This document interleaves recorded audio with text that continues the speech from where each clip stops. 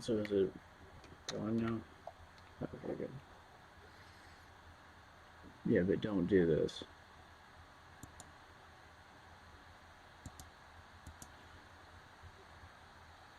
Okay. Is it going? It is going? That's great.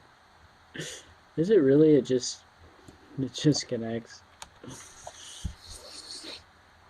Okay, well, that's great.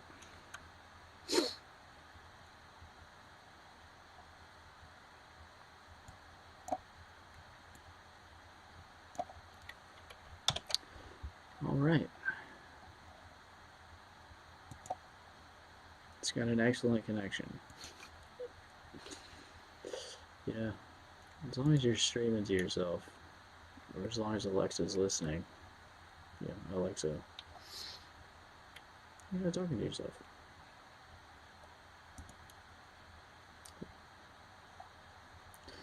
I just gotta share this on Facebook, and then I'll get back to doing what I'm doing. What's excellent is how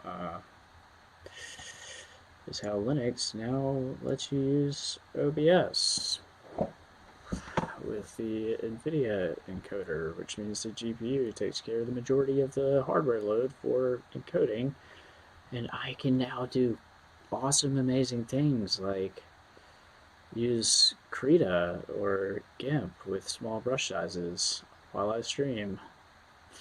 Yay! Alright. Anyways, so this is basically a live stream about climate change and how I feel about climate change. I don't know how you feel about how conservatives feel about climate change, but I do feel like, it's important. Oops. I do feel like it's important, though. I just also feel like the economy is probably more important, but we have to get both right because either way, one extreme to the other, if we don't keep things in perspective, uh, we're gonna be screwed.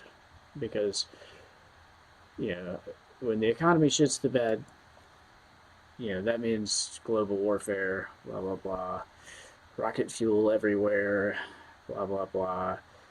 The climate doesn't really fare too well in that scenario. Nuclear winter. It's not global warming. It might be nuclear winter, but the climate technically shit the bed. So um, it's important to keep these issues in perspective. And then I'm also going to be covering a lot of things involving like the Sahara and like lots of interesting things. I've got a pretty interesting way of abstracting uh, you factors that describe human migrations and maybe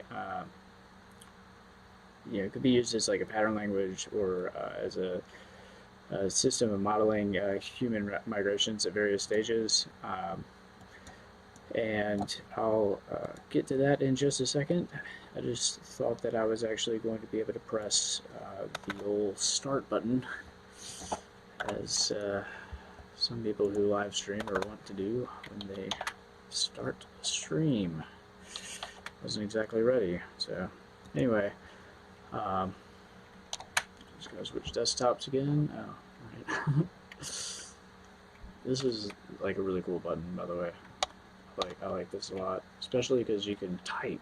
Like I can be like the plan and go to the window whose title bar, or the window for which a title bar includes the plan. So that's a really cool feature. I'm using Garuda Linux. It's like a variant of Arch Linux. It has one fatal flaw. Otherwise, I'm really happy about it. But its fatal flaw is that the Garuda stuff, you can't compile it for some reason, and you have to get it, as far as I know, from chaotic R, and chaotic R is like a binary like repo, sort of like Debian's like apt-get stuff, and Arch Linux is Arch build system and Pacman package manager tools. But Chaotic R is one of those repos, and it is usually used for people who don't really care whether or not they download unsigned binaries. And you don't want unsigned binaries for the same reason that you would like to use HTTPS everywhere, which is that if you load code that is compiled, or if you load websites where the which is going to load all kinds of JavaScript and resources and stuff, you would like to know that no one messed with that in the middle. And so if it's signed, even if it's signed with a shitty, certificate or whatever, obviously, I know my details here, but even if it's signed with like a fairly shitty certificate, or like a just an ad hoc certificate, it's slightly harder to screw with, and it's just kind of it wouldn't protect you if it was signed with like a developer certificate or like an ad hoc, like I created my own SSL certificate, or it's not necessarily an SSL certificate, I guess. I don't know what they sign this software with, but basically if it has a signature, you can't just inject bytes into the binary that has been downloaded onto your machine. So it's analogous to HTTP and HTTPS, where like if you're using a site via HTTPS or HTTP, or the site that you're using loads JavaScript from a CDN where the JavaScript is being loaded via HTTP, anyone can inject code along the way, and there's really no way for your browser to know that that has happened. So it's not really a nice to have. It's a huge plus. It kind of should be a requirement for pretty much everything. Anyway, so that is the one thing that Garuda Linux doesn't use. Its nickname is Indian Linux. Pull up the webpage. I call it Indian Linux, but Garuda is the Indian name for, or the Hindi name for an eagle. So I like it a lot. I use the KDE version, and I like how it comes configured, but you kind of have to deal with the chaotic R thing, and you do have to update from the chaotic R. But what I do is I just I go into my pacman.conf and I turn the chaotic R packages off all the time, except when I want to update them. Then I'll go in and turn them back on, update, and then turn them off and keep them off until I want them back on again. Anyways, so that's that. But otherwise, I mean, it's pretty awesome. It comes with this thing called Latte. Can't really show it to you because it's on my other desktop. Anyway, so I'm going to get right to it. I need to change my desktop here. Whoops. Oh. I'm going to try to use Emacs, and here's the deal. Basically, if you want to skip ahead to some other point in the video, go right ahead.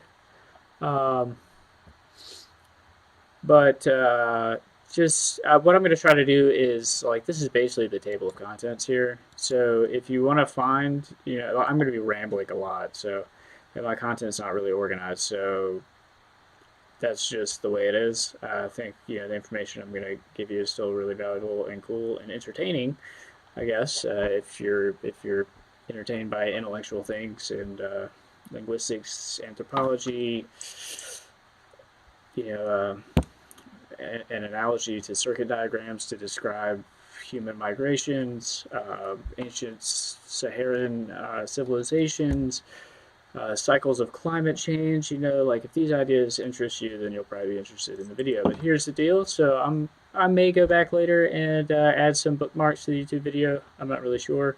But this is basically my table of content. So I'll try to open up a section when I'm going to be covering that section, and then close it up with the markdown stuff. And so that's what I'm going to try to do.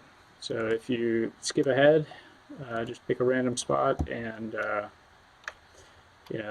or don't. I don't really care. I'm just going to put it out there. I was writing a lot of blogs. And also I'm going to be doing Krita a little bit. I'm going to try to do Krita, as long as I don't have any drop frames. But I'm probably going to be drawing on a map a little bit. I've got this web browser plugin also for Chrome that lets me draw, so I'll be drawing on Google Maps, and got a tablet set up and stuff. So I'm going to be drawing a little bit, but I'm mainly going to be doing some reactions to these videos from Atlas Pro. I think there's some pretty cool videos. So anyway, Krita is like an open source project that I was sort of trying to get started with, like as an open source project that I'm going to contribute to.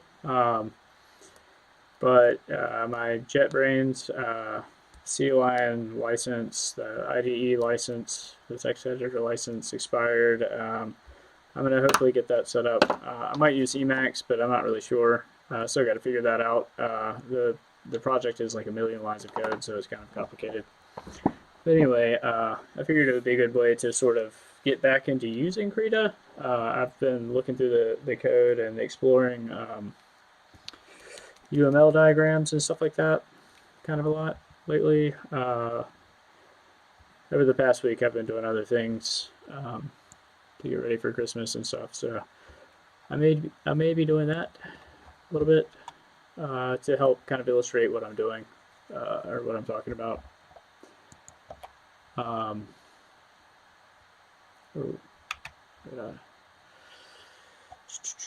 Find the video here. So basically, I'm just gonna be watching this, reacting to this video. So the first video, I wish I could get to this a little faster, but it is what it is. My brain's really disorganized. Or my mind is really disorganized, I guess. So I flow between tangents and I write a lot of crazy shit down on paper. And for some reason, I can think a lot better without the computer, but it comes out looking like this.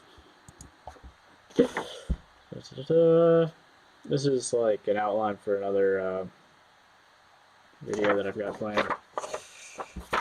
This is a Penrose notation to describe Euler's number that I go through and talk about how you can find pi and all the crazy different ways that you can find pi. So,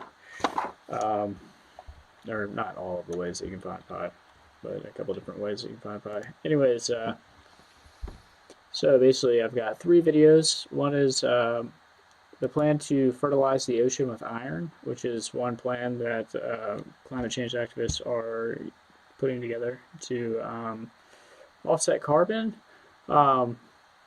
But it's a really interesting idea because, and there might be a 4th video on here, but that's the first video.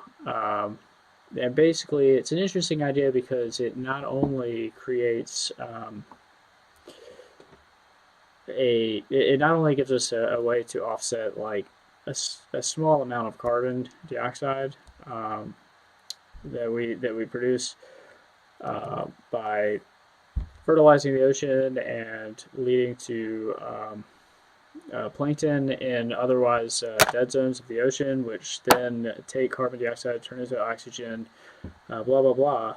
It not only does all that, but then it also provides the basis, it provides a basis for ecosystems in those areas. So you can fish like more responsibly. There will be more fish there.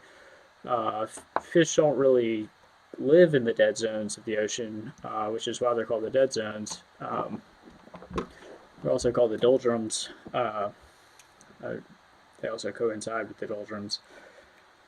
But there's no oxygen there, so there's no oxygen to breathe, so anything that goes and wanders too far into the dead zones dies.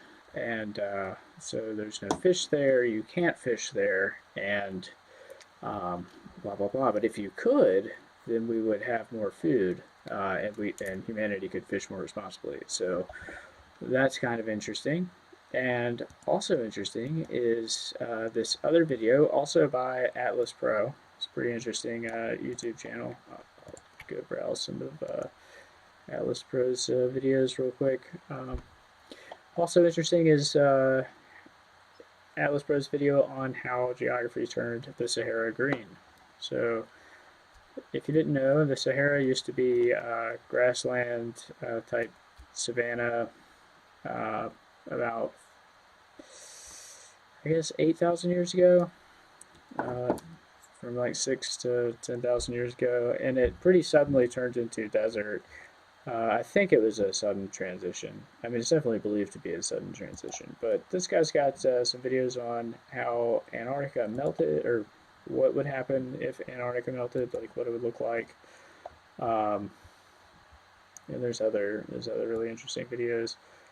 Um, and So my stream is titled "Climate Change and UN Population Estimates," and so I'm going to cover some things that people don't expect to happen with climate change. So most people are freaked out because climate change is going to lead to, well, I'll get to that in a second. The third video that I will be covering is from Seeker, which is another YouTube channel, and it's about mining of polymetallic nodules from seabeds.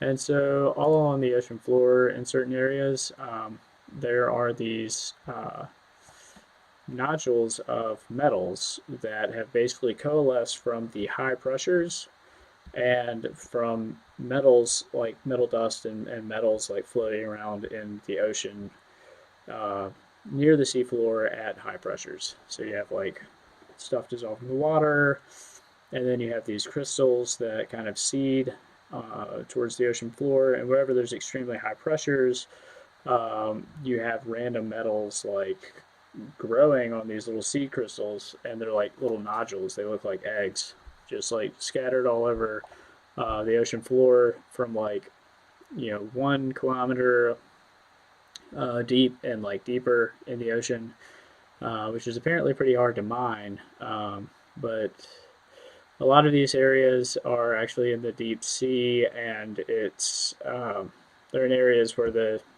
deep sea apparently is technically like 200 meters or deeper, and they're also in areas that are considered to be international waters. So there are certain international organizations that are trying to figure out how do we responsibly take advantage of these elements, among which include abundant supplies of nickel. So nickel is pretty useful for batteries, but and there's apparently like way, way, way more metals thought to be in the oceans in these deep sea polymetallic nodules than ever have existed above ground, or ever could be mined from above ground at any time. And then there's also the potential for deep sea mining, where you would actually dig into the earth. But the nice thing about the polymetallic nodules is the stuff just sits at the bottom of the seafloor waiting for somebody to pick it up. They're like little like eggs, like full of like metals. And people are worried about like the metallic sludge that would kind of accumulate if we mined them at the bottom of the seafloor. And I'm just like, why don't you just pick them up, take them to the surface, mine it, and then figure out what to do with the sludge up there? Don't pour it back in the ocean, and don't do that at the bottom of the ocean. That doesn't make any sense. But it is like, these are like random metals. Like, there's no really clear crystal shape. There's no clear ore. It's just metallic things like to be together. If you have these ions or small particulate metals like floating around in the ocean, or small metal oxides, or even organometallics or whatever, floating at the bottom of the ocean, then if it comes into contact with like kind of an amorphous crystal lattice with the amorphous crystal lattice of the polymetallic nodule, it's just going to want that metal is going to want to dock onto the polymetallic nodule, and so that's how those things grow. That's how the model works in my head, which usually ends up being correct. Anyway, so those are the 3 videos. The 4th video might actually be Kendall Musk's startup. square roots. If you haven't heard about that, that's like um, a video, or that's a startup um, where like the point is to be able to grow food anywhere, and to grow not to simply be able to grow food anywhere, but to be able to grow food anywhere where you can like maintain moisture, have like certain soil or other materials and nitrogen, nutrients and stuff, and wherever you can have power. So basically, wherever you can have power and wherever you can move soil and manage to like ship in like nitrogen, you can basically grow plants in a shipping container. And not only can you grow um, food anywhere, but you can grow pretty much any food anywhere. So anywhere in the world, you can grow any food anywhere. And so these things all basically mean these things, along with some of my other climate predictions, which include the sea level decreasing, not increasing, and I'll cover why the sea level will actually decrease, not increase. Um, but these things basically imply that the UN's population estimates are like way off. So the maximum number of people that can safely live on planet Earth, might not be 11 billion or 15 billion, but might be like 25 or 30 billion people living on planet Earth. Um,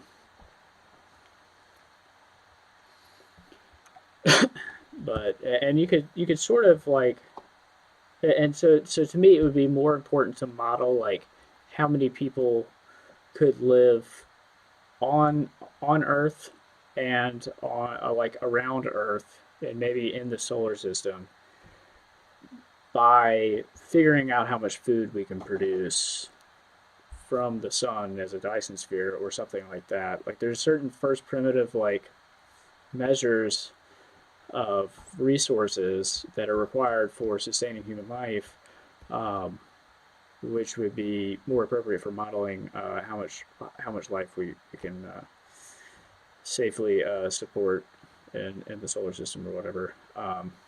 But also, like, by that point, life could look fundamentally different, um, and phenomena that we deal with and resource constraints could look fundamentally different, just depending on how life evolves. Like from an ontological perspective, like what is life when you can virtualize a mind in some kind of like cloud computing data center or something. Like, can you preserve life after death in what's that show on Amazon Prime?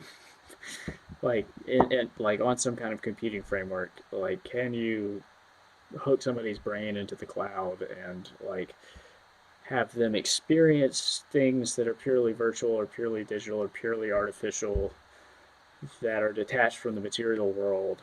Like, what does it mean to be an entity in a world like that? Does that, like, how does that change like the resource constraints on life and on and how do those resource constraints influence the number of entities and the reproduction processes of those entities in life? If those are like the rules for life in society, like, or if those are the mechanics for determining what is a life form and what is a sentient being and what is a being that like experiences pain, birth, death, life,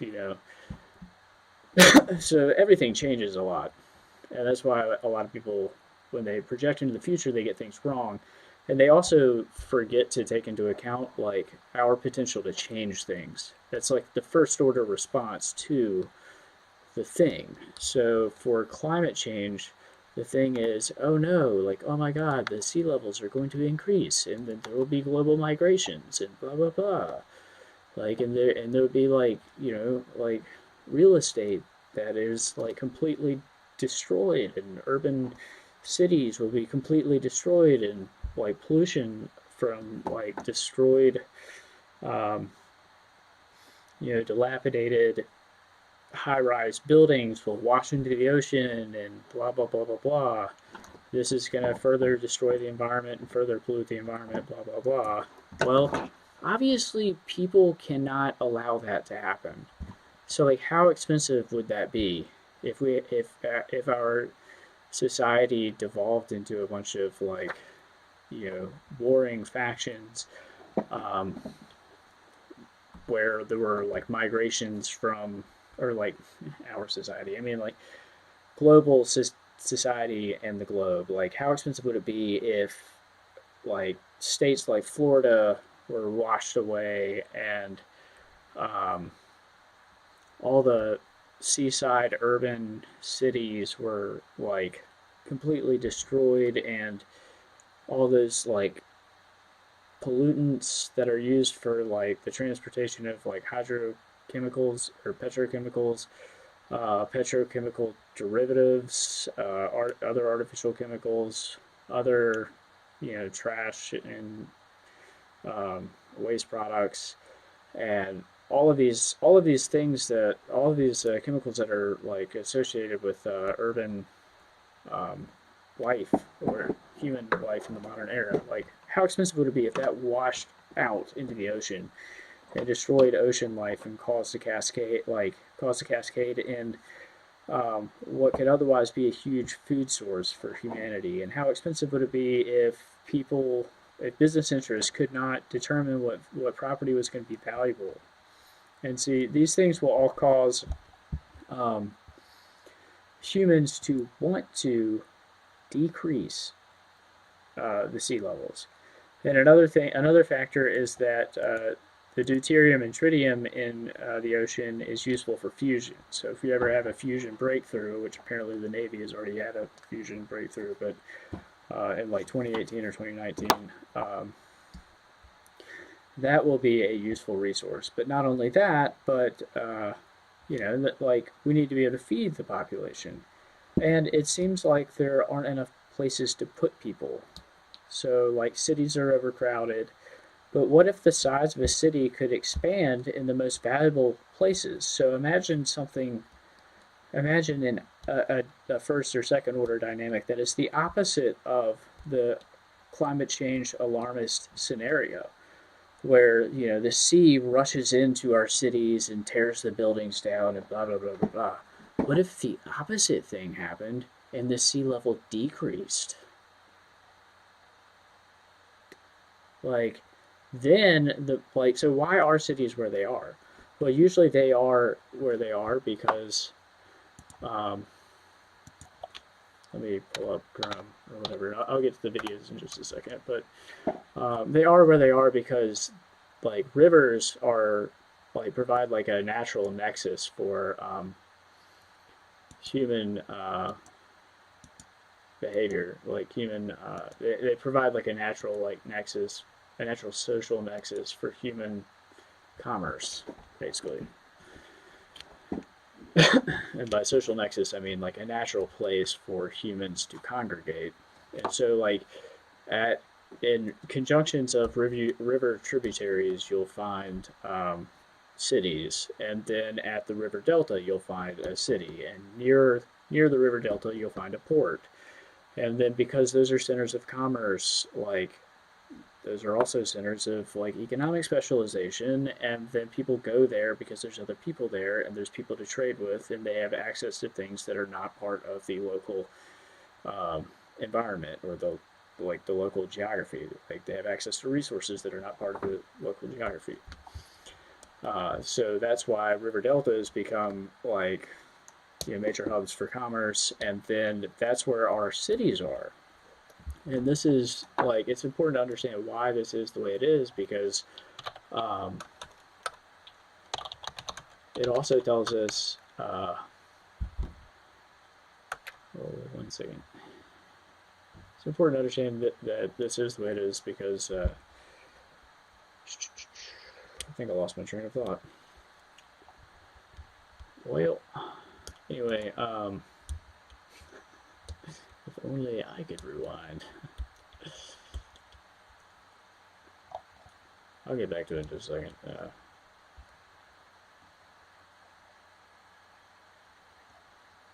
It's weird how many like thoughts I have that are like difficult for me. Like the reason I write things down on index cards is I'll just have like a thought that I would basically never have again.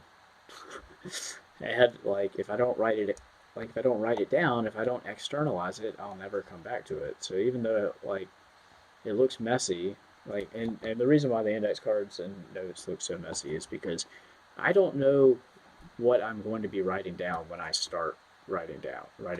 So I don't know how much space I need. Like normally, like if somebody's writing into the margins and then writing stuff down the margins and then starting another line and then doing all these funky things where that I kind of do on index cards. I'll show you what I mean. Like basically like normally when I guess it's reversed or something. But you can see like I don't know what I'm going to be writing when I'm writing it. So like I'll start over here and then run out of space and then I get all the way down here and then I like come back up here and I write in a different color and it's like, and the reason it's like that is because like my thoughts are scattered, but also because like I've started to have an idea that I'm putting down that I want to save for later, and I don't know where it's going to go. So I don't know how much space I need when I start writing it. It's not like trying to write a paper and you're writing an essay or you're writing a journal. It's like it's scattered because I don't know what it's going to extrapolate into. All right. Anyway, so I'm going to switch to Google Earth. Looks like I still have plenty of CPU cycles or zero drop frames. This is excellent news.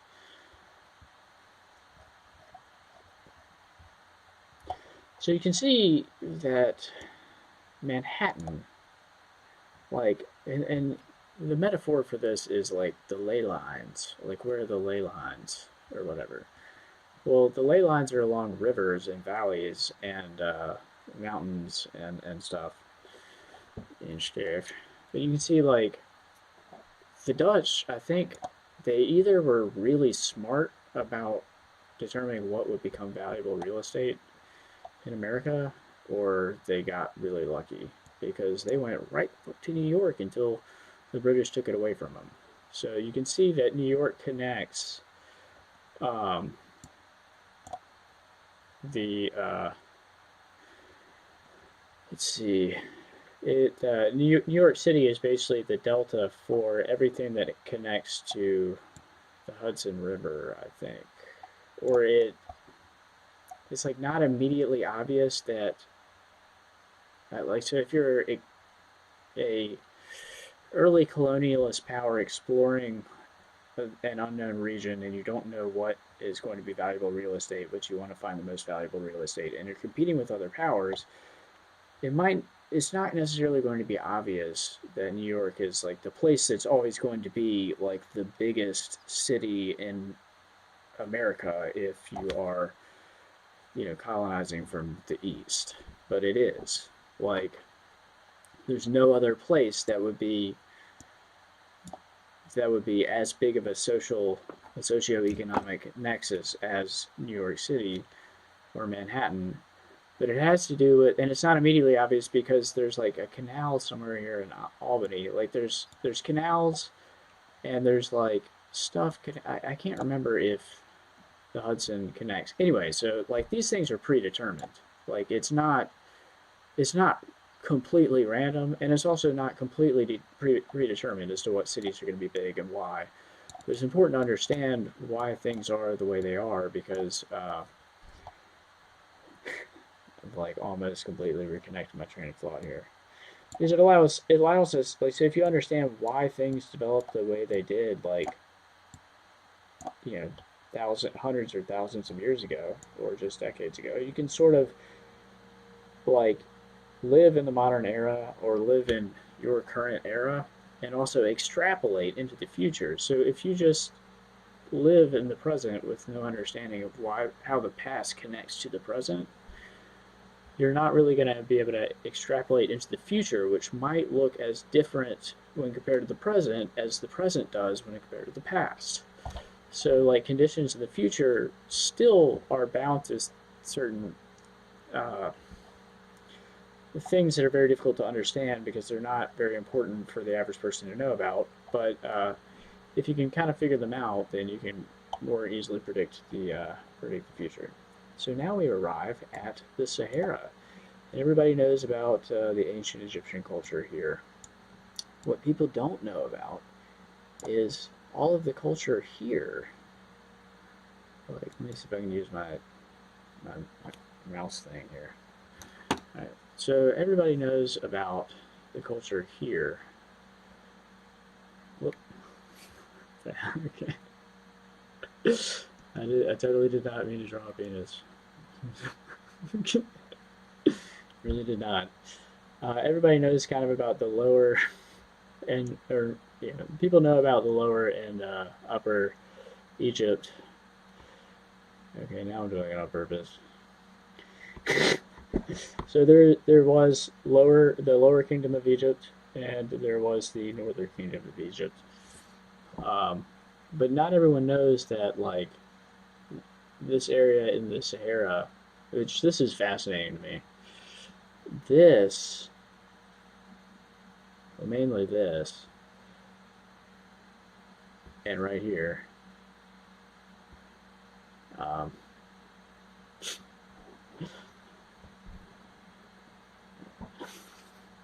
Stop it. This is like the crappiest like drawing ever. Alright, I'm sorry.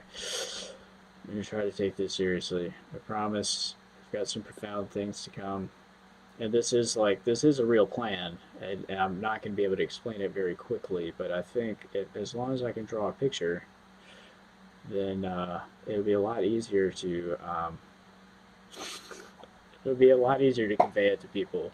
When I try to write things, it's really hard for other people to understand what I'm talking about, which is what is appealing about art to me, because I can actually just create a picture and people can decide what it means. And it doesn't necessarily have to mean something super technical.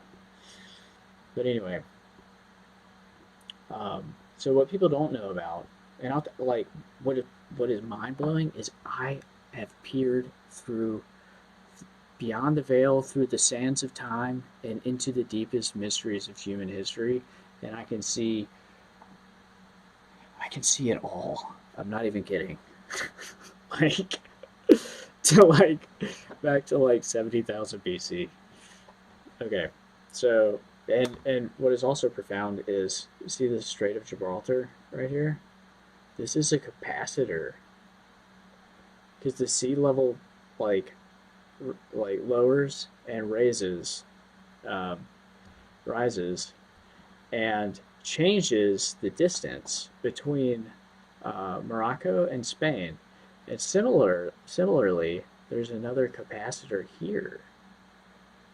And so, like, all it takes is for somebody to decide that they want to swim as far out as they possibly can, or to decide to make a shitty raft or whatever to go fishing.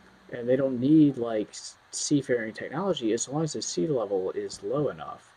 And so when the sea level is low, the capacitance decreases or increases. I can't remember which, but let me make sure that's clear real quick.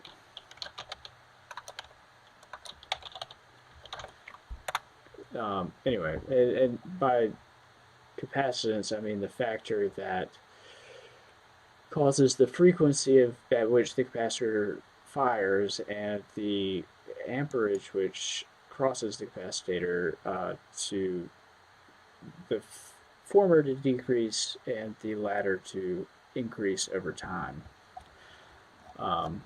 So like for a very large capacitor, like those large battery shaped things that you'll find in like VCRs that can be kind of like surprisingly valuable, but are mostly found in old electronics, like those things are also they're very dangerous, by the way. But they have I think high capacitance. Yeah, anyway, so if I can just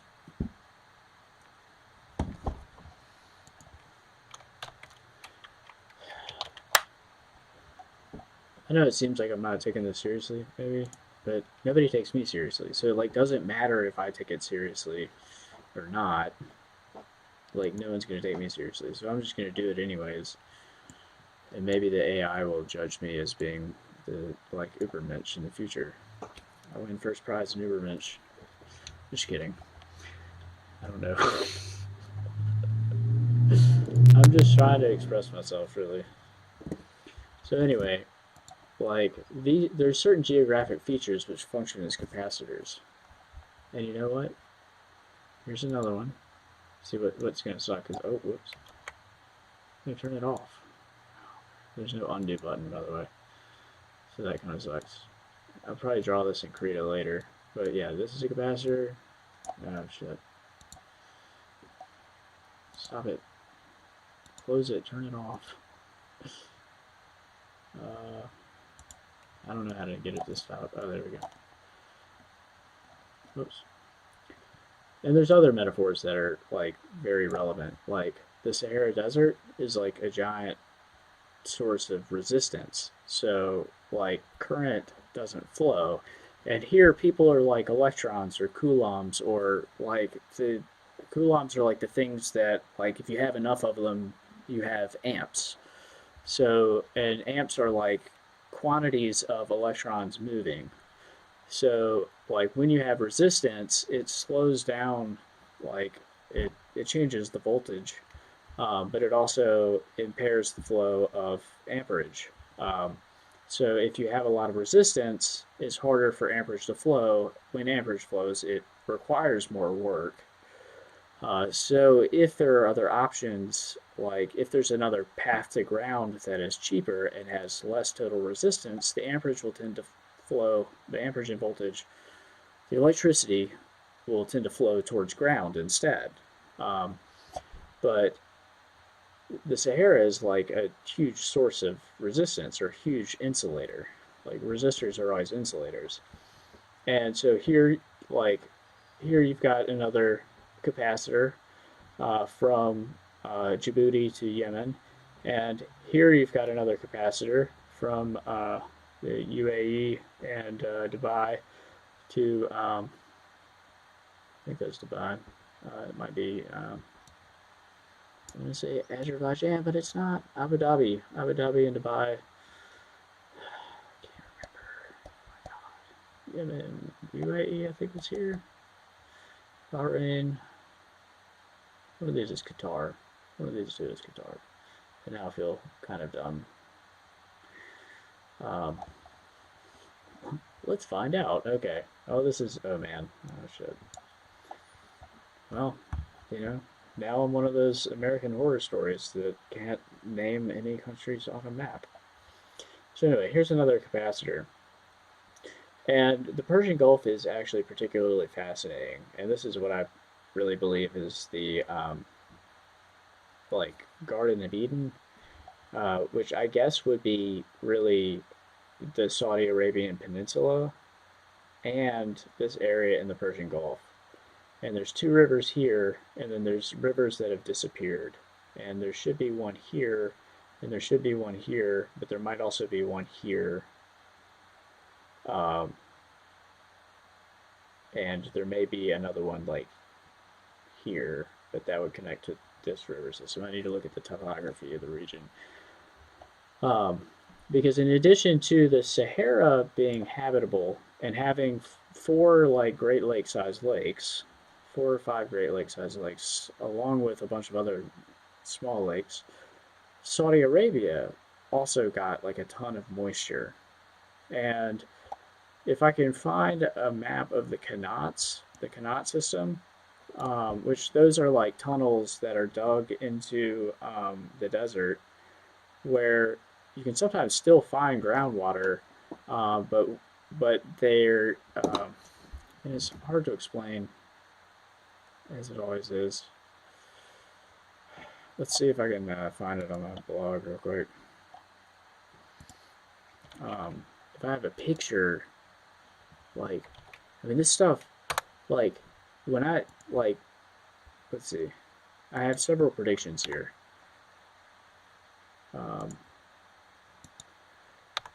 one of my predictions is that there will be a global decrease in sea levels. Another prediction is that deserts are terraformed or otherwise utilized, and I have like a grand like engineering like mega project kind of plan.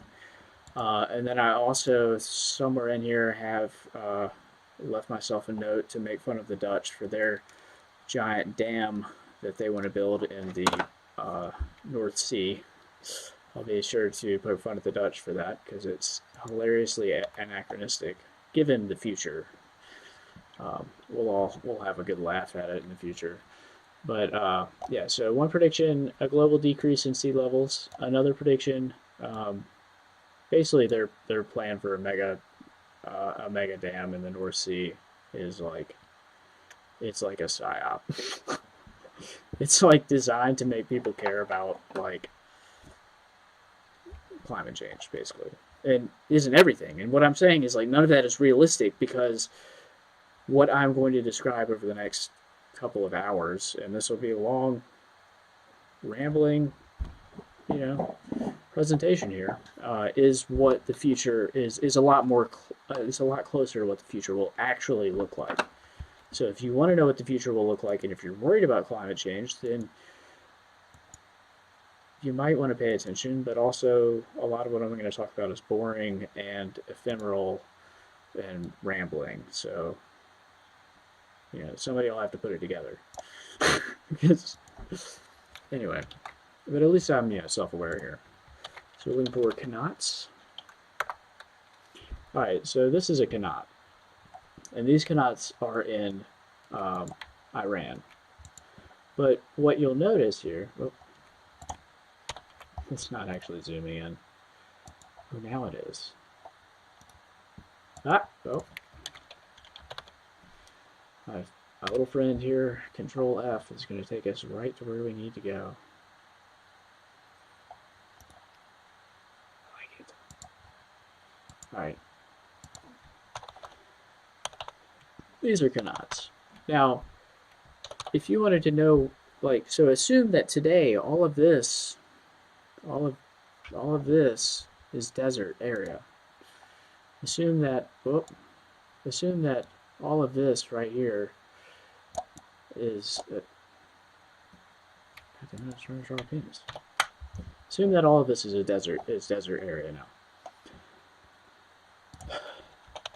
I don't know why I don't have a higher res image of this. I can get access to the paper, and actually I think I have it. Yeah, I'll just pull up the paper. But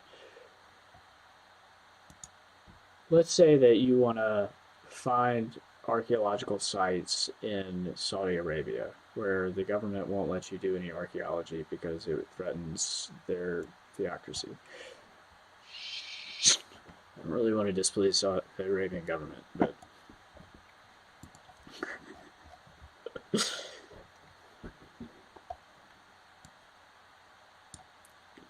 anyway, so let's assume that you want to do some archaeology in Saudi Arabia. Where are you going to dig? That's a big ass desert. And the answer is you're going to look at the topography and you're going to find these are all like river systems. And you're seeing like the color is the distance to a river. And so what I believe actually happened in Saudi Arabia, and this is in Iran, was that when it was like a grassy savanna and not a total desert, there were rivers and there were civilizations, and there was the beginnings of Stone Age stuff that you might see in Anatolia and Turkey, like Göbekli Tepe or whatever, and other. There should be a lot of sites like that, or at least some sites like that. But where are they? And the answer is that they vanished. Like these prehistorical sites vanished because humans tend to migrate towards the coast, and they migrate towards river systems. Well, the river systems disappeared. River systems are gone, and the coastline, like the ocean levels increased, or the sea levels increased. So, and then a lot of other things happened, like there were glacial outburst floods at the beginning of the Holocene, and that's like those are the mega floods that are written about, like in so many different uh, uh, myths across the world, and so many cultures, myths across the world. So, like Noah's Ark, Gilgamesh, there's Native American flood myths, and the Native Americans probably have a lot of them because they had some of the worst glacial outburst flooding, as far as I know. There's like the regions near the Great Lakes would become huge glaciers. Like the glaciers in America were like much larger and much more southerly, I think, than the ones in Eurasia. And the ones in Eurasia would burst and flow into the Black Sea and Caspian Sea and change the shape of the Black Sea and Caspian Sea, which were like huge reservoirs of water, which would act as like catchment or they're like catchment basins for the water. So there's already a lot of water there, and you get a huge burst of fresh water from the glacier that burst, and everyone living around the Black Sea would die. But in North America, similar things would happen, but all that water would come down along the Mississippi River and would flow like kind of randomly over the Great Plains.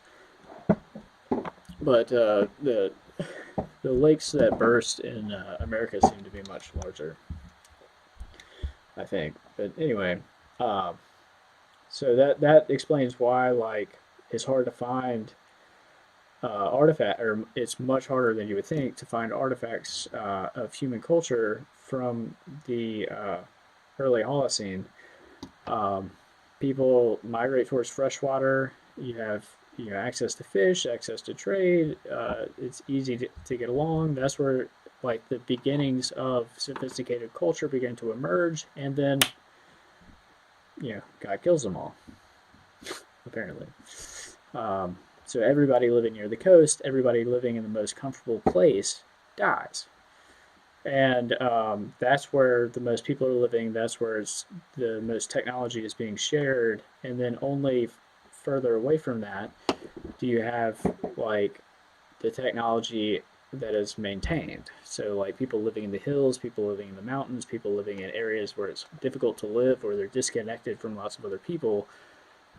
If the technology happened to might like make its way to them, then when they show up on the coastline and nobody's there to trade with, and like the river's coastline has changed and everybody's dead, like they're gonna be like, what the fuck happened? And they have to get over that somehow. Like they'll have a fear of God that can cause a flood that can kill everyone that they ever knew, and they were lucky enough to be away from the seashore and the rivers. They were lucky enough to like be out in the hills and out in the sticks. Uh, so they're the ones that make it, anyways. And then like the other huge like paucity or lacuna of like human culture, which might actually still be preserved. Like water destroys archaeology, but the other lacuna of culture might actually be in the Sahara and buried in the Arabian desert. Um, and so there should be a lot of stuff that we can find near these qanats. Somebody dug these qanats, and it's fascinating to me because just like they're like 5,000 years old. Um, Extrapolating from the basic assessment of the math, there are implications and ramifications that attain preponderance, standing above everything else, stubbornly clinging to ideology constructed around fast-fading psychosocial paradigms. Novel psychosocial phenomena instead remain unseen shadows whose origins and ancient social foundations elude us, not for some innate, opaque ignorance, but for the lust to control knowledge for power. History has blessed humanity with incidental inculcation of wisdom, channeled through obvoluted teleology, now rendered preterite by a dominant preponderance. The idea here is that understanding this stuff is as difficult as reading that paragraph, because the people that control power are about, they're obviously assholes, like whoever wrote this shit. and tapped into the ley lines carved from bedrock, as these tapped into the ley lines carved from bedrock, as these cannot rapidly sublimate from amnesis or anamnesis. Our utopic oasis will invisibly fade as a mirage. So basically, these ideas which were developed by ancient societies in a world that is completely different than our own. And this goes back to what I was talking about earlier, where like it's important to understand some of this kind of convoluted stuff because it is. I mean, it seems like you're not going to ever need it, but if you want to be able to predict the future, like you got to understand, and if you want to be able to predict a future that is as different from the present as the past is, or as the present is different from the past, then you have to be able to understand things from like a different perspective, but from like a different way of understanding things. I don't know. But the point is like society, culture, humanity, life, all of these things were much simpler in the past. Like it seems like it's much more complicated if you have to churn your own butter, if you have to milk your own cows, if you have to run out to um, the hen house and grab some eggs in order to make breakfast, and if you got to feed the chickens and make sure that your chickens are happy, and if you got to make sure that somebody's like on the farm when you go off to vacation or when you go to the big city to go trade and go to market, like blah blah blah. It all seems like it's more complex in a way, but it's definitely simpler in another way. And there's all these teleological things that people knew, like agriculture and animal husbandry and a couple other things. Like animal husbandry, like is genetics. Like it's just not completely scientific. And so people knew so much about genetics, like in the past. They just knew it in a more like teleological kind of way, in a more primitive way, in a way that wasn't as objective, but was also more ephemeral. And like, if you had more money and if you had more people working under you that were doing more agriculture and more animal husbandry, you would have reached like the like more in depth like conclusions about genetics and inheritance and like the kinds of qualities that can be developed epigenetically, which is information that was completely lost to the 20th century, versus genetic, uh, phenotypes or whatever. Um, you would be able to distinguish all these things, but you would refer to them in completely different terms. You might refer to hybrids, or you might refer to donkeys and mules, or you might but you would develop these pattern languages for understanding things that you would only really reach like if you were in control of agricultural production or of people who produce agriculture. Um, and the point is like things looked simpler and things looked or things look simpler to us and things look more complicated to us simultaneously. But and people in the past look like they're backwards, and it looks like that they didn't know anything and like blah blah blah blah blah. Like, but that's not how it was at all. Like they were probably they were just as intelligent as us. They just weren't standing on the shoulders of giants. They didn't have as much knowledge. And so it's important to understand all of this stuff because the I mean it's very similar. Like so floods wiped out like thousands of people. Like nature, they people like 6,000 to 10,000 to 15,000 years ago dealt with the wrath of God, the nature or the wrath of nature. Destroy all creatures. Everybody dies. Like the people who were living the most comfortable lives, they all died. Like there were huge catastrophes of like you know what would appear to uh, humanity as being like on a cosmological scale, like everything that they knew.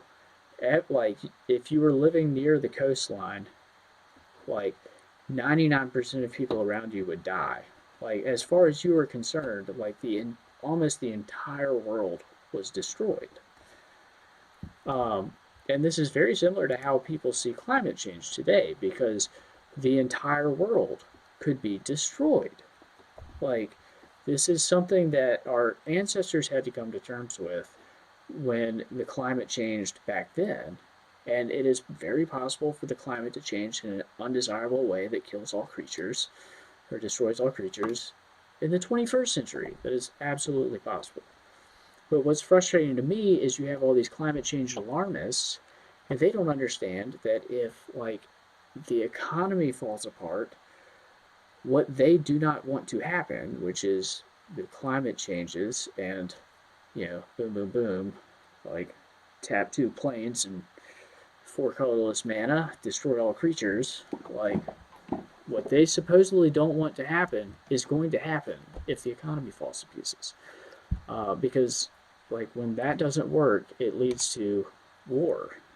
Cultures and nations become constrained by resources, and they start doing things, and one thing leads to another. Then you have accidental escalations, and then everybody's like means of like calculating and predicting um, the how what they had planned to do as options uh, sociopolitically or in statecraft, like all like their ability to predict how their actions affect other states or other nations or specific groups, that all falls apart.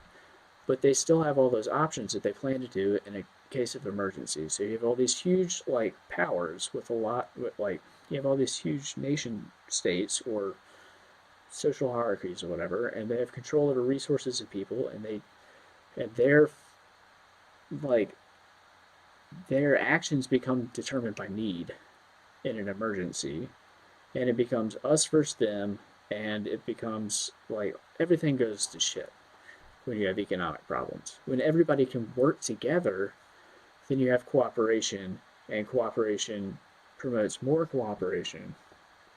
And then you have economic specialization, and people's actions become determined by like desire and want and preference. And that's when you have like cultural change, like true positive cultural change, like we've seen for the past 60 years in America. Like we've seen an unprecedented scale, like amount of social liberalization in the past 60 years. I really don't understand why people are so angry about social conservatism, or not social conservatism, but like backwards culture or whatever. Like when we've been making progress, we've been making a lot of progress. And I understand why people are mad about the lack of progress, but that's been happening. And you only have that when you have prosperity. So if you have prosperity, if you have peace, if people's individual actions and if the actions of nation states and cultures like are determined by desire and preference and are kind of determined by the desire the desire to like sophisticate, um, blah blah blah, then you have forward social progress. And so if you want more of that, you want all these other things to be in place, because if you do not have prosperity and a solid economic foundation, that um, you will not have increasingly socially liberal changes. You will not have like socially progressive causes being backed, because everybody's going to be worried about eating or not being killed, or whatever kind of like backwards like stuff will happen if shit hits the fan on a global scale. And that could happen if there's an economic crisis, and that could also happen if there's a climate crisis. So both are important.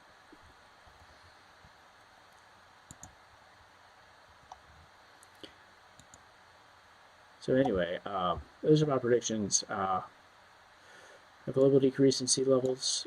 Deserts are either terraformed or otherwise utilized. So I'll get into this cannot stuff in a second.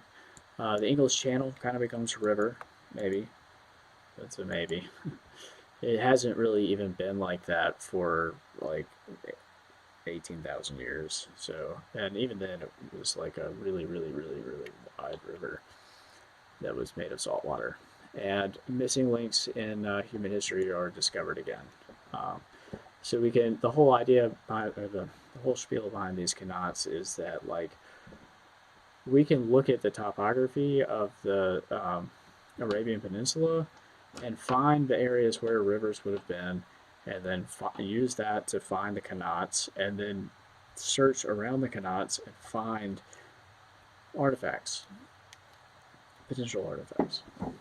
Um, and what's weird is like Lovecraft wrote about a vanished like Arabian um, civilization, and it really looks like that actually happened. It really looks like there was like some like completely vanished like um, Arabian civilization and a Saharan civilization. And that was also something that Arabian scholars, I think, that were connected to the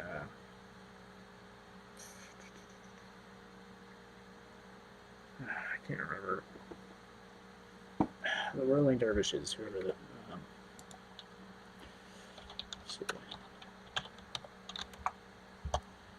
it's like Arabian scholars that are connected to I want to say Sikh, but it's not Sikh.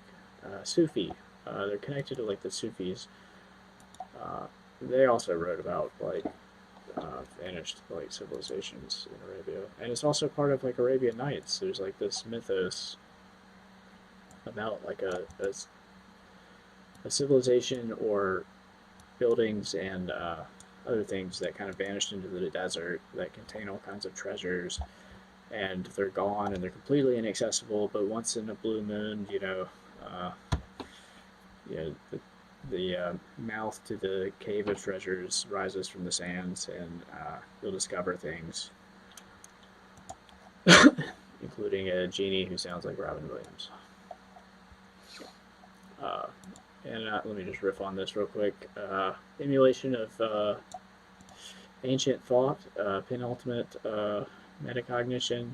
I really believe like emulation of ancient thought is penultimate metacognition.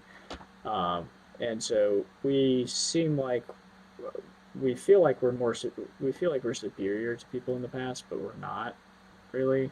We're actually kind of inferior to people in the past because they were so much more capable and so much more likely to be independent.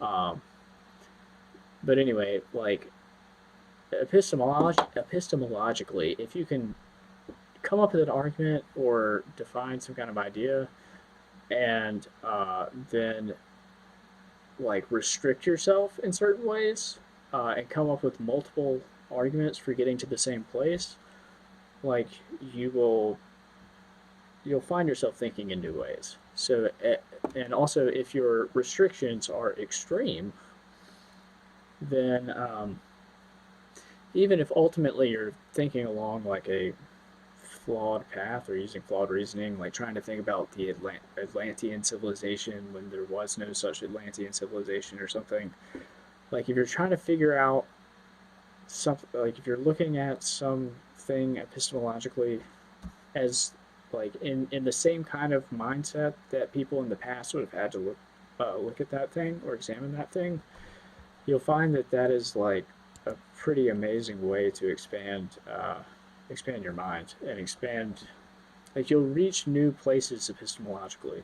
You'll find completely new ways of looking at things, and a lot of that has to do with Marshall McLuhan. Marshall McLuhan's like Lost Pages or whatever. It's something I recommend highly. Um,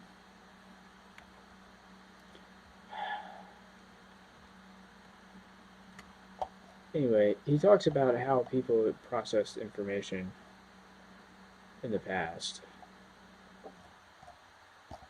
and it's just like it's not even very long. It's like, where's the Lost Pages? It's something he never published. Anyways, um,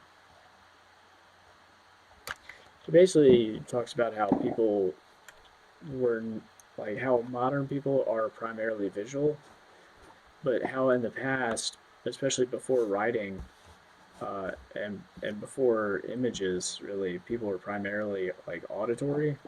But then there's all these extrapolations from that that completely change like how people um, experience like existence as people, like so like ontologically, like how they thought about thinking, how they thought about how other people thought about thinking, how they decided to communicate, what felt normal to communicate, what felt like a normal way to go about communication, what felt normal for people to understand in the future, how people strategized organization and cultural propagation, like which all explains like why myth is the way it is, why blah blah blah blah blah. It's really profound, and we've lost touch with that. And so this idea that emulation of ancient thought is an ultimate metacognition is very similar to like some of Marshall McLuhan's ideas.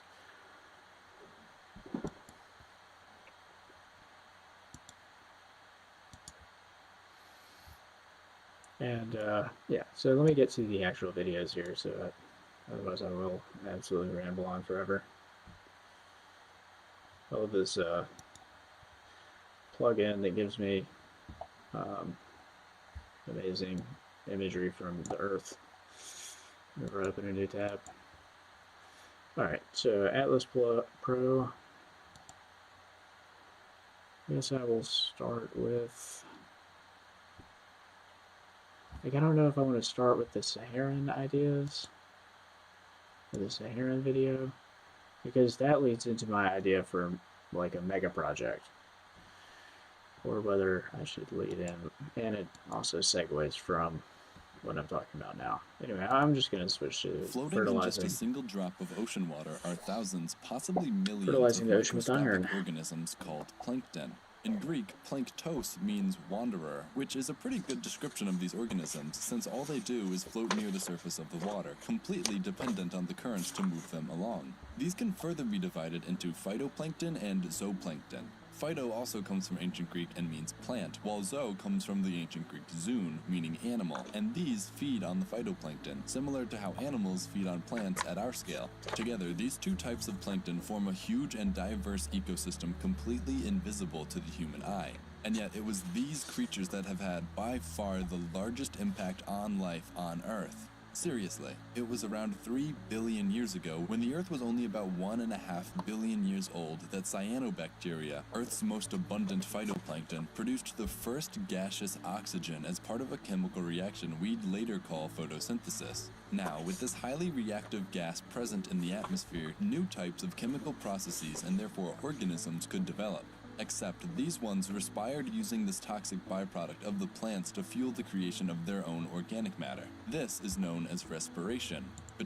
This guy's so much better at explaining things than I am. Between these two types of organisms, photosynthesizers and respirators, an interconnected community, or in English, the first true ecosystem, developed. I need a translator, basically. Essentially, it was these cyanobacteria, these phytoplankton, that jump-started all other life on Earth. But as life became more complicated and widespread, it began to have new effects on the planet. Occasionally, these plankton would die and fall to the bottom of the ocean floor, out of the reach of organisms that could consume them and recycle their organic matter. In short, decomposers could not decompose them. Eventually, this dead organism would be buried by other sediments coming from above, and all the carbon it took from the atmosphere would become trapped beneath the ocean floor. This process is called the biological pump, as it takes carbon from the surface and sequesters or pumps it into the subsurface. And because Earth is more or less a closed system, this has had some gradual but global scale consequences. Over millions to billions of years, atmospheric carbon, mostly in the form of carbon dioxide or methane, was drained from the atmosphere and stored into sedimentary rocks. This constant drain of carbon from the Earth's atmosphere eventually depleted it, and what started out as an atmosphere of roughly 30% carbon dioxide, 10% methane, and 60% nitrogen became one with only 0.04% carbon dioxide. So this is, like, if you're watching Alex Jones, and this topic comes up, this is where I'll start talking about like how climate change is normal, and it is, like on a geological scale, and how like adding more carbon dioxide to the atmosphere is actually good for total production, like the total agricultural production potential for the surface of the earth. And it's complicated, but um, if you wanted to geoengineer like the surface of Earth or the surface of a planet that is like Earth to produce as much uh, food as possible, then you might want more carbon dioxide to be in the atmosphere. But you also wouldn't want, there's, it's complicated, but it's not like you have to explore these things. Like it shouldn't be considered unacceptable to think about these things because just because your logic is flawed, like just because you're thinking about the mythological Atlantean civilization and how the aliens are like blah blah blah blah, like doesn't mean that like you can't get to some interesting places that are absolutely valid. Like so, even if you believe that it's not objectively true or that it's dangerous to think about what life would be like or whether like the total agricultural output of the earth would be greater if there was more carbon dioxide, like thinking about that can help you reason about it, like in a way that's decoupled from dogma. Because honestly, if you're being spoon fed dogma and you're just parroting dogma, like you're not a thinker. You're like, and I'm sorry, like you're really, I don't know, you're not really helping. And the reason I say this, I guess I should have segued into it in a different way. But you're not helping because we already know what the problem is, and like if there is sea level change because of carbon dioxide, and if there's global acidity change because of increased carbon dioxide in the atmosphere, like that's gonna be bad. That's gonna be catastrophic. We better have a plan, okay? Like carbon dioxide in the ocean and in the atmosphere is the problem, along with rising sea levels and increasing or decreasing ocean acidity. Those are the problems. We need solutions. Like, yes, renewable resources seem like a solution.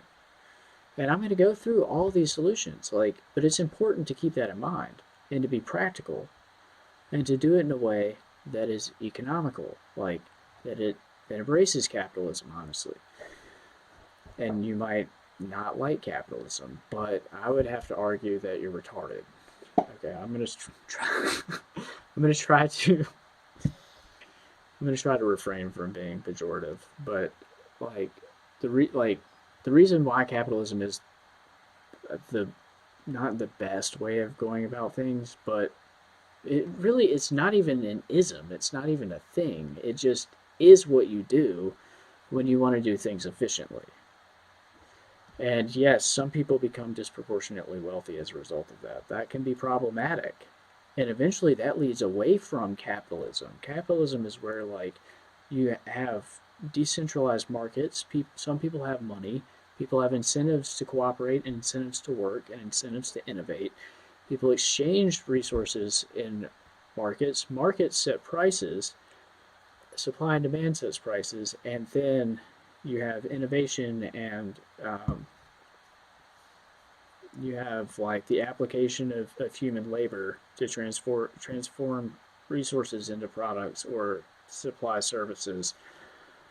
Um, but all of that actually is like machine learning essentially applied at a social scale where the cost function is like the cost structure of like the product that you're making or the service that you're providing, and like things are optimized according to profit and the profit motive.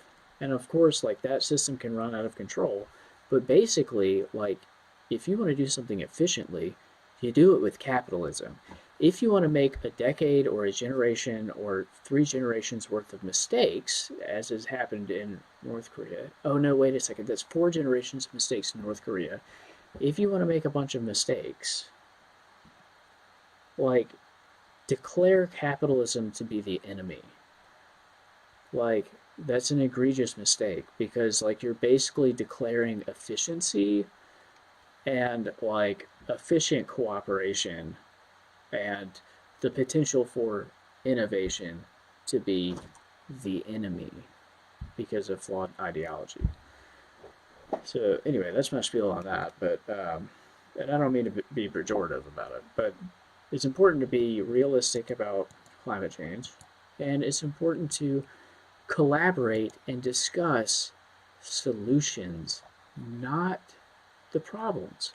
And like you got a lot of these marketing people, these like liberal arts majors, which like I really like liberal arts, but what I really like is quantified liberal arts. Like so, there's all these, and so I'm sorry if I'm arrogant or narcissistic in my tone of speech or whatever, but like there's all these amazing things that you can do with liberal arts when you apply machine learning, like stylometrics. And so if you combine stylometrics, like you can do all kinds of amazing things, taking a subject that's considered to be left-brained or right-brained, whichever one it is, and it's writing is considered to be a you're taking something like writing and it's considered to be a liberal art. It's considered to be like very free form and not very objective at all, and very subjective and flowery and about expression. Okay, that's good, but then you're quantifying it, and so like it's unbelievable, like the kind of like uh, the math problems and just it's unbelievable how complicated it gets. So when you're taking these liberal arts and you're quantifying them, or if you're studying them with machine learning, if you're trying to measure them, they're actually like unbelievably more complicated than the traditional STEM fields. Um, and so what I'm trying to say here is that like, yes, it's helpful to like think about communication strategies for problems like climate change, like, and this is like that's helpful because we need to explain to future generations what the problem is or what the problem was and what we try to do about it or why X, Y, Z happened or how we save the world, and it's important to have communication strategies. It's important to take the social dimensions into account so that we can scale whatever solutions that we come up with.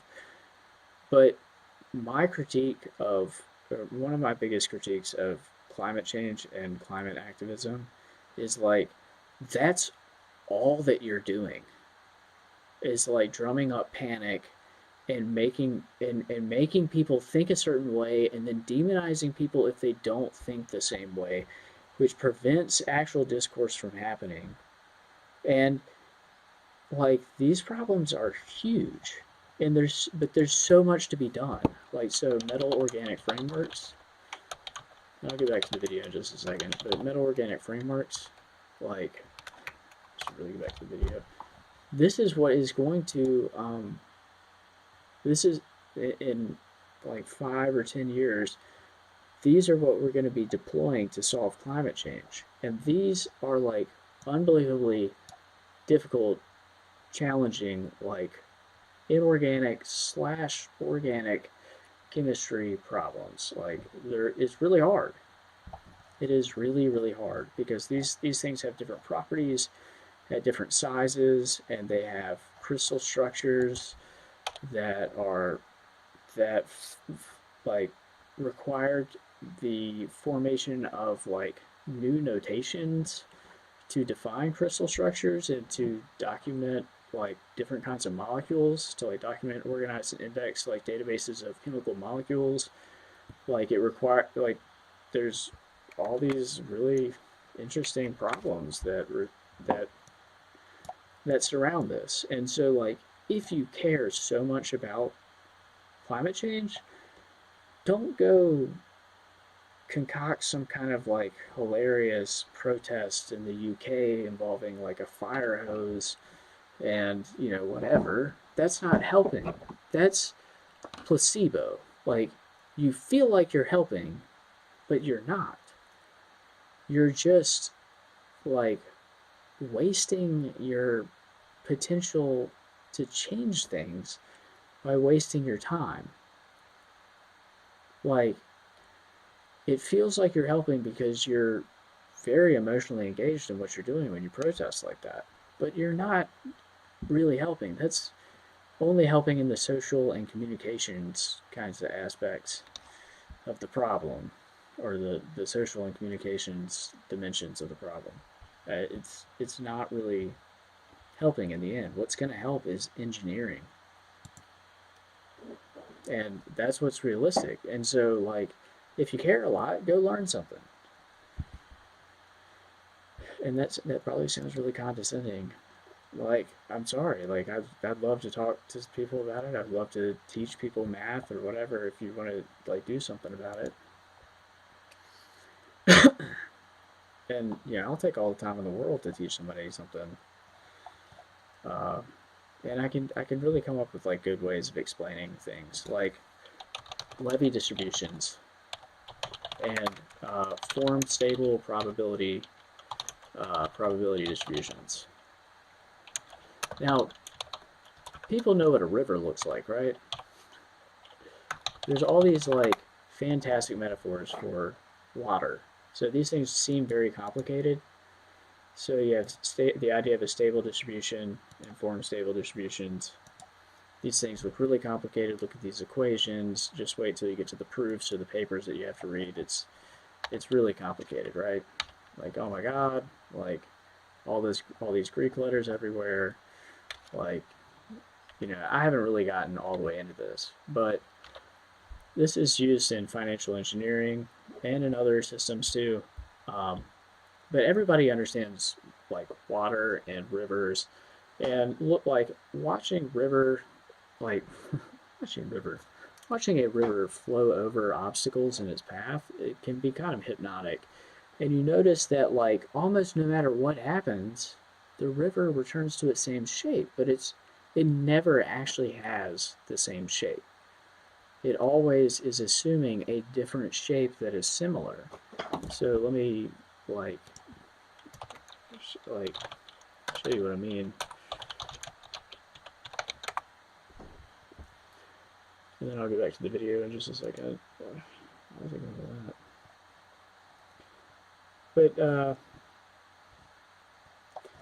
But so if you're looking at some of these rapids, like you can stare at these kinds of things and kind of almost be hypnotized by the pattern of water flowing. But the water is never ever in the same pattern ever. But it's always like it always has a certain kind of characteristic motion. Like if you measure the depths, like at each location, like each x and y or latitude and longitude or whatever, like the depth of the water would have a certain kind of distribution, and you could start to take into account like the um, the surface area of the water or the volume of the water. And there's a lot of math in like planning for an area that's going to be dammed or whatever, or flooded, or like making sure that there's enough like space to get rid of wastewater and stuff like this. But probability is just like water. It's just like water, and like it has the property just like water does, that if you compress it and it's in its liquid form, it basically doesn't change volume whatsoever. It can take on a higher and higher pressure, but its volume doesn't really change until you get to extreme pressures and it forms like ice 19 or whatever. But even then, it doesn't really change its volume. The only time it changes its volume is when it becomes a gas. Um, but that's very similar to probability. Like any kind of probability distribution sums to one. Um, so no matter how, like if you think of the river like a probability distribution that's changing, um, and this could be like an analogy for something like stock prices or whatever. Then over time, like the shape of the river doesn't seem to change, except when there are extreme events like floods or gradual erosion, and then suddenly, like the shape of the river changes and never returns to what it was. It becomes something fundamentally different, and that's what levy distributions describe or help kind of model in finance. Is like you have these like a stable distribution is something that in over time, like um, can be convolved over and over again, and it will always return to, like, each time you convolve it, it returns to something that looks similar and behaves similarly to what it is now. So like a river, over the course of like weeks or months, the river is always returning to the distribution or the kind of flow that it has. Um, and it doesn't change, but then there can be extreme events that cause the river to assume like a new style of flowing or a new flow pattern or whatever. Like the river can, like a flood can cause the river to assume like a new pattern of flow. And that is analogous to some extreme event occurring in finance that causes like stock prices and asset prices to be completely reevaluated. And then there's all these things used in computational finance that no longer apply. Um, you can't really efficiently model levy distributions, but as long as something is a stable distribution, you can model that. But then there's extreme events that occur, like black swan type events or other extreme events. And when those things happen, like you can't predict those things. I mean, you can sort of try to, and you can try to predict how, like, good ways to respond to them or what extreme events would look like if they happened. But you can't really predict when it's going to happen. Um, and so that's like this, river that's flowing, and people have all these like water wheels, and they're like collecting money from volatility. They've got like a volatility dynamo. It's like a water wheel, and they're using it for work and accumulating value from the river. And then a giant flood happens, everything's disrupted, and the river flows in a completely fundamentally new way after that. You could say that it reaches a new normal. Okay, anyways, it's quite a tangent, but the net sum of this is that we need to think about solutions. And this is an example of a solution. This video is about like fertilizing the ocean with iron so that we can get it to produce more plankton, um, so that we can recycle more carbon. Uh, and this has the advantage of like repopulating ocean dead zones with more fish, so that means more fish to feed more people. But then it also has the advantage of like using the like changing the ocean's pH.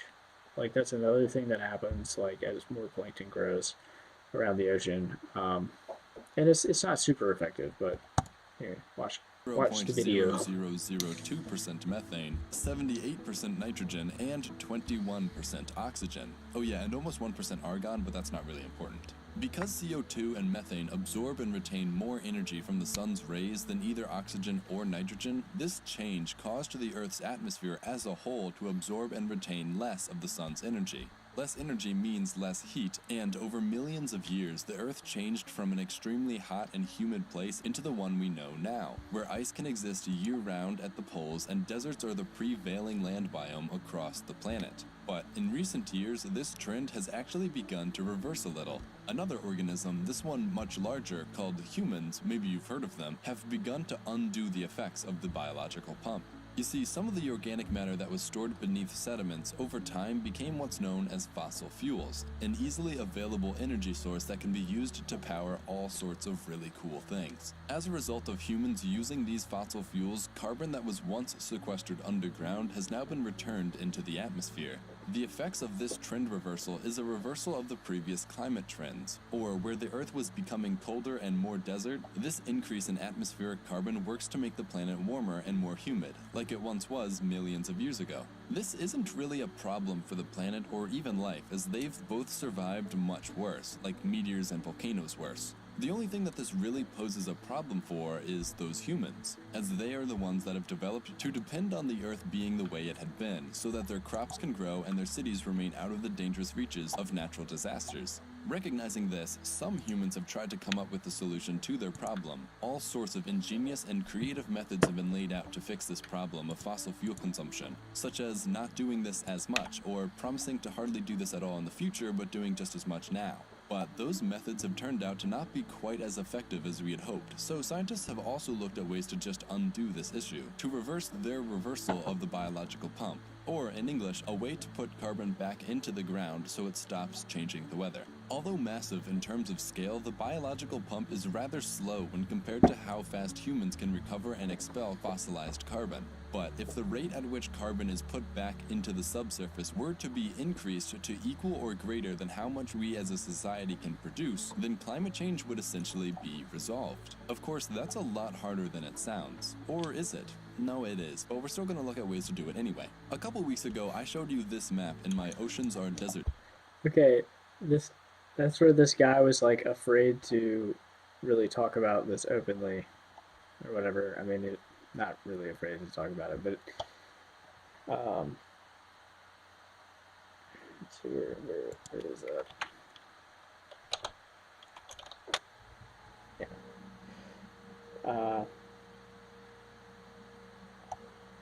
yeah, like but if the rate at which carbon is put back into the subsurface were to be increased to equal or greater than how much we as a society can produce, then climate change would essentially be resolved. And so he's saying like there are solutions, you know, um, but it's a little bit more complicated. It's not necessarily a guaranteed fix for carbon uh, and climate change, but it's just the way that he says this is like, of course, that's a lot harder than it sounds, or is it? It sounds like he's compensating for like the potential for a lashback from people who like claim it's dangerous to say something like climate change could be resolved, like because it's adverse to their communication strategy or is adverse to the social dimensions of solving climate change as like a society. So like it's you can't say things like we can solve this problem because we need people to be like panicked over it, which is not helpful at all because I mean, if you I don't know. It's ridiculous in my opinion. But if the rate at which carbon is put back into the subsurface were to be increased to equal or greater than how much we as a society can produce, then climate change would essentially be resolved. Of course, that's a lot harder than it sounds. Or is it? No, it is, but we're still going to look at ways to do it anyway. A couple weeks ago, I showed you this map in my Oceans Are Deserts video, which shows the abundance of chlorophyll A in the ocean. This is necessary for photosynthesis to take place and therefore shows how much primary productivity is occurring here. Green into red is where there's a high level of production, dark blue to purple is very low levels of production. So like look how much of that of the surface of the earth could be utilized. Like so light is hitting that part of the ocean, right? Like the other part, the green and red part. Light is hitting this part of the ocean from the sun. If energy is being taken in through photosynthesis, that's like a part of the solar and like thermal radiation spectrum that's being converted into chemical changes and not really being absorbed by the environment. It's being absorbed in the environment in a different way, but as it's being absorbed as energy that's converted through enthalpy to reduce entropy. So, um, but it's not being reflected, it's not being absorbed, but it's also not increasing the global temperature because the energy is captured in the form of chemical bonds. Um, and anyway, the point is, like, the sun is heating up these parts of the ocean, but if there was plankton there, it would be like using the sunlight to reduce carbon dioxide, and then it would not contribute to an increase in global ocean temperature in the same way that sunlight normally does. It's not like, it's not like it totally neutralizes the impact of the solar radiation, but these are also areas where like fish uh, grow. I guess fish grow. These are also like spawning grounds for fish and other ocean ecosystems that all like are rooted on like plankton as like their prime like energy source of energy. Like plankton absorbs the sunlight and packages up the sunlight in the form of like energy chemical bonds, and then animals and other organisms can like eat those chemical bonds, uh, or the chemicals composed of those bonds, and then rearrange the chemical bonds and extract energy from them. Which means that ecosystems can, like, if there's more plankton, and you don't want like a out of control red algae bloom either, which is like a potential consequence of this kind of like attempt to control climate. But anyway, like if these ecosystems become active and become larger and and there's more fish, then we can have food, and this is good. Like, yeah, The high level of production, dark blue to purple is very low levels of production. What we can see is that the majority of the ocean is consumed by these large cells of low productivity, with higher productivity only really straddling coastlines and polar waters. This is actually why tropical waters are usually so clear, as there's hardly any organisms or organic matter in them to block light from passing through, while colder waters have much greater amounts of those microscopic plankton that absorb the light for energy, making the water more opaque. And not to spoil my other video where I talk about this, but essentially this distribution of productivity is the result of nutrient distribution across the surface of the ocean. Where there's more nutrients present, there will be more productivity. Where there's less, yeah, okay, you get it, there'd be less productivity. After learning this, researchers, as well as many of my viewers, suggested that if we simply add nutrients like nitrogen and phosphorus to these vast areas of deficient ocean, we could create huge blooms of phytoplankton which could draw in large amounts of carbon, effectively combating the changing composition of the atmosphere, reducing climate change. Now, ignoring any effects these blooms might have on other marine ecosystems, maybe watch my video on eutrophication to understand that a little better, this plan still has some flaws. Perhaps the biggest of which is that the production of chemical fertilizers relies on what's known as the Haber-Bosch process. In order to produce ammonia, an input of nitrogen from the atmosphere is required, as well as hydrogen extracted from natural gas, which is already not good, plus the input of energy, which is also derived from fossil fuels. In the end, this process consumes a ton of fossil fuels, and the use of these fertilizers afterwards would never be able to recoup the atmospheric carbon they produced when created. But there's still one last idea that researchers have come up with. But to understand it, first we need to go back and talk more about ocean nutrients. Because when studying phytoplankton populations and different nutrient abundances in the Southern Ocean and the equatorial Pacific, researchers made an interesting discovery. In these parts of the ocean, neither nitrogen or phosphorus or any other macronutrient was deprived in the water enough to limit growth. And yet, primary productivity was still low. The next question to ask then is, if it's not these nutrients limiting growth, what is? Looking deeper into this, the researchers found that there actually was one element in the water that was unusually depleted: iron. It appeared Disney Plus, Hulu, and ESPN Plus now bundled together. The greatest stories and characters, the largest streaming TV library, and exclusive sports. Disney Plus, Hulu, and ESPN Plus. trying to mute that, but the mute button doesn't work.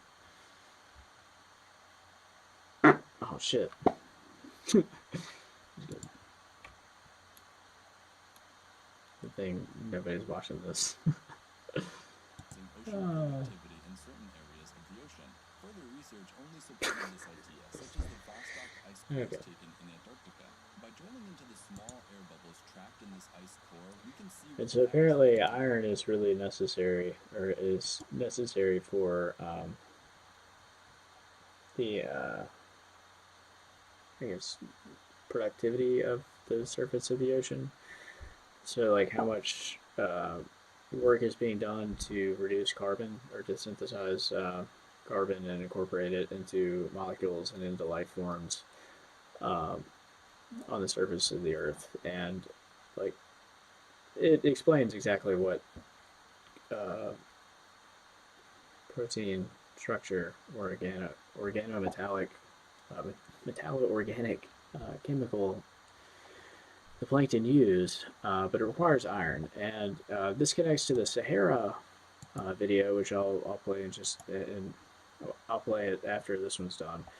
But the Sahara actually blows sand, like when it's not in the when there's not a West African or North African monsoon season, then like the winds are blowing in a certain pattern that causes the Sahara to blow dust to the west, and the sand contains iron and causes the growth of plankton, and it reduces dead zones in the Atlantic Ocean. And this also happens in other areas that have sandstorms and stuff. But that's the connection between these two videos, is that like this is one thing that helps increase the amount of food that the Earth can produce, and then terraforming the Sahara also allows us to produce more food. Um, so I'll segue into that after the two videos are finished. Research only supported this idea, such as the Vostok ice cores taken in Antarctica. By drilling into the small air bubbles trapped in this ice core, we can see what the atmosphere of the Earth was like when they first formed, going as far back as activity was still low. The next question to ask then is, if it's not these nutrients limiting growth, what is? Looking deeper into this, the researchers found that there actually was one element in the water that was unusually depleted: iron. It appeared that somehow iron was greatly influencing ocean productivity in certain areas of the ocean. Further research only supported this idea, such as the Vostok ice cores taken in Antarctica. By drilling into the small air bubbles trapped in this ice core, we can see what the atmosphere of the Earth was like when they first formed, going as far back as 420,000 years. And when comparing airborne iron levels against global climate records, it was discovered that for each period of global cooling, iron dust concentrations were greater in the air and particle sizes were significantly larger. The opposite was also true, and warmer times in Earth's history saw a reduction in atmospheric iron concentrations. And we can assume that if there was more iron in the atmosphere, then there was more in the oceans as well. So basically, a higher iron abundance in the ocean appears to be linked to lower global temperatures, and that link is thought to be through an increase in ocean productivity. Putting everything we've learned together, these create a feedback loop, where low global temperatures cause less water to evaporate from the ocean, making the planet overall less humid. Less humidity results in more of the Earth becoming desertified. More exposed desert means more sands are blown into the air by the wind, leading to an increase in iron deposition in the ocean. This increased abundance of iron causes higher productivity in the oceans, and with more productivity, the biological pump sequesters carbon at a faster rate. Less I really like this aspect of this guy's videos, the Atlas Pro channel. Uh, he covers a lot of ecological like feedback loops and in a fairly simple way, and brings the focus onto the like systems theory aspects of the climate, which those can be like very difficult to model and often very difficult to understand. But in this case, I mean, he kind of breaks it down. Lower global temperatures lead to lower humidity, leads to increased desertification, leads to sandstorms, which increases iron concentrations, which leads to higher ocean productivity, which leads to the higher rate of the biological pump, which in turn leads to the lower global temperatures. So you have this like negative feedback loop, which is actually composed of like positive feedback loops. And so with climate change, like in order for Earth to have sustained life for like 4 billion years, we have to really and we have to make the assumption that there's something in our climate that's special that leads to um, controlled like feedback loops. That leads to like feedback loops that don't destabilize and um, that are permanently destabilized and result in something like the climate of like Mars or Venus. Like for some reason, our climate has been stable for like basically like 4 billion or 4.5 billion years, with some very significant changes.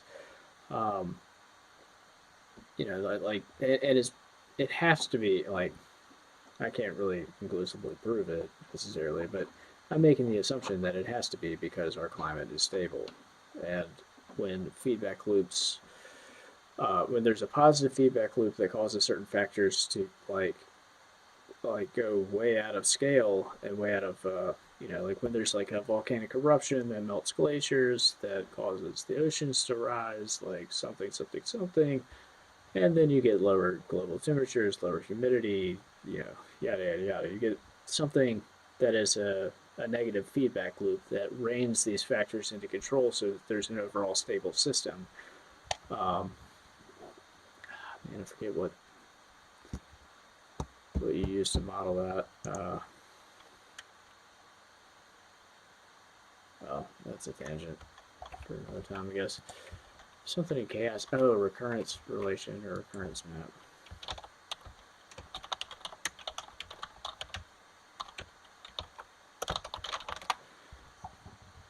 Um, there's these things called recurrence relations or something. Recurrence plot. Um, a good picture going on here. Anyway, the recurrence plot like shows how like a chaotic system might recur to like certain potential configurations of the system that are similar. So like if you assume that like a certain area of this map means that the system is in some phase or has some like characteristics, like this is a high carbon like atmosphere, and over here this is a low carbon atmosphere, then as the system is like uh, doing its thing and changing, then some of these phases or some of these positions will like loop back to the same general area of the map, and then some of them will change like very dramatically and move to a different area of the map, and then cause the system to be stuck in that like phase or that kind of like set of behavior patterns for a long period of time until it escapes that region and goes to another region. And so that's like similar to like how that's similar to this feedback loop in that like if like one phase of the system is a high carbon or high iron or like a high atmospheric iron phase of the system, then it's stuck in this phase for a while, and then it switches to this phase, and then it switches to this phase, the high atmospheric iron phase, and then switches to the low atmospheric iron phase, and then switches back. But something's causing this to like not like escape um, control. It's hard to like precisely define like the things that I'm talking about without using like very obtuse mathematic terms. Like criticality is kind of important here. Uh, I would have to be creative to explain exactly how um, criticality is important. Um, Self-organized criticality, recurrence relations, recurrence plots, chaos theory. Like there are chaotic systems that escape control and like go to infinity and they never come back. And that's what a Mandelbrot plot actually is. Like the colors in a Mandelbrot plot like tells you how fast the system of equations at that point escapes to infinity. Well, for some reason, and like by escape to infinity in this context, I mean like our planet's climate not like uh,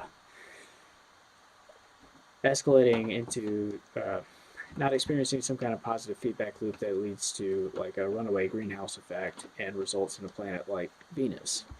So there's something special about our geology and geography and all the characteristics in our solar system that is very special because we don't see it anywhere. We've never seen it anywhere else really in the solar system, or we've at least never seen other intelligent life anywhere else in the solar system. So it's got to be something special. Um, and it is something that we have the capacity to affect. So humanity absolutely can destabilize the climate and absolutely can uh, cause this feedback loop to spiral out of control, resulting in a runaway greenhouse effect. Like that is absolutely possible. But there's something special about Earth's geology and geography that like causes the causes the system to be metastable. I think is what it's called. So the system is metastable. It's not necessarily stable, but it's always kind of like running around different phases that stay in the same neighborhood of potential phases and don't escape to like a runaway greenhouse gas phase. Methane causes further lowering of global temperatures and allows this cycle to continue. Okay, I know that was a lot, but we're not quite done yet. So now we know the role iron plays in affecting global climate, but we still don't really know why iron influences productivity in the first place. If iron isn't considered a vital nutrient for phytoplankton, or really any plant for that matter, why does it appear to be impacting them in such a huge way? Well, as it turns out, iron is what you'd call a micronutrient and can play an important role in the very specific functions of different organisms. In humans, for example, we need iron for a protein called hemoglobin that makes up a substantial part of our blood. Functionally, it's the iron in the hemoglobin that oxygen attaches to in our lungs, where it's then transported to our cells, allowing us to continue on with cellular respiration and, be alive. As it turns out, iron plays an analogous role in many phytoplankton like cyanobacteria, in enzymes like nitrogenase. Except instead of picking up oxygen, the iron found in nitrogenase enables the enzyme to pick up, well, yeah, you guessed it, nitrogen. And as we all should know by now, nitrogen is the top nutrient required by essentially all life on Earth. So it's iron that controls the ability of many phytoplankton to absorb other nutrients, and that explains why iron was found depleted in some of these ocean waters while no other nutrient was. They couldn't pick up any other nutrients because there wasn't enough iron. I'd also like to point out again where these iron deficiencies were found. In the Southern Ocean and the Equatorial Pacific. This makes perfect sense because if you remember a second ago, I said the only real source of iron in the ocean comes from dusts being blown off from land. So yeah, the middle of the Pacific Ocean, also known as the furthest place from any major landmass on the planet, is exactly where there'd likely be the fewest inputs from land. As for the Southern Ocean, while it does surround Antarctica, it receives very little iron from the land here, as basically all of the continent is covered in ice, therefore trapping any iron that could escape and fall into the ocean. And it was here that all of this was put to the test in experiments like the Southern Ocean Iron Release Experiment, or SOIRE for short. In this experiment, scientists took powdered iron and dissolved it into diluted sulfuric acid. Once properly prepared, this iron mixture was released in an area over 50 square kilometers in the open ocean south of New Zealand. Initially, about 3,800 kilograms of this solution was introduced into the water, but on day 3, 5, and 7, additions of between 1,550 kilograms and 1,750 kilograms were added as well. Now, because most phytoplankton can reproduce within a week's time, the results were observable almost immediately. The research crew stayed on location for just 13 days and found the phytoplankton abundance and therefore the primary productivity to have increased by as much as tenfold in the test area. Once the team left the site, they continued monitoring it using the SeaWift satellite and observed that the resulting phytoplankton bloom created by this experiment remained distinguishable for over 40 days after they left, or over 50 days in total. Since then, several other similar experiments of varying scales have been conducted in the Southern Ocean, each time with similar results. Basically, yeah, adding even trace amounts of iron can drastically increase ocean productivity in certain areas. And this has led a lot of people to wonder if we could potentially use iron instead of other chemical fertilizers to stimulate oceanic productivity, thereby increasing the input of the biological pump, potentially sequestering some of the carbon we've released back into the atmosphere through the burning of fossil fuels. But this is, how should I say this, also not a great idea for many different reasons. First off, mathematical predictions suggest that even if stimulated with iron to the point where phytoplankton in the Southern Ocean incorporated 100% of the free nutrients in the water over the next 100 years, at most 15% of the carbon released from fossil fuel combustion could be drawn in from the atmosphere and transformed into organic matter. So this already couldn't be the only thing we did. However, just because it has been turned into organic matter doesn't mean this carbon has really been sequestered, and most of this carbon would eventually return to the atmosphere through decomposition, either fairly soon after the initial bloom or over the next few hundred years if it became mixed with deeper ocean currents. Typically, the biological pump can only sequester about 0.05% of the carbon taken into the ocean by primary production, so only about 0.75% of our total emissions would be sequestered, which means we would have to do this for hundreds, possibly thousands of years before its effects became pronounced. Add on to this the fact that extracting and processing iron still requires a large amount of fossil fuel input, starting with mining it, then transporting it, and ending with the refining process. Even if we only used recycled iron, we'd only be reversing damage done at a less efficient rate than we created it, and again would leave a net negative. In short, I do not believe this is a viable method to help tackle climate change, but by studying systems and relationships like these, we can gain a better understanding of how the Earth works, and therefore create better models, better predictions, and potentially better solutions to the problems we face. If you agree with me on this, then maybe you'd also agree that it's important to have people who share and explain these ideas to the general public at no expense to them, so that they can gain public support and possibly even become a reality. Unfortunately, sometimes those people need a reliable source of income to support themselves from, let's say, a site like Patreon. If you'd like to help support me, like all these generous people, and get more videos like this one, well, I think you know what to do at this point. It really helps me and my channel out, and just $1 gets you access to the Discord channel I just started. Other than that, seriously, let me know if you liked this video. Over the course of studying environmental science, I've come across several different plans like this to change Earth's climate with varying degrees of plausibility, so let me know if you'd like to see more of these kinds of ideas. Oh yeah, and I'm still collecting questions for a Q&A, so hit me up on Twitter, Patreon, or even my subreddit to post questions. I'll try to read comments, but there's a lot of them, so if you really want me to see it, anywhere else is better. Of course, subscribe, like this video, follow me on Twitter, all that good stuff. I should be back with another video soon. Thanks.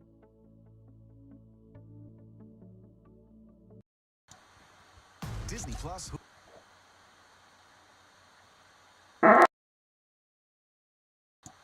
Oh, I muted the wrong time. On purpose. Oh, good.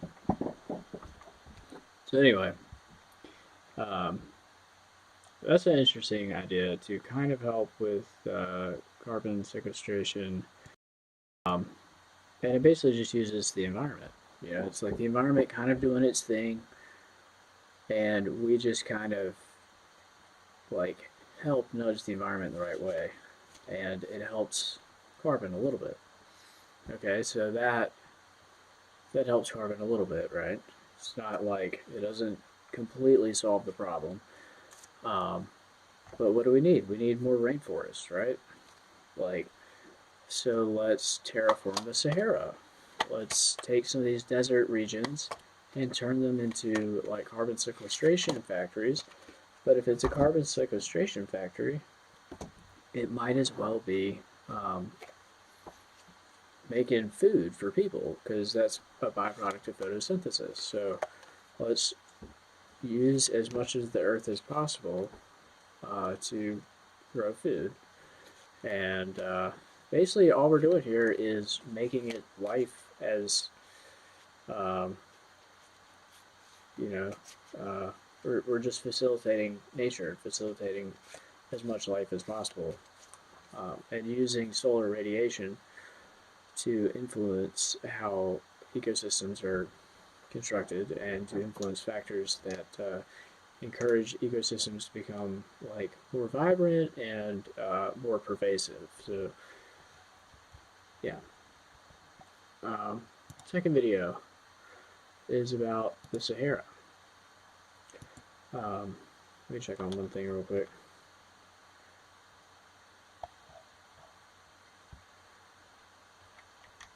Okay, I just wanted to check and see if I was still online. I mean, you never know. Fertilize the ocean with iron. Oh, right, yeah.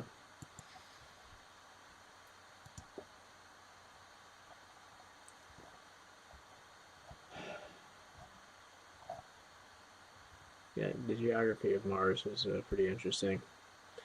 Areography was another interesting video. Steps making Mars habitable. Watched that one.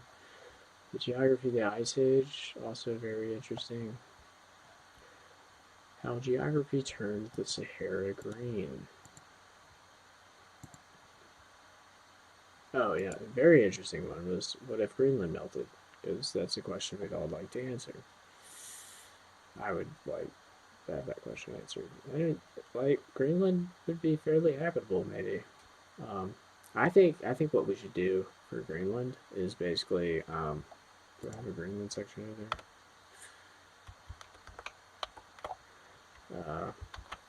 Yeah, is take the ice, like so as the like before the ice melts, let's increase the volume of the ice and try to control how slowly the ice melts. So like instead of letting the ice melt into the ocean, we just control where the freshwater resources are.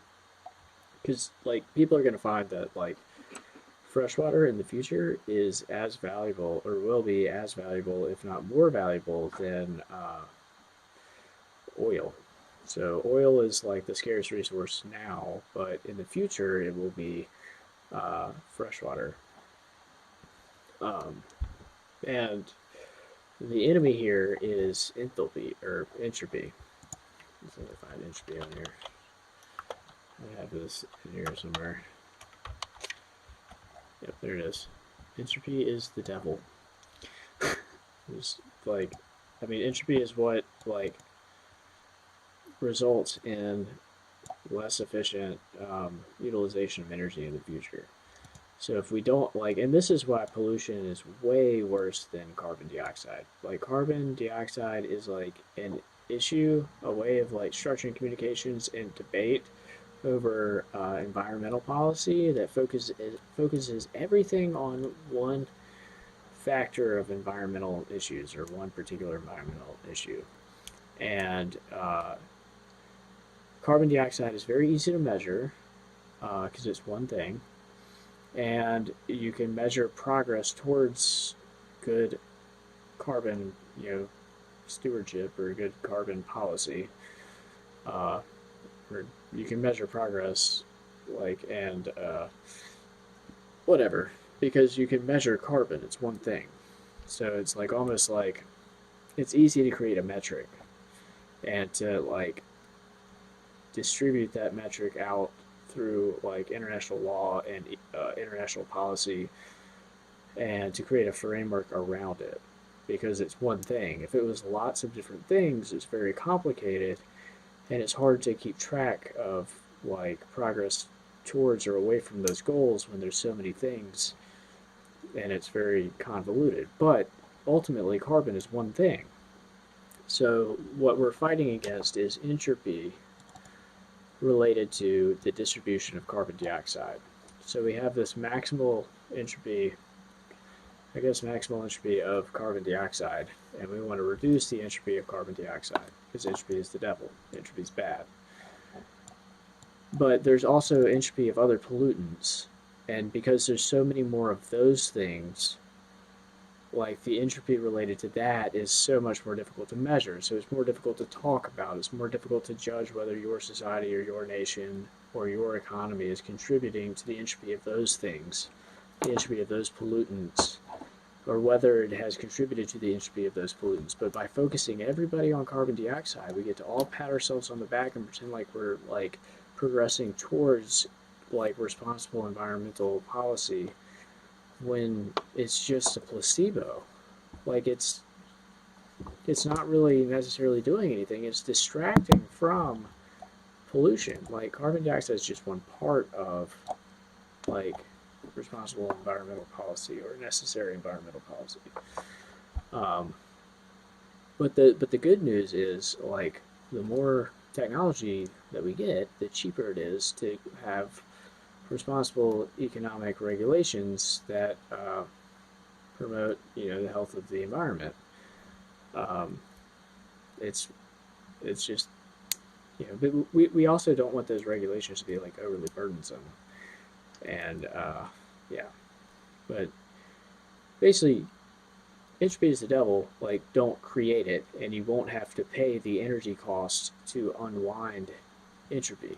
And so when you're dealing with the entropy of the distribution of carbon dioxide in physical systems, that's one type of molecule that you have to process, paying energy to rein in the entropy or whatever. So like you only have to process one type of thing, and it's easier to distribute the infrastructure, the metal organic frameworks infrastructure that will use solar energy and other renewable energy sources and rein in carbon dioxide and rein in the entropy. But when you're dealing with like entropy of other pollutants, like it's still like a distribution of entropy, but now you have to have all these different kinds of like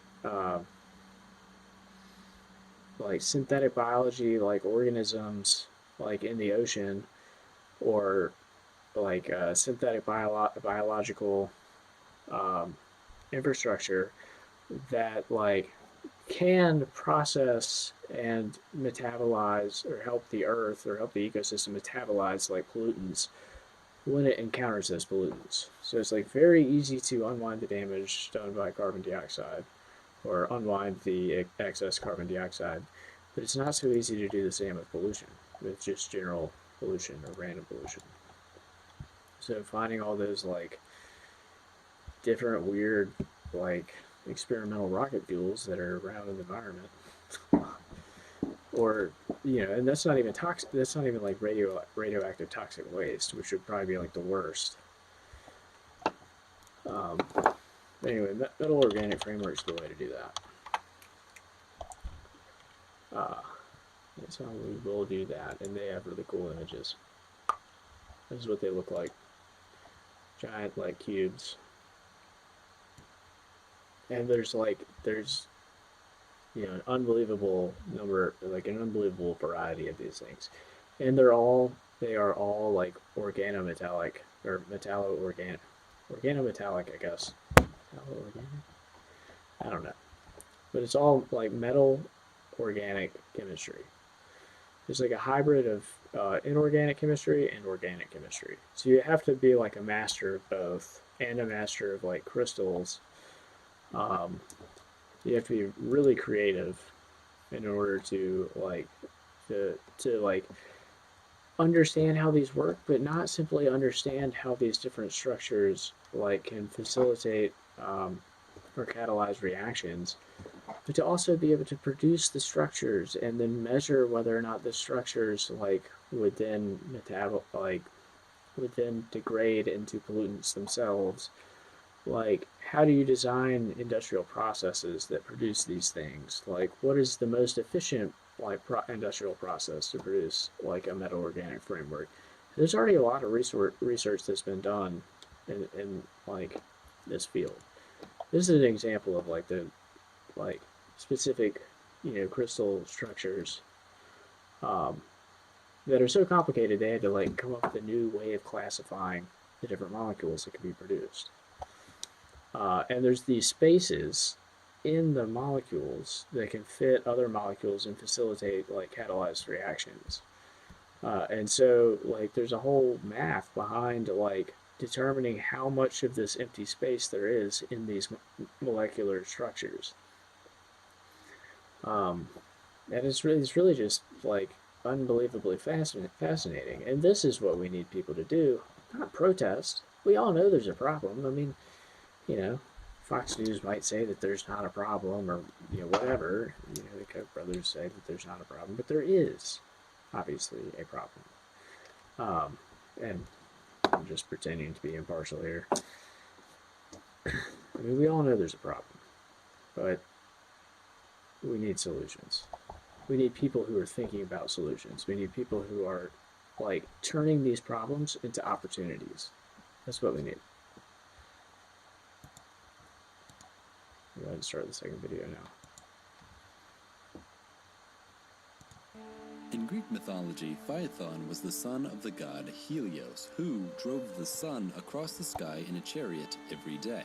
Phaethon begged and pleaded for his father to allow him to drive the chariot just for one day across the sky. Despite knowing how difficult this task truly was, Helios eventually agreed and gave the reins over to Phaethon. But being immortal and much lighter than his immortal father, Phaethon lost control nearly immediately, and the horses rampaged across the sky with the sun still in the chariot, threatening to come too close to the earth and burn the entire planet up. To prevent this, Zeus cast a thunderbolt, striking Phaethon dead. The son of Helios fell out of the sky and the earth was saved, though it was said that during the wild ride, the sun was brought too close to Africa, burning the skin of the Ethiopians, which literally means burnt skin, and scorched most of the lands here, drying up all the rivers and lakes and turning much of... And that's really key. Like, scorched most of the lands here, drying up the rivers and lakes. And I really feel like mythology is like a way for ancient people to make history entertaining enough for people to remember. So there's a myth of like Zeus like being raised by a priestess, and there's like a temple to Zeus on Crete, and Zeus was running away from like what I believe might be like a former system of gods or former theology or a former cultural system or something that was like run amok and was basically Kronos and the Titans. And if Zeus didn't escape Kronos, if Zeus couldn't escape, if like the new culture that Zeus represented didn't escape and become separate from and independent from whatever culture was represented by Kronos, then you know Zeus would have been killed by Kronos, because Kronos is the god that eats the babies. But there's this cave, there's a temple dedicated, or I guess it's a temple dedicated to Zeus on Crete. And it seems like Zeus is a metaphor for like the separation of like Greek culture from Anatolian culture, or like maybe Egyptian culture. But yeah, the birthplace of Zeus. And there are also other links to Anatolia on like in Minoan culture. So it seems like somebody found like this amazing society or this amazing island of Crete and a couple other islands in the Mediterranean before it was really very easy to navigate and sail through the Mediterranean, and they like escaped whatever cultural influence had formerly sort of bound them down, and so they became kind of independent, and then they became like a sea trading power based in Crete and around the Mediterranean. And that power was the Minoan Empire, and that was from like 2500, or I guess the seeds of that would have been sown like in like 3000 BC, but that Minoan culture was at its height from like 2500 BC to like 1300 BC, when a volcanic eruption pretty much covered everything with ash, and that was, I think, one of the things that led to the maybe led to the Trojan War. I don't know, but I think it led to the Bronze Age collapse in 1200 BC, or from 1200 BC to like 1100 BC, and for about 600 years after that.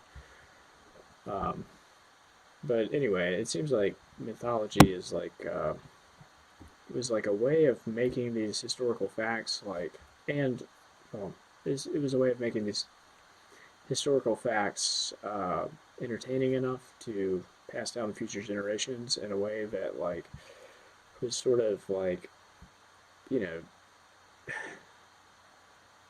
I don't know, it's like sort of structured and I don't know. It was something that was presented to subsequent generations in kind of like a reverent manner. It was reverently portrayed to the younger future generations so that they would revere the gods and revere the myths and be less likely to change them so that so it was entertaining enough to talk about, but they wouldn't really change it. But you know, I don't know. It's hard to explain. It's like not necessarily related, but I mean it's kind of related. But obviously, some of myth was true, and another aspect or another function of myth, which is a lot easier to like. And this is why I think that our conception of what gods were and Greek gods were is like completely it's different. Like they didn't really see their own like polytheistic religion in the same way that we see it. Like because we see it through the lens of monotheism, whereas they were basically trying to compartmentalize or not compartmentalize, but package up like pieces of useful information like teleology and make sure that teleological information was passed down through the generations in a way that in a way such that like giant calamitous events like glacial outburst floods or volcanic eruptions or like famine wouldn't really be able to disrupt. So there was some knowledge that was decided that was decided to be very important and it should be highly prioritized so that it would be passed down through the generations.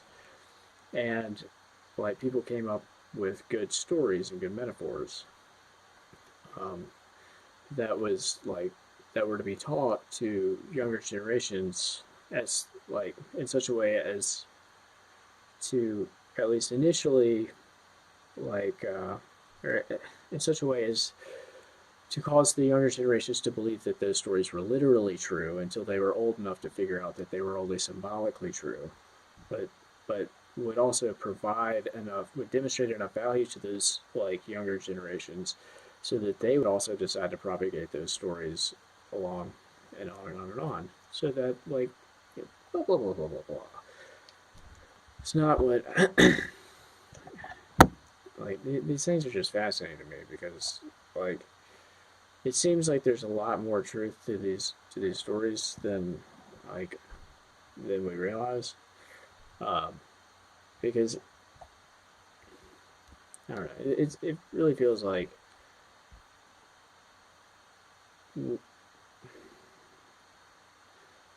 like we're missing 99.9% of the information that was available to these ancient cultures.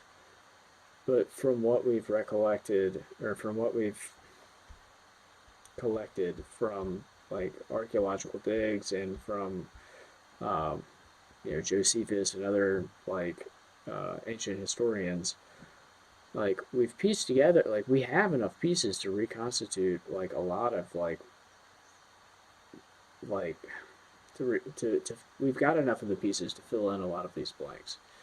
I believe there's some stuff buried in the Sahara, buried in the Arabian Desert, maybe, or buried in other places that we'll eventually find, like the Indus Valley civilization. There's a lot of places in Pakistan that we can't do archaeological digs on, but so I believe that we'll actually get the objective information, but I feel like we can extrapolate.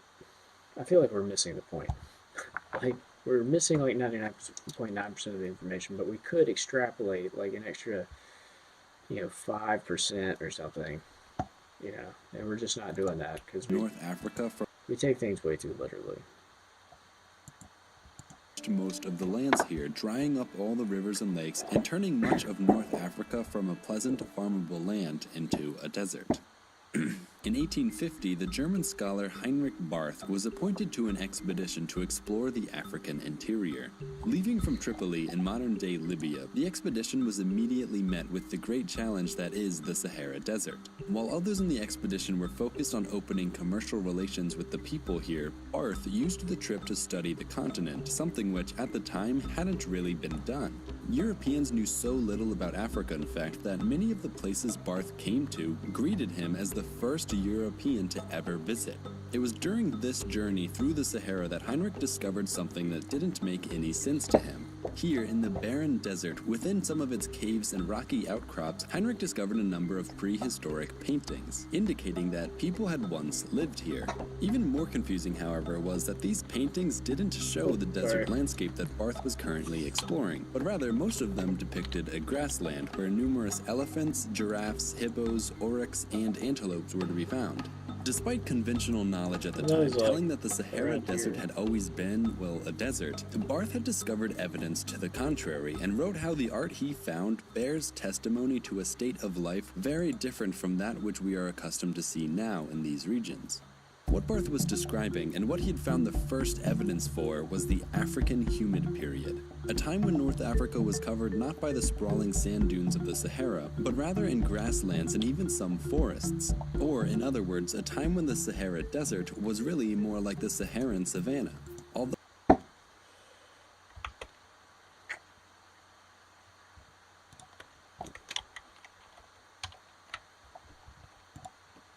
Although he was able to figure out that the Sahara hadn't always been a desert, Barth was unable to figure out why.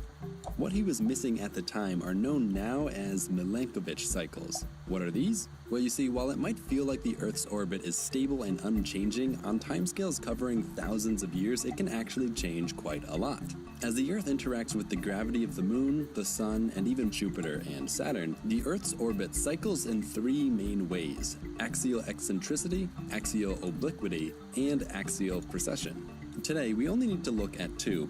First, we need to look at orbital eccentricity. This is basically how circular, or really non-circular, of a path the planet takes while going around the Sun. And very slowly, over the course of 100,000 years, our eccentricity can change from 0.000055, which is very nearly circular, all the way up to 0.0679, which is relatively elliptical. And then second, there's axial precession. With regards to the climate of the Sahara, this is by far the most influential of these two cycles. This is where Earth's rotational axis spins in a circle, the same way the top of a gyroscope moves in a circular motion as it spins. Today, our orbital eccentricity is about 0.017, which is still mildly eccentric and means our orbit looks less like this and more like this. Because our orbit isn't a perfect circle, that means the Earth can be at different distances to the Sun at different times of the year. When the Earth is here in its orbit, what's called the perihelion, it is closest to the Sun and therefore receives more of the Sun's energy. When it's all the way out here at its aphelion, or furthest point from the Sun in its orbit, it receives less energy. The difference between these two isn't enormous, and actually today, when the Earth is closest to the Sun, it's actually winter in the northern hemisphere, and the southern hemisphere is pointed out towards the Sun. But due to axial precession, this hasn't always been the case. Roughly 10,000 years ago, this would have been reversed, so that when the Earth was at its closest to the Sun, it was the northern hemisphere that pointed towards it. What this resulted in was the northern hemisphere receiving approximately 7% more solar radiation than it does today. Now, typically, more sunlight would mean a higher average temperature, which would usually make a place like this drier and even more barren. But here in North Africa, this increase in solar radiation triggered something even more influential: the West African monsoon. You see, land has a lower thermal inertia than water, or in other words, land will heat up faster than the adjacent ocean will. This resulted in the land in North Africa becoming much hotter in the summertime than the surrounding ocean. Because the land was hot, the air directly above the land also became hot, more so than the air over the ocean, which stayed relatively cool. When things like masses of air get hot, they expand, meaning they become less dense than the surrounding air. And that means that the hot air over North Africa would have been less dense than the air over the Atlantic Ocean. When fluids like air experience density gradients like this, they tend to move from high density to low, which translates into massive air movement from the Atlantic Ocean over to Northern Africa in a process known as wind. Today, the winds typically blow east to west here, from Africa to the ocean. These are called the trade winds, and their effects can be seen from space as dust from the Sahara gets blown out over the ocean. But 10,000 years ago, because of Earth's orbit, these trade winds would have experienced a seasonal reversal and would have blown in the opposite direction, bringing the moist ocean air over North Africa during the summer months and creating the African monsoon season. These still happen today in places like India, and on this map you can actually see their monsoon season, as India starts off nearly entirely dry, but for one season is just entirely covered in rain. Using current climate models, a 7% increase in solar radiation would, when including ocean feedbacks, shows as high as a 50% increase in average annual precipitation over North Africa. As a result, Northern Africa at this time would receive an average of 500 millimeters of rain per year. For a real-world comparison, I'll bring India back up. If we look at a map of India's average precipitation and select only the color that represents 500 millimeters, we can see that a large part of India's center and southern region are in this range. Moreover, India and the Sahara occupy just about the same exact latitude, meaning with similar weather patterns, much of the Sahara would look like what this area of India looks like now, which, if you're unfamiliar with the interior of India, is mostly semi-arid tropical savanna. So then if we use India as a reference and paint the Sahara to match, I got something that looks like this. Though exactly how green each region was would have depended on the season, becoming more brown during the dry seasons and a lush green right after the monsoons, for an average greenish-brown color. A small side note, this greening of the Sahara actually extended much further into the Arabian Desert as well. As a result, an estimated 13.8 million square kilometers of desert would have been transformed into a savanna. That's more surface area than all of Canada, which is a lot. There's only one problem with this, and that's that a 50% increase in rainfall might sound like a lot, but for a place like the Central Sahara where the average annual precipitation can be as low as 0.09 centimeters a year, a 50% increase would result in a grand total of 0.14 centimeters a year, which is basically still nothing. But even in the most remote places within the Sahara, we've still found fossil and human evidence suggesting that it had been transformed as well. So just looking at the orbital cycles of the Earth isn't actually enough to explain how the Sahara became fully green. Instead, now we need to talk about ecological facilitation, which is when the presence of one species makes it possible for another species to also be present. Like a tree creating shade, allowing for a more sun-sensitive plant like grass to grow underneath. There are many different ways plants can facilitate the growth of others, but perhaps the most ecologically far-reaching would be the effects of transpiration. You see, as rainfall increased near the ocean and produced vegetation around the edges of the desert, having more plants here actually increased the amount of moisture in the surrounding areas. This works because plants don't only grow on the surface of the earth, but also extend roots deep into the ground and retrieve water that would otherwise remain unused. So as plant life expanded along the edges of the Sahara, this opened up access to the stores of water beneath the surface. And while plants do take in a great deal of water, most of this water, and I mean typically between 97 to 99% of the water taken up by plants, isn't actually used by the plant at all, but rather is released or transpired back into the atmosphere. So if at first vegetation was only able to expand here, on the very edge of the Sahara, due to root uptake and the transpiration of water, moisture was redistributed deeper into the Saharan interior, allowing for essentially a domino effect to take place, where some additional water allowed for the growth of more coastal plants, which led to greater ground. There's another one of those feedback loops, like the highlights and breaks down and simplifies. Where some additional water allowed for the growth of more coastal plants, which led to greater groundwater withdrawal, which leads to increased transpiration, which leads us back to the beginning, and now we have a positive feedback loop. But not even these Milankovitch cycles combined with the environmental engineering of plants were fully enough to transform the entire Sahara into savanna. So lastly, besides these, there's a third and final major contributor: geography, or more specifically, topography. If we look at an actual topographic map of the continent, we can see the Sahara actually has some variability in its elevation, even featuring some mountains and, even more importantly, some depressions. It was these depressions which collected the runoff from the West African monsoon and became lakes. The biggest of these paleo-mega lakes would have been an expansion of the modern Lake Chad, which would have reached a size comparable with the Caspian Sea, the world's biggest lake today.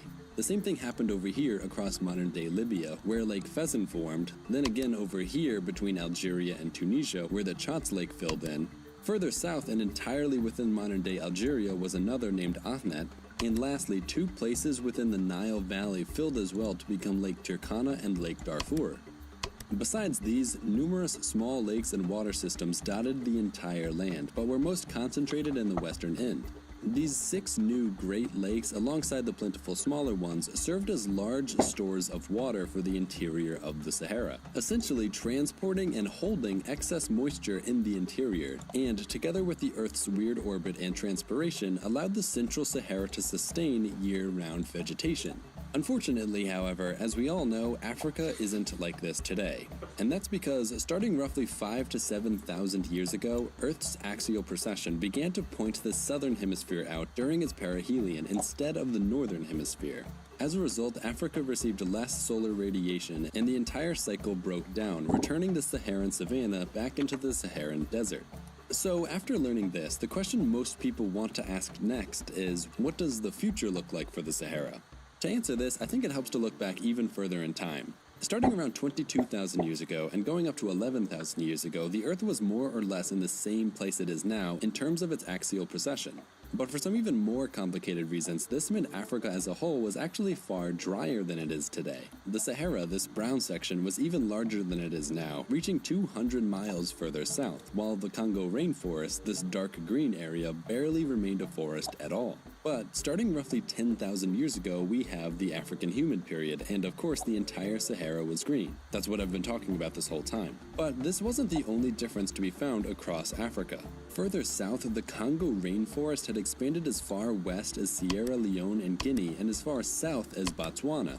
Today, the Congo rainforest is the second largest rainforest in the world, behind the Amazon of course, and measures 1.78 million square kilometers. But back then, the Congo rainforest would have been over 4 times bigger, covering an area of around 7.8 million square kilometers. For some perspective on how big that really is, the biggest forest on Earth today is the Amazon rainforest, which covers, well, maybe a bit less now that all these fires are burning, but around 5.5 million square kilometers. That means that during this African human period, the Congo rainforest would have been bigger than any modern forest, which, I don't know, is just crazy to think about. The only real desert remaining on the continent was to be found in the southern Namib Desert, which was so dry that it actually remained mostly unchanged during this time. But around 7 to 5.5 thousand years ago, the Earth's axial precession swung back the other way and Africa dried out until we got to where we are today. If we look at these events in sequence, we can see a clear pattern, one that points to a future re-greening of the Sahara. After all, the axial precession of the Earth is cyclical, and therefore the process of greening and desertifying in Africa is also cyclical. But So this is where this guy seems to think this will take like thousands of years, but I feel like we can accelerate it. And it'll probably take like 50 or 100 years. And it's a good, like, you know, uh, it's a good test for terraforming Mars. Something Elon Musk would probably like to do. Uh, and it has, like, fantastic uh, economic benefits for Northern Africa, which, like, some of the poorest countries in the world, like Mali, Chad, Mauritania, or some of the countries with the lowest annual income, lowest average annual income of citizens, uh, are in the uh, are in the Northern Sahara, or are North African countries in the Sahara, or that overlap the Sahara. So, providing those countries with like a plan that involves like a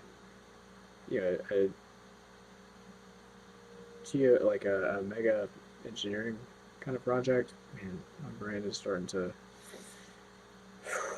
run out of neurotransmitters in certain circuits. It's like dropping packets. Anyway, providing like coming together with this kind of plan, it's like mega engineering plan, uh, can have some pretty profound like philosophical implications and economic implications for North Africa. Um, so if we could figure out a way to get North Africa to look a lot more like this again, then basically North Africa will be a breadbasket for it, like by itself. Africa doesn't really have a breadbasket right now. It kind of does, I guess, and I don't really know all that much about the economics of Africa. Um, I know a lot about it. I know a lot about a lot of things, but there are people who like specialize in this kind of stuff, and so I don't know as much as the specialists do. But I would imagine that crops grow real good in different parts of Africa. Um, like not not here, not in these parts. Crops probably grow real good right here and right here. So and right here. So most of the green parts, like obviously not here. This is kind of deserty. You can tell just by what it looks like where crops might grow. Um, but what I'm trying to say is like we should engage in some terraforming, some like light terraforming, and as a species, humanity should get practice in doing terraforming. We should like kind of use this as a segue to like mega engineering projects for Mars and extrasolar mega engineering projects. But there's a lot of like lost productivity that we're not getting uh, on the surface of the ocean. So like there's large dead zones, like I guess right here. Uh, Definitely right here. This is the biggest dead zone. If you end up drifting in this area, um, like if your boat is capsized and you end up drifting in this area of the ocean, you'll probably die. There's a story about a Spanish guy who like miraculously survived after drifting for over a year from somewhere in this dead zone to like Fiji, and he was drifting for over a year. It was initially two people. One of them died. Like, and I think the story was maybe a little bit more depressing than that. But it's a pretty amazing story. But anyway, these dead zone and what's terrible about those doldrums is especially this one, and whoops, like this one, this one right here, is that like they're dead zones and there's no fish there. So not only do you not have anything to drink unless you get creative, um, you also don't have anything to eat really. And anything that is like a predator that you encounter is probably hungry. um, but anyway, we could be using those areas of the Earth if we engage in some light terraforming. We could be using those areas to produce food, and this is why part of the title is about UN population estimates being incorrect. And now another factor is that the sea levels will decrease, and there's lots of reasons for that. But one of them is that the economic and sociocultural chaos that would ensue were the ocean levels to increase. So what is certain is that the ocean levels will change. We know this. We either want them to change and we they are rising now. So they are changing now. So either we want the behavior of the ocean levels to change and that they stop changing, which would be more in the direction of sea levels decreasing, or they will escape our control and increase. So basically the sea levels are either increasing or they're decreasing. And if we cause them to decrease, then we will prevent a lot of the damage that we foresee. And not only that, but in these urban areas, like, where are you going to put people? Like, so if the sea levels increase, you'll have all this pollution, and these places are close to areas that are widely populated with fish, and there's a lot of these urban areas that are close to the ocean. They get a lot of their food from fish. They get a lot of their food from nearby agricultural areas. Um, But if they were to be flooded, a lot of the ecosystem nearby would be polluted and wouldn't be able to produce food. But if the sea level were to decrease, then these urban areas could fit more people. Like they could contain more people. So you see, like there's all these factors like that imply that were we to have control over the changing sea levels and influence them so that they change in the direction we want them to change in, which is to decrease, then there's all these other benefits that we get from that. So we're going to be incentivized to change the sea level. Like there's a couple other factors. So there's like there's the so there's all of the underutilized desert areas. I'm trying to find these. Yeah, so there's all these underutilized desert areas. If we desalinate some of the seawater and move it as fresh water to the desert areas, then those areas become more moist and then they retain more moisture. So if the desert areas support plant life, then the desert areas like retain moisture and the soil retains more moisture, and it creates like a slow moving positive feedback loop. So we desalinate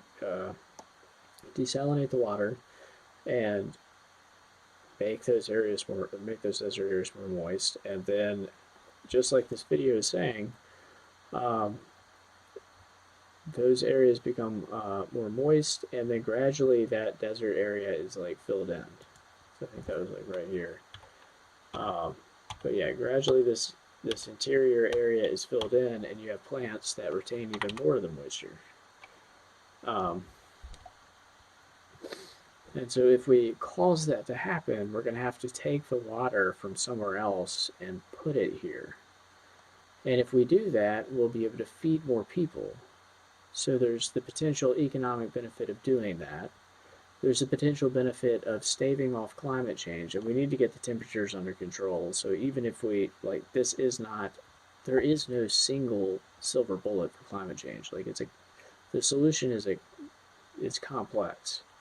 And because it's complex, it's likely to go horribly wrong. Like, we shouldn't just, like, toy around with the ecosystems that we have because they're stable.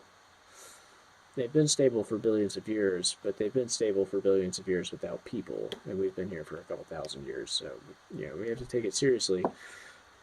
But if we take water from if we take water from the ocean, if we use energy to desalinate it, and it's kind of a lot of energy, then we can move it to the Sahara, and we can rehydrate the Sahara, and then that becomes like a breadbasket.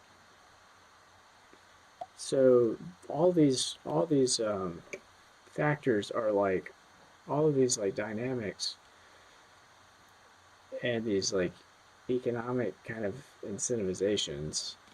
They're all like in phase in that they all constructively like amplify each other.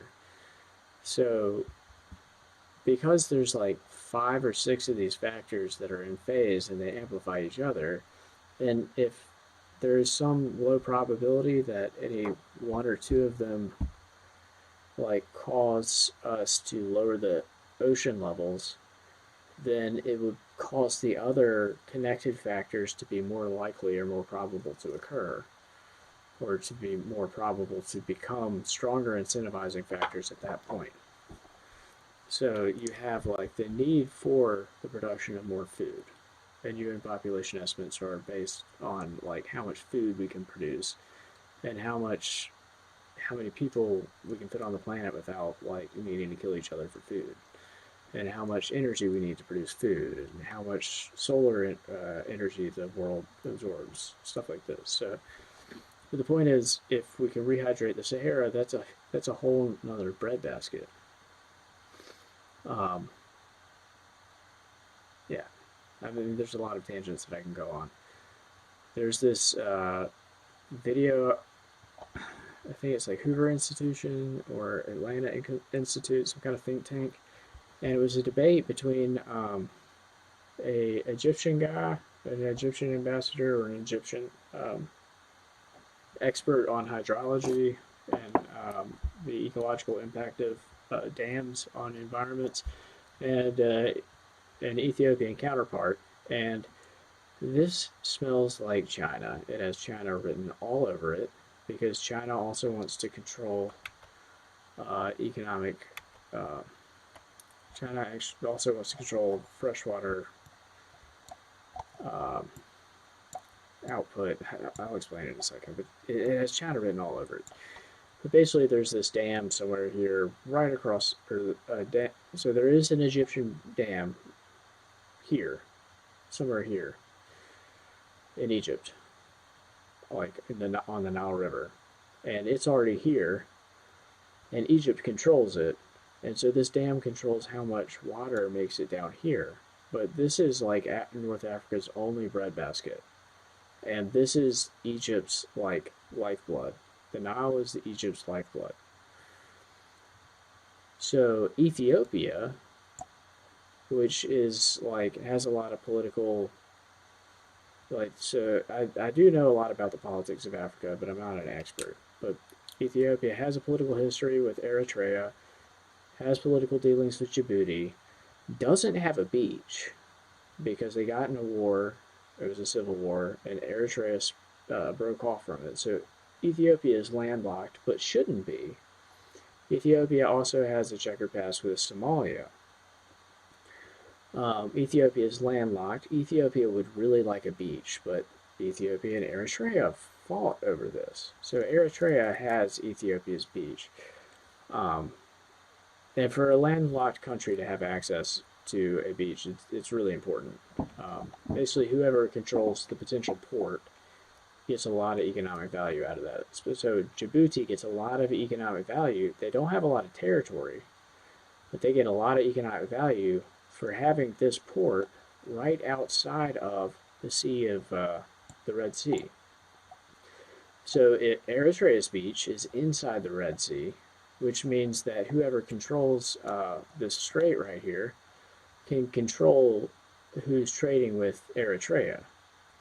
But if you are Djibouti and you have access to the beach land outside of that strait, then you can trade with whoever you want outside of here, and it doesn't matter if Yemen wants to exercise control over the strait, or what. It doesn't matter if Saudi Arabia were, for some reason, to like. It wouldn't matter if Saudi Arabia, won the war with Yemen or whatever, and then exercises influence over the country, whether or not they annexed it or whatever, and then influence the country to like prevent free trade through the strait. None of that matters if you're Djibouti. It does matter if you're Eritrea. It doesn't matter if you're Djibouti because you're already here, and this isn't narrow enough to control the sea trade. Anyway, and then Somalia is mostly desert land, and because these countries are poor, or because Somalia is poor, its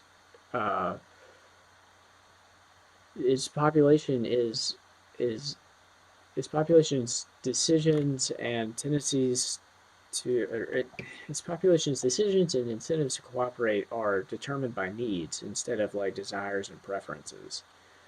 So because they cannot produce enough of their own food, because like their country is so like occupied by desert, then they give themselves over to radicalism, and because radicalism promises them like an ideology, or promises some of the population with an ideology that like provides them a sense of meaning despite how hard their life is, depending on where they obviously, I'm not trying to generalize for every person in Somalia or Somaliland.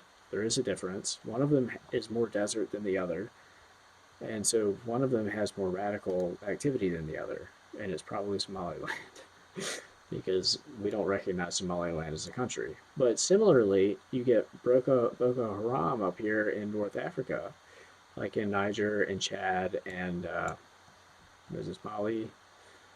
and in northern Nigeria.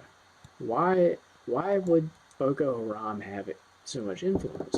Well, they use violence and force and fear to push people around, and people decide that it could be a good deal to sign up with or cooperate with, either because they don't either because it assuages their fears and they don't really have to worry about like Boko Haram's like influence on them, or because Boko Haram promises them meaning in life by cooperating with radical Islam, um, and they cooperate together to use force to take from other people. It's like the Daniel Quinn Ishmael uh, givers and takers.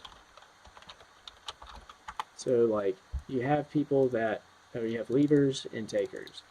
You have people that like are mostly peaceful and they cooperate to build things, and they leave things as they are, and you know they harmonize with what else exists. And then you have takers, um, the groups that take from others or use violence and force, and often at the expense of the leaders. So like you have like when need controls how you think, how your local population thinks about its circumstances, then you have to cooperate with who's distributing food. So if the United Nations, the United States, and charities are giving out food because there's starvation and not enough food, then you have to cooperate whoever is like act, you have to cooperate with the boots on the ground who are actually handing out that food or handing out the helicopter money. So we may be giving money to the leaders of these countries and trying to help the local population, but if you're not cooperating with the power structures that are actually handing out that money and food, then like you're not going to get your fair share, or they're going to make it hard. And then I don't know. There's a lot of politics involved here, but basically, if you can produce food here, a lot of that shit goes away. And so, like, the politics around Somaliland and Somalia become much ameliorated if you can somehow take ocean water, desalinate it, which requires a lot of energy and a lot of energy, um, and then you can put it in the interior of the country and make the country more moist. Uh, moist. I don't know. Anyway, you can make. It's a joke from this Dead Like Me show. I can't. Every time I hear the word moist, I never heard of it. I never heard it before. It's like the first episode of this show. And now every time I hear the word, I think of this show. Anyways, if you can desalinate water and put it in the interior of these countries, all of a sudden, like, you have the potential for economic productivity. Now, there's going to be a lot of politics around this kind of stuff, because the kind of energy that you need isn't just solar energy. It is probably nuclear energy. So you're going to have somebody running nuclear power plants in countries that aren't very stable. So, like, that is a lot easier to do up here in Tripoli or in Morocco, or if you have infrastructure. But of course, moving electrical power requires power. That's what General Electric discovered. That like had Tesla laughing until he's bankrupt and dead. But General Electric discovered that direct current kind of sucked because you had to have energy production close to the distribution of energy. Otherwise, you had to, like, because like when you're pushing current with direct energy, like you're not just moving stuff back and forth, you're like moving all of the electrons. So like if you have to move large amounts of electrons, you have to do a lot of work to push it Whereas like with alternating current, you can like move it back and forth in certain ways at certain frequencies, yada yada yada. And you can take advantage of the fact that, or you can take advantage of the tendency for the movement of electrons to propagate at the speed of light or near the speed of light. Like, so you move something here and it's moving back and forth, and then it causes an effect. And so you didn't do very much work here, and so you didn't, like, so the effect still propagates, and there's still work done, but you don't have to, like, move everything. It's hard to explain.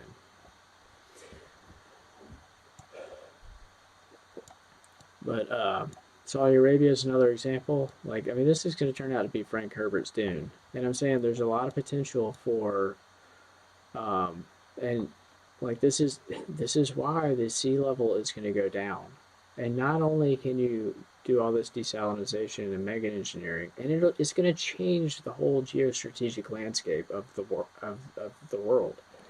So from like 2025 to 2100, like the strategy of like the geostrategic like exigencies or externalities between different countries and between different groups, like it's not going to look anything like what people think it looks like today.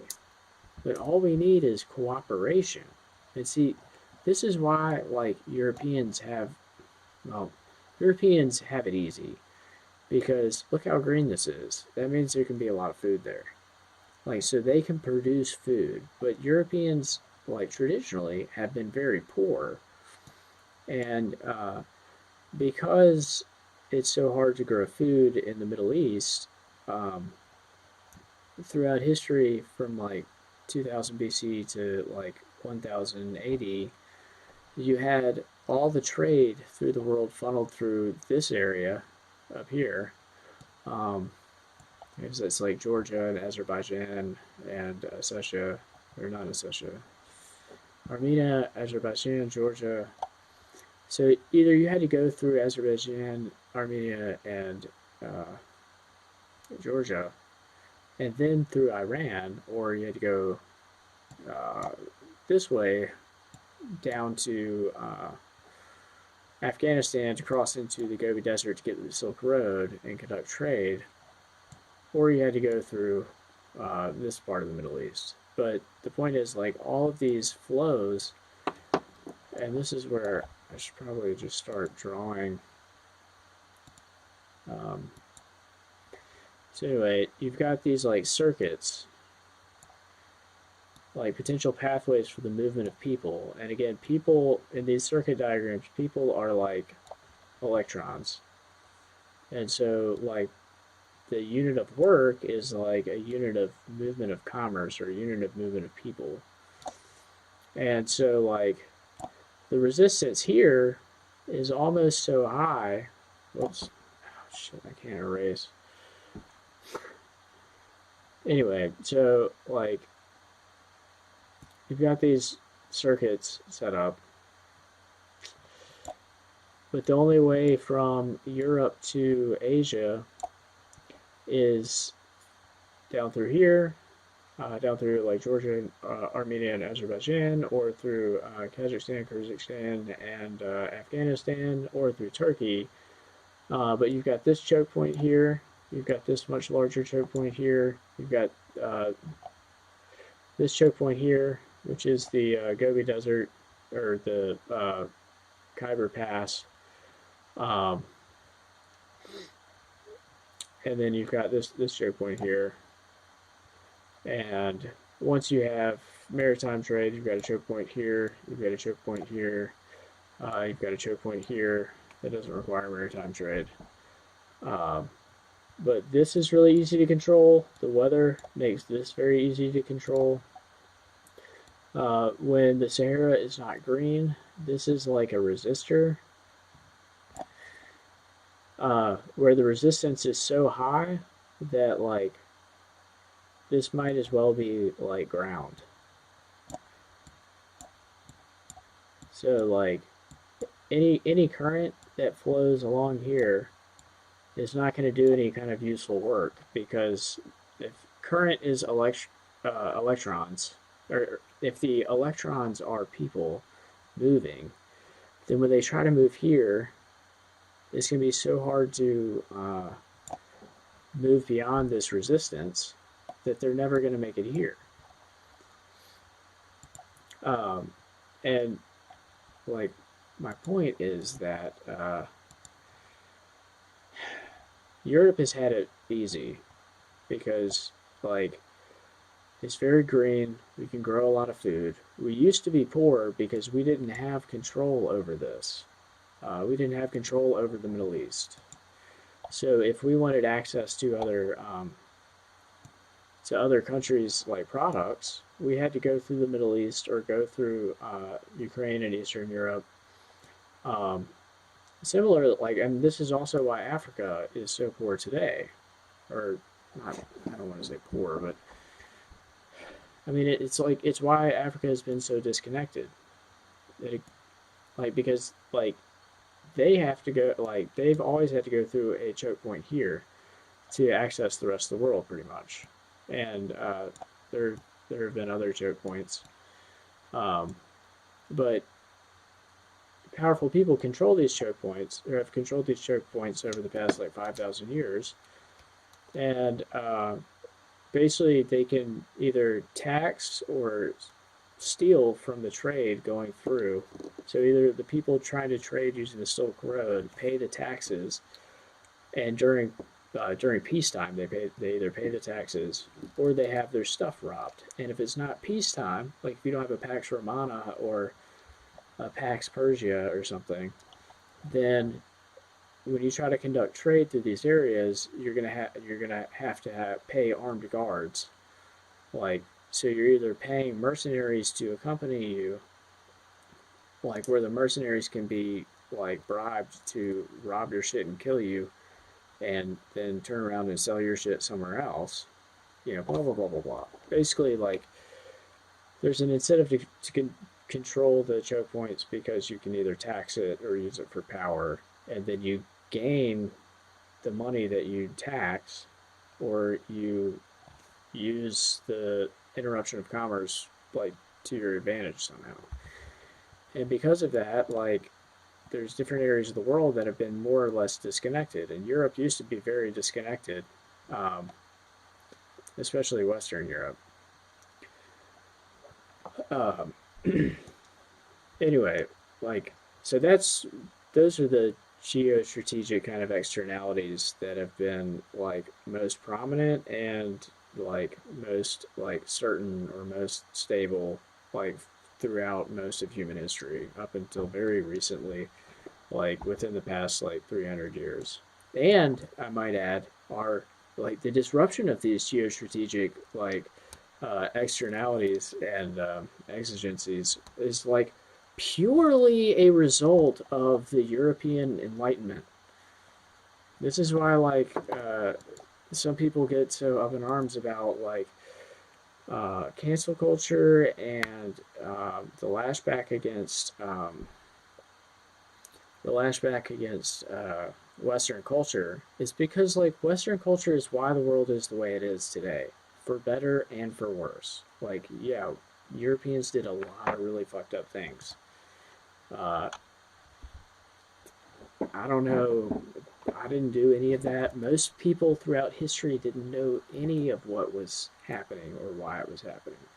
Just like the truth was hidden from like the people who were being exploited most, the truth is also hidden from a lot of the people that were participating in a lot of the exploitation. Um, but the European Enlightenment is what led to the situation that we have today, where the Middle East does, like, the politics and empires controlling trade through the Middle East don't determine the course of history anymore.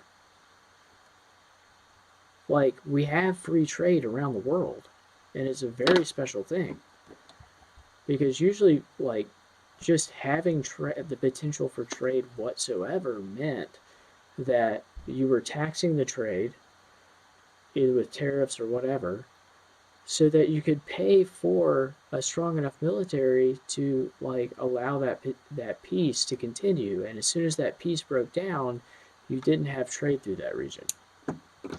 So we don't have a world like that anymore because of the British and American empires, basically.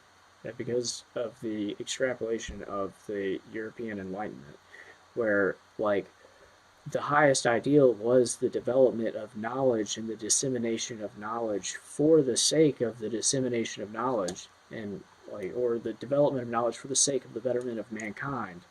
Like, we enlightened ourselves, we wanted to transcend our circumstances, like the materialistic circumstances, the economic circumstances that had always limited everyone around the world and caused everyone around the world, all the poor and disenfranchised, to be at the whim of the rich and the powerful for history.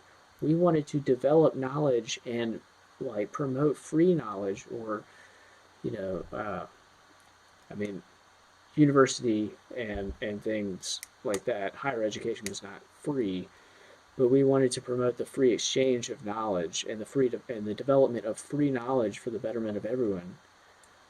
Um, and a lot of people in the West exploited that, but we have the system that we have today. And if that system falls apart, we no longer have that. And we like when it falls apart, we will not know what we were missing, or we will not know what we're going to lose. Like the entire world will not, because we're reaping the benefits of a system that's been in place for like 10 or 20 generations.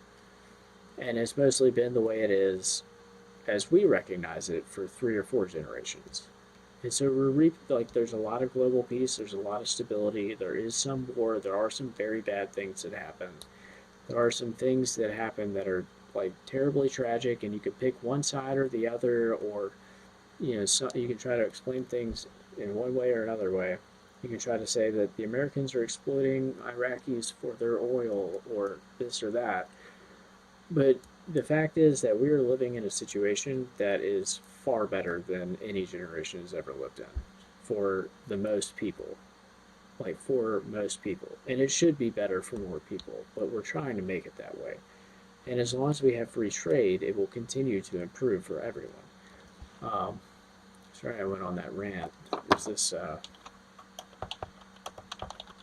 YouTube channel, Sovereign Nations, I guess. And they have a lista de reproducción about the Trojan horse. And they talk about Western civilization, and people like rag on the Proud Boys or whatever, like for trying to defend Western civilization. And you have people on the left and social justice warriors trying to say that like Western civilization is some kind of code word for white supremacy or white civilization, and it's not. When people say Western civilization, like when they're trying, like when the Sovereign Nations YouTube channel is talking about Western civilization and defending Western civilization, what they're talking about is defending all the benefits that we've reaped from the Enlightenment, the European Enlightenment. And like when this stuff falls apart, it's very unlikely that we'll get anything like it again.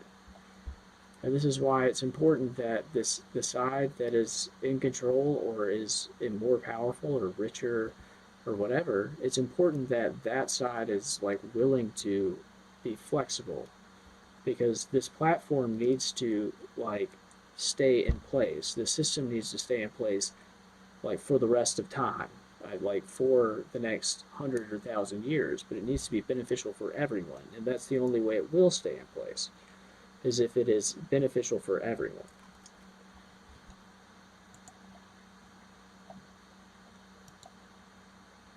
But when it falls apart, I mean, it's going to be chaos, because you change from one system to another, and it's just disruption. Like, and then you end up with something that looks exactly the same, and you might call it communism or socialism, but it's like exactly the same. Like, you have people who are in control of money, maybe your society doesn't really have money or something like that. I don't really know how that works because money is basically the quantification of resources. So, and you have to quantify resources and you have to decide how resources are going to be distributed, blah, blah, blah. I don't really want to go on this tangent. But anyway, the point is, we are going to, like, the point is, I have a plan to disrupt all of this, to disrupt the current, like, geostrategic paradigm. So the geostrategic paradigm has changed from one where empire after empire tries to control some large part of the Silk Road and tax commerce and maintain peace through strength. You know, it's changed from that to one where commerce is mostly conducted via maritime trade, and commerce is still taxed from in some degree or another. But you can ship products from one place to another, sometimes overnight or within 24 hours, and almost always within like 72 hours to 1 week. You can send something pretty much from anywhere to, like, in the world to anywhere else in the world, with some exceptions, like within a week for as cheap as it has ever been in history.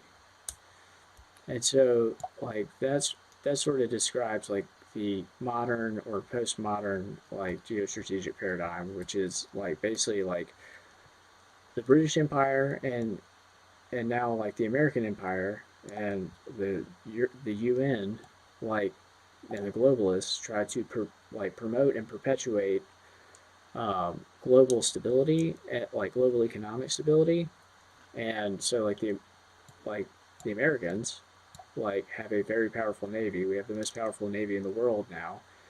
China technically has the largest navy in the world, but our navy makes sure that like no one is fighting so that free trade can continue undisrupted, because trade represents the potential to change. So you like the best way to look at economics is like economic work is like it's like changing entropy into like via it's like an investment of energy to change entropy into order. Um, so when somebody is doing work, you can have them like investing their own energy or time into something to change that thing, whether it's a product or whether it's the result of a service. They're investing their time and energy and resources, or their company is investing their resources to transform something. And so, like, before you had something that needed to be transformed, which is a lot like entropy, and you can define it in terms of entropy. And you invested energy, and just like a chemical reaction, something changed. And the investment of energy is analogous to like the delta H or enthalpy in a chemical reaction. And something changes, and you've transformed something, and that's your work or whatever. And like I could sit here and rail on about like Keynesian economics, but like you can pay people to dig holes and fill them back in again, and technically they're employed and they're doing something, and they're taking something that's a lot like entropy and investing their time and effort and changing something, and then changing it right back to where it is because they got to fill the holes back in. And I don't know. The point is like the best way to look at economics is like, or a good way to look at economics is in those terms, like enthalpy, entropy, work, um, like electrical circuits or like circuits, social circuits. Um, but an example of a need for work is a mega engineering project here. We have this breadbasket, and this breadbasket could be transformed into one, or this potential breadbasket could be transformed into something that completely disrupts the geoeconomics and the geostrategic externalities of Africa. So Africa could have like Africa's population could increase. Africa's population could increase in a stable manner so that they don't find like so that countries don't find themselves dependent on other countries or dependent on imported food. Because like a country's tendency to be dependent on imported food is really important. So that's one way that we beat the Soviet Union basically. So the Soviet Union is kind of a breadbasket. They have a very large breadbasket, but they weren't able to feed themselves. That's why they had famines. China has some pretty good sized breadbasket. They also have 1 billion people. When Mao Zedong was trying to run communism in China, they had to mostly depend on imported food because like they decided that capitalism was bad. So therefore they decided efficient cooperation was bad. And so people died by the tens of millions because they couldn't feed themselves. So then they became less independent and more dependent on other countries. That's what happened in this USSR, not just Russia, but the USSR. Like their countries were basically stonewalled out from being able to cooperate or collaborate with like Western Europe and like the rest of the world, and they were unable like we exaggerated their economic externalities and amplified their economic externalities and made them worse. And they were unable to really feed themselves and be productive enough to like perpetuate communism. So they were destroyed. But and like Europe could sort of keep up with that because Europe has enough potential for agriculture. Uh, to like France has enough potential for agriculture to produce enough food for France. I mean, I don't know how much they rely on imported food, but it's not very much. But like Mauritania is going to rely mostly on imported food, and that also tightly limits the population. So if your economy is mostly dependent on imported food, then that means you better have a lot of oil or something like that. You better have some kind of resource that you have to trade for food. But then it means that like if you keep the population low, that like when you're doing trade with other people, you don't have to feed as many people, and then it's easier for like one person like Gaddafi to stay in power because they can monopolize their control over the oil supply, keep the population low, and then feed fewer people, provide a higher quality of life for fewer people, and then manage to stay in control because they have less potential threats from inside their own country to worry about. And it's these kinds of like economic externalities that completely define the politics of Libya or of the Democratic Republic of Congo, which is not democratic at all. And this is probably one of the worst or most egregious examples of tyranny because this country, and look, they've got a beach. That's really important because Ethiopia doesn't have a beach anymore. But there's roads from the beach to the center of the country. There's a couple roads around the country. The country has an unbelievable amount of resources. There's probably $5 to $10 trillion worth of resources, and there's a paradox here because by preventing the resources from being extracted, then they can keep like the colonialist powers at bay. The colonialist powers can't extract the resources if there's no transportation. Like it's much easier to like have a situation that's tumultuous and violent that prevents the outsiders from extracting the resources at unfair prices if there's no infrastructure. But if there's no infrastructure, there's no economy. And so you also don't have like stability. If you don't have stability, you don't have economic you don't have foreign investment, and if you don't have foreign investment, you don't have cooperation. You don't have shared interests. You don't have like your interests. Your nation's interests are not aren't really aligned with like social groups in your country. Social groups being like small groups of people, cities, or corporations. Those are all different social groups. Those social groups don't have their interests aligned with the social groups of other areas to facilitate economic cooperation. So when you have like healthy foreign direct investment, it means that like you can build factories and put people to work or build, you can do all this. But you get these dictators in here, and it's a paradox because they don't want their country's resources looted. They've got like, let's just say, $10 trillion worth of, it's like corundum or something. They've got diamonds. They've got all kinds of. I think there's like rare earth. Well, I know there's rare earth deposits here. There's all kinds of unbelievably valuable resources in the Democratic Republic of Congo. And so if they maintain tight control over it, then they preserve the resources oriented economy for longer. And it means that like their country's resources, which belong to the people of Congo, don't get looted. But in the meantime, the people of Congo, their lives are have horrible. They have a horrible quality lives, and they have no power. They have no influence. They have no say. They have no like. And this can all change.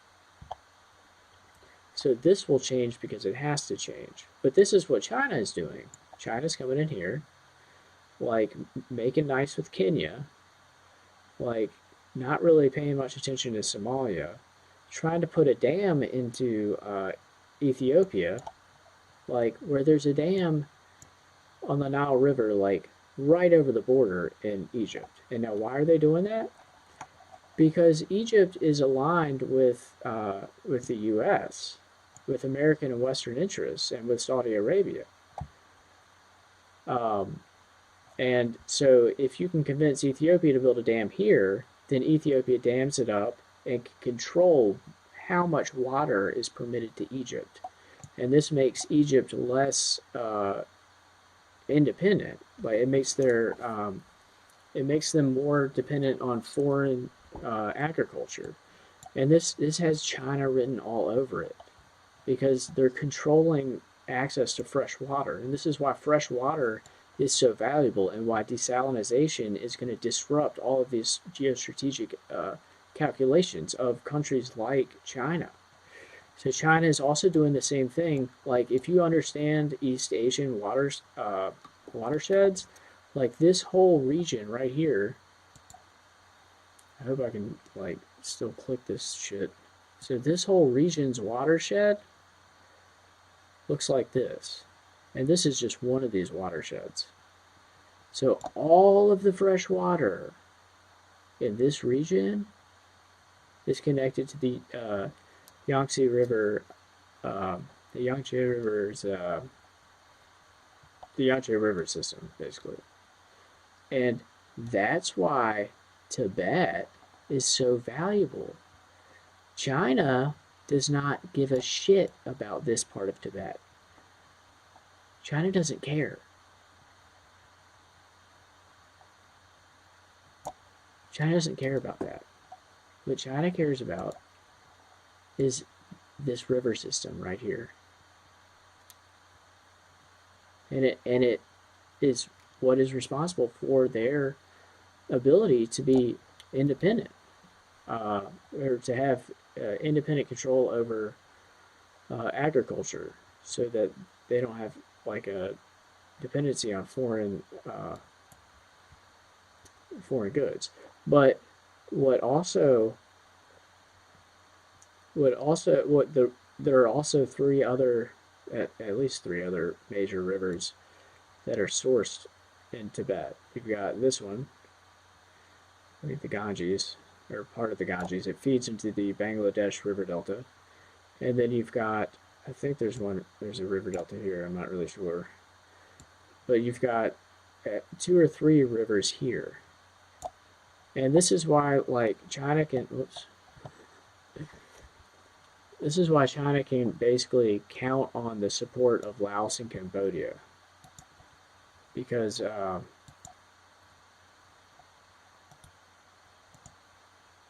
I can't get it to stop drawing shit.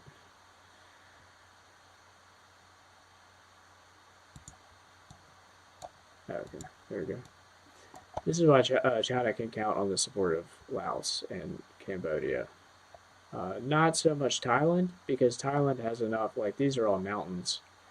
So Thailand's fresh water comes from there.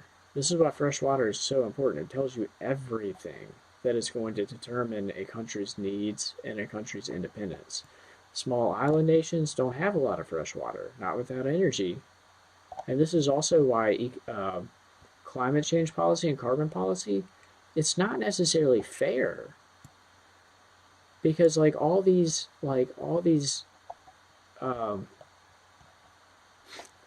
you've got like all these and this is why communism is not fair. Because these island nations, like, they have some resources. They have the resources that they have. But they don't have a lot of fresh water. So that limits their population, in addition to the population limits, like, imposed by the various nations' size. And they can grow the food that they can grow. They can fish the food that they can fish. And otherwise, they have to find a way to trade for other nations. And climate change impacts these countries negatively. So they're negatively impacted by climate change because the total arable land that they have is negatively correlated with the rising sea. So the more the sea rises, the less arable land that they have to produce food. So, like, different areas like at the the Marshall Islands, or these islands, like, while it makes sense to try to cooperate to prevent climate change, it also doesn't benefit them a lot. Because if they also have to adhere to the same standards that all other countries have to adhere to, then, like, they don't get a lot of benefits from it other than, like, being relieved from the detrimental impacts. So the same policy worldwide doesn't fit every nation. Every nation has its own interests. And these interests determine the needs and the desires and the preferences of nations, and then you have increasingly sophisticated cultural aspects that determine what countries want and how they relate to each other and how they think of each other.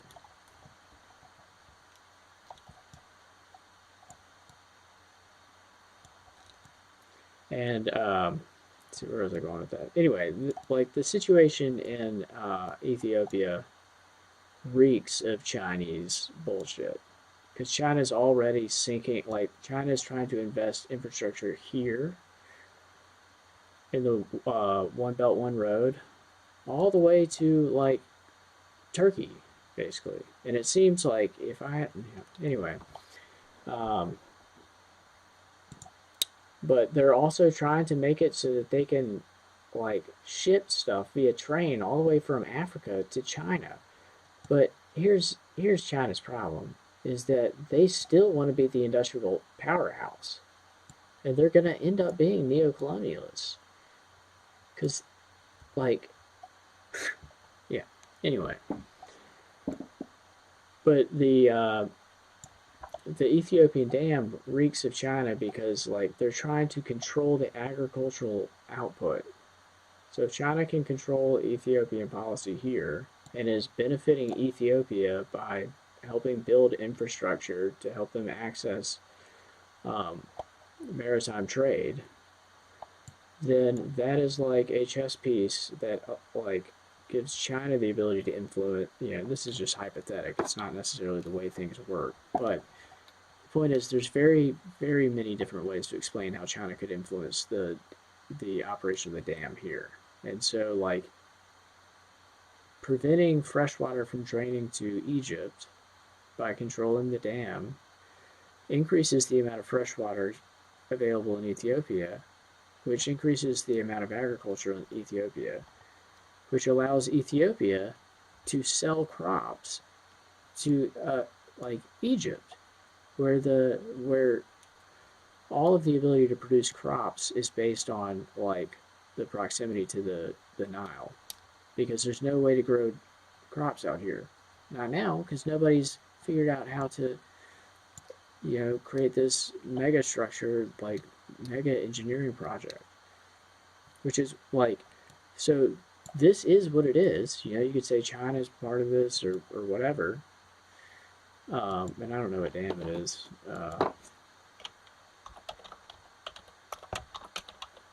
Egypt, Ethiopian dam. I think it was it.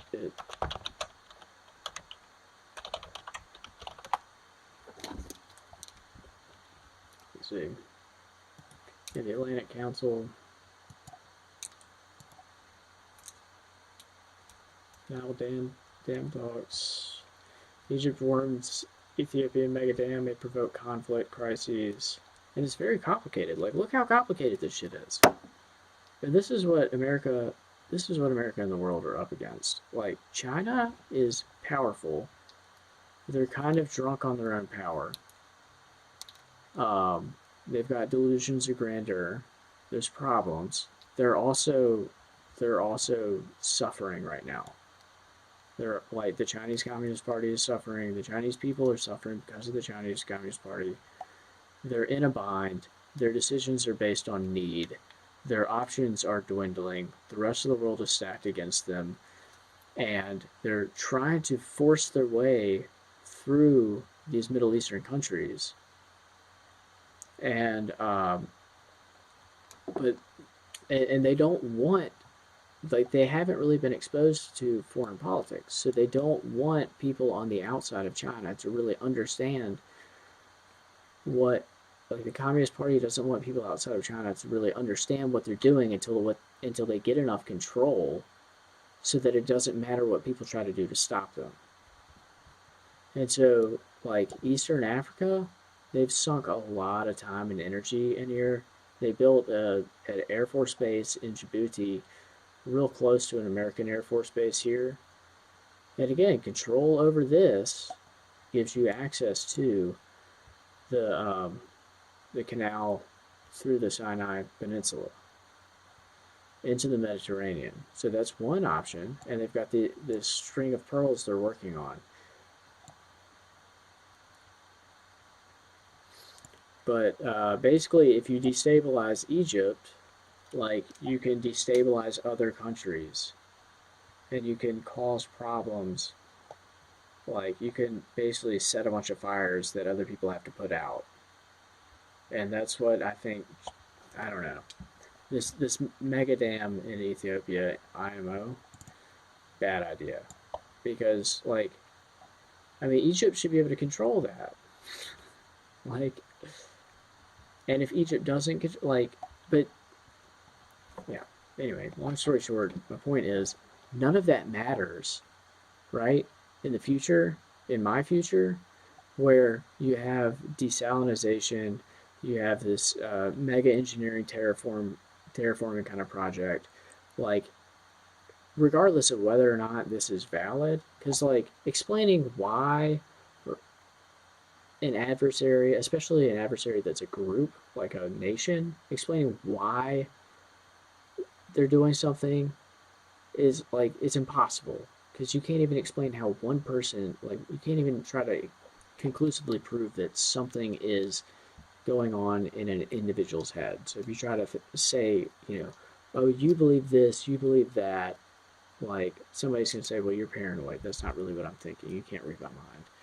But you can't read the mind of groups of people either. So, like, the way to work around that is to have options. You should just have options. Like, it shouldn't matter whether or not somebody can make it a certain way, or whether or not somebody has, or some state has malicious intentions. It shouldn't matter. So if there's plenty of food here, and if like the desalinization stuff is accessible to Egypt, then Egypt's population can expand.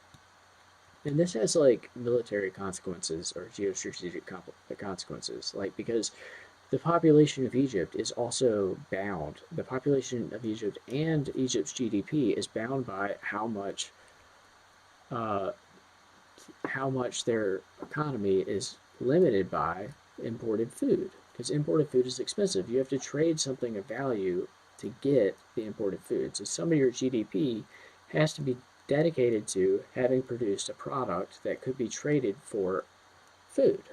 So if you don't have to do that because you grow your own food, then it's not a problem. And this is what is actually so revolutionary. And I'll get back to the Saharan thing in a second. But like the whole point about this video is that we can make this happen, and I know exactly how it would happen because like the river systems that it displays here. Where does it display those? It displays like the lakes and stuff.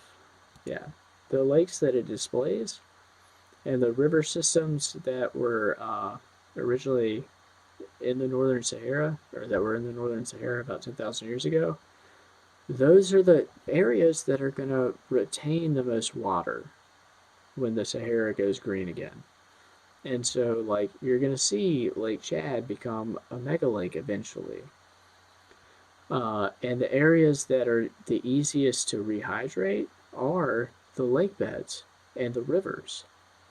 And those are the areas that are the easiest to clear of sand. And what can we do with sand? We can put it in the ocean. Not all at once, but gradually. And there's also other things of economic value that can happen with sand, including um, like 3D printed, like, so you can turn sand into glass. It sounds ludicrous, but you can do that if you need to. There's things that you can do with sand, and I'm sure there's other things that we could do. But the point is, we should rehydrate the northern Sahara, and that decouples Africa from imported food and totally changes the strategy around food, around interfering with African affairs, or it changes the strategies and tactics that nations would try to use in the context of statecraft to influence or cooperate with or manipulate African affairs. And so, and basically, like by turning this into a breadbasket, it upends everything. So any kind of like, and it's such a big project that people would assume that it's impossible. And in fact, people have tried to think about how you could do this, and they've come to the conclusion that it's impossible. I'm saying it's not impossible, but you need enough stability to have nuclear power or to invest in solar power that is not easy to disrupt. And if you do that, then you can desalinate water. And if you can desalinate water and then move it to this area, then gradually it will become green. And this segues perfectly to Kendall Musk's like square roots, which I'm going to claim is so radical. It like, I don't know. This is another entire dimension of like geostrategic disruption, and it's similar to like the kind of geostrategic disruption that Roman aqueducts offered. So Romans had aqueducts in Spain, in Italy, in France, I think, and through Aquitania, I guess, or through Eastern Europe. And so, like, what did the like? So obviously, aqueducts offered like access to access to fresh water. But what does that really give the early Roman Empire? Well, what it gives the early Roman Empire is the ability to put cities where they fucking want them to be. Because again, like I was mentioning earlier, or like I was explaining earlier, like cities are almost always like on river deltas or along rivers, And it meant that in the ancient world, if you followed a river, you were going to find a town. And if you followed a river long enough, you were probably going to find a city. And if you walked from city to city, from river to river, so if you walked from city to city, then between two rivers, you were probably going to find other towns. And this is how, you could just know where to find things if you wanted to explore the ancient world for some reason. Um, but closer to the Middle East, you would find more cities and towns, obviously, and the population densities would be higher. Um, but basically, what the major advantage that the aqueducts offered the Romans was the ability to put towns where they wanted them to. So, like, so say you wanted a town in Clermont-Ferrand or Vichy, France. Well, where are you gonna how are you gonna grow crops, or how are you gonna irrigate? If you don't have fresh water, or if the fresh water is limited by the rivers in those areas. Well, if it's close to a mountainous region and you can build some mega structure, then you can pipe water away from those areas and put a city where you want it. And this means that the location of a city or a fort or a town doesn't have to be close to a water supply large enough to support that population. It also means that you can increase the amount of food that you can grow by piping water to wherever you want it to be, so you can irrigate a wider amount of land. And for the Romans, what this meant was that they could put a fort wherever the fuck that they wanted it, and then if a fort was in Limoges, then that fort could go to La Rochelle, Bordeaux, Toulouse, Montpellier, Lyon, Tours, and halfway to Paris. And it's it takes them the same amount of time it takes that Roman army the same amount of time to get to any of those places if they're based in Limoges.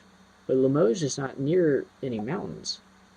So Limoges might be near a small river, but it might not be a large enough river to offer enough agricultural production to support a stable population that is large enough to fend off raids from northern France or Belgium, or is large enough to support a fort. But with the aqueduct, the geostrategic advantage that it offered, and one of the reasons why Roman concrete was so secret was because the aqueducts aided in the defense of the Roman Empire. So it was an advantage that they had, which allowed them to position armies and feed armies and house cities and feed large populations wherever they wanted to, not just wherever nature decided to put a river. And so this relates to Kendall Musk's startup, because it's unbelievably powerful.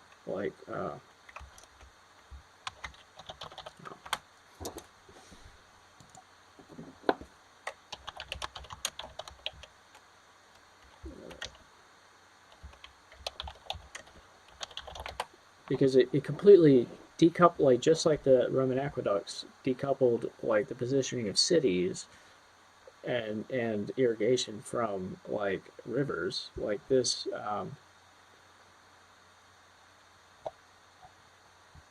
see which one. Can't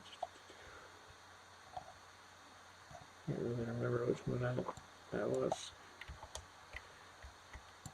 But just like the aqueducts decoupled irrigation and fortification and the location of cities from geography. This decouples agriculture from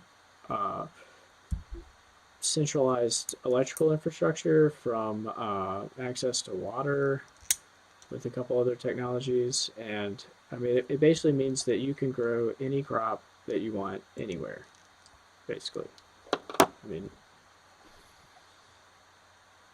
but this upends the geostrategic like paradigm, uh, and it radically transforms how much, like how large of a population the Earth can support. So right now, and that has great. This has great. It has a great stabilizing influence for the rest of the 21st century. So for the rest of the 21st century, if we can expand agriculture and if we can increase the number of people that the Earth can like that we can responsibly support on the Earth, that we don't have to implement like draconian population measures, but more importantly, or population control measures, but more importantly, we don't have to strictly, we don't have to become completely bound by our needs. Um, like, who's that guy? David Bohm. David Bohm has this great book called Desire. I mean, Desire, called Dialogue, I think.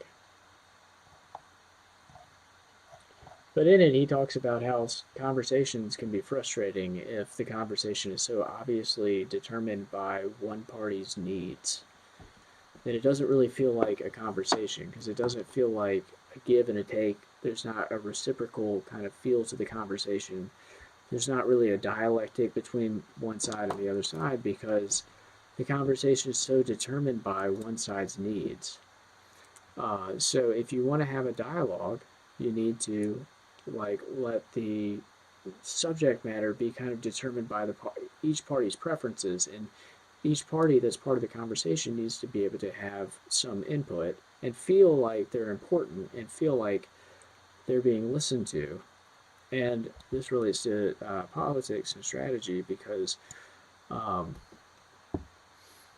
oh well, because like when like when you're having a conversation with somebody and the conversation's topics and course is being completely determined by the other party's needs, like you can't say that they're doing that on purpose, but it's obvious, and it's obvious because like humans are good at that, and so when nations become like when they're when nations and corporations and groups of people, when their actions and tendencies and motivations become tightly bound to need and they don't have options, their actions become very predictable.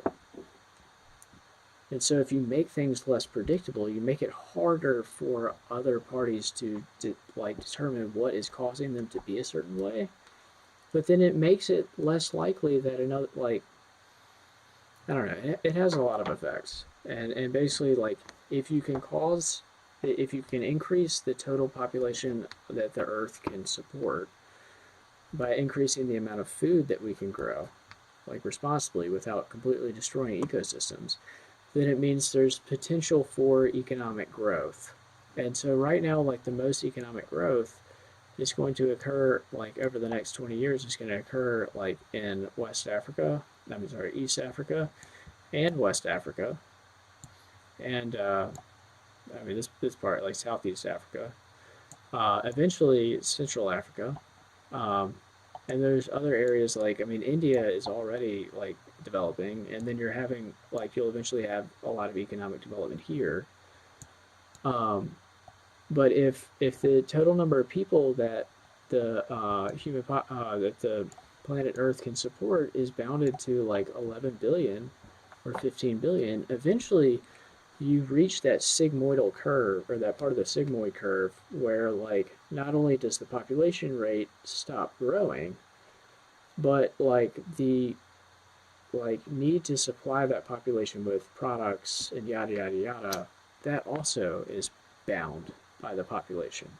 And when that number is or when that is bound earlier, it means that various like corporations and states and groups, their decisions become bound by need because now we've reached like the maximum responsible like population, the maximum like practically supported population of the Earth. And if if global cultural development hasn't like reached a certain level of maturity, that can easily lead to a situation where we're fighting. We're fighting over people's needs. We don't yet have the level of technology that we need, or that is required to give us options to have access to what fulfills these needs or relieves these needs. So you have all these people around the world that are living in poverty, and they need food, and they need this, and they need that. But there's climate change and like rising sea levels and global migrations, or maybe none of that. Maybe it's just we haven't engaged in these mega engineering projects, and we're starting to reach like 11 billion people, and we don't have the like agricultural like the ability to tap into that extra level of agriculture across the world. Um, and like at that point, like infrastructure that is valuable to other people would be like if you're competing with other people, like, and this is something that's tragic in war. Damn it, I have like 3 hairs left. All right, anyway, something like that is targeted in war is often the other party's the adversary's infrastructure. Um, and it's targeted because it's valuable to the adversary, but it's valuable to the adversary because it helps the adversary grow, and it helps the adversary like feed themselves or sustain themselves or sustain their fight. So if you've built all this infrastructure, but then you have conflict based on fulfilling various groups' own selfish needs, um, then you have like a tendency to destroy infrastructure. And this is one thing that has been kind of a barrier to foreign direct investment in Africa. Like, why invest in like building out all this infrastructure in Africa if Boko Haram just like rolls up and destroys it all simply because it allows the local population to warn other local populations about impending attacks, et cetera, et cetera, et cetera. So like there's all these. My point is like if we can increase so many tangents. I gotta work my way up the tangent stack frame or tangent stack. But my point is, if we can increase the number of people that can live on the Earth, uh, while kind of making sure wealth inequality is like held in check and not outrageous, then we can all work together to economically cooperate. But there's enough potential for economic growth to occur because we need to economically grow to support infrastructure and products for like 25 billion people, that the economic growth takes long enough to occur such that those incentives to cooperate are in place for long enough for us to develop technology that allows us to transcend our needs. And then once we transcend our needs, we'll no longer be like our behavior will no longer be so tightly bound to access to food, water, certainty, the feeling of security. Will We won't be so easy. Like when people have options, they're not so easily motivated by fear and anxiety. Like there's all these like existential factors that are very important, and what we need to do is extend or expand the number of people that can, like the number of we need to expand the population that can be supported on planet Earth, and that's why I feel like this topic is so important. Like climate change, definitely. Like I feel like the UN's getting a lot of stuff wrong. Uh, Not completely wrong, but I feel like they're underestimating the number of people that can safely be supported on planet Earth. And, Facebook and Google love like access to larger populations. Hey, just please don't censor everything, assholes. This is probably gonna be censored. I'm getting shadow banned. Alright, let's see if I can find this. Oh, here it is. Am I start feeling uncomfortable? I don't see everybody's problem with Steve Bannon. I feel like he got canceled for no good reason. He's actually brilliant at, like, when it comes to Asian, like East Asian politics and East Asian history, and like finance and strategy related to like the government or related to America. He's really smart, and I think he was unfairly canceled, but the consensus was at the time that he was canceled. So I don't feel that way. That's why that's in my history, because I'm curious about those kinds of things. If people are like that guy's canceled, then I'm like, I kind of want to be the judge of that. I tripped up one time when I watched Gaddafi, which is like, I don't know. I watched like an interview of Gaddafi, and he managed to suck me in. I was like, oh, I can't believe we did that to him. And then I remembered, like, this is the guy that like this is the guy that like wouldn't let people in his own country learn a foreign language. And I was like, oh, okay. Never mind, you asshole. Anyway, I when other people make outrageous claims and then claim that you can't look at something, I'm instantly intrigued because I want to evaluate that thing for myself. It is, I don't know. Anyway, let's see. That was a thing. It is a fascinating interview because he ended up being very charismatic. I was like, wow. And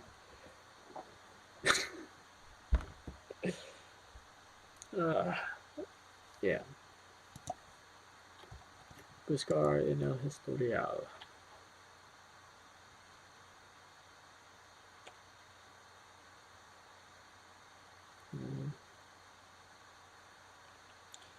Yo quiero buscar por... I don't even remember.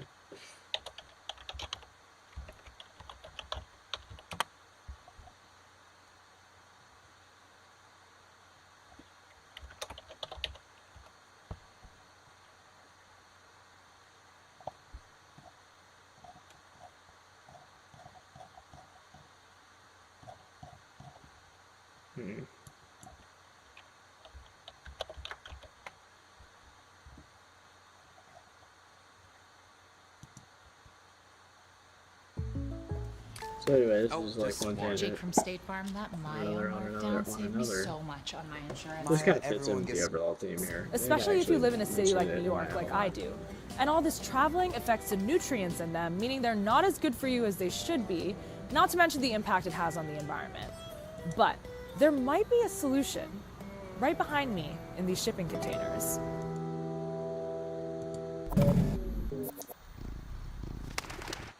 The way we get our food is completely messed up. In fact, on average, our produce travels 1,500 miles before getting to us.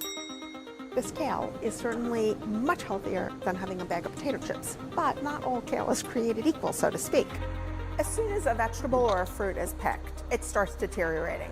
There is a nutrient loss that is happening every day. So you're buying a bag of spinach that was grown in California and was picked and sitting in cold storage and then washed and dried and sitting in cold storage some more and then sent to a packer to put into those cellophane bags and sealed and then in cold storage again and then gone on a truck or a train and come across the United States and goes into a distribution center and sits some more, and each day there's this nutrient loss.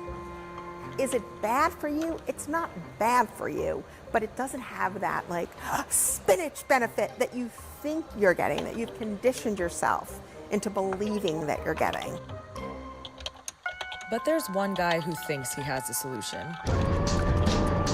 And he's Elon Musk's brother, Kimball.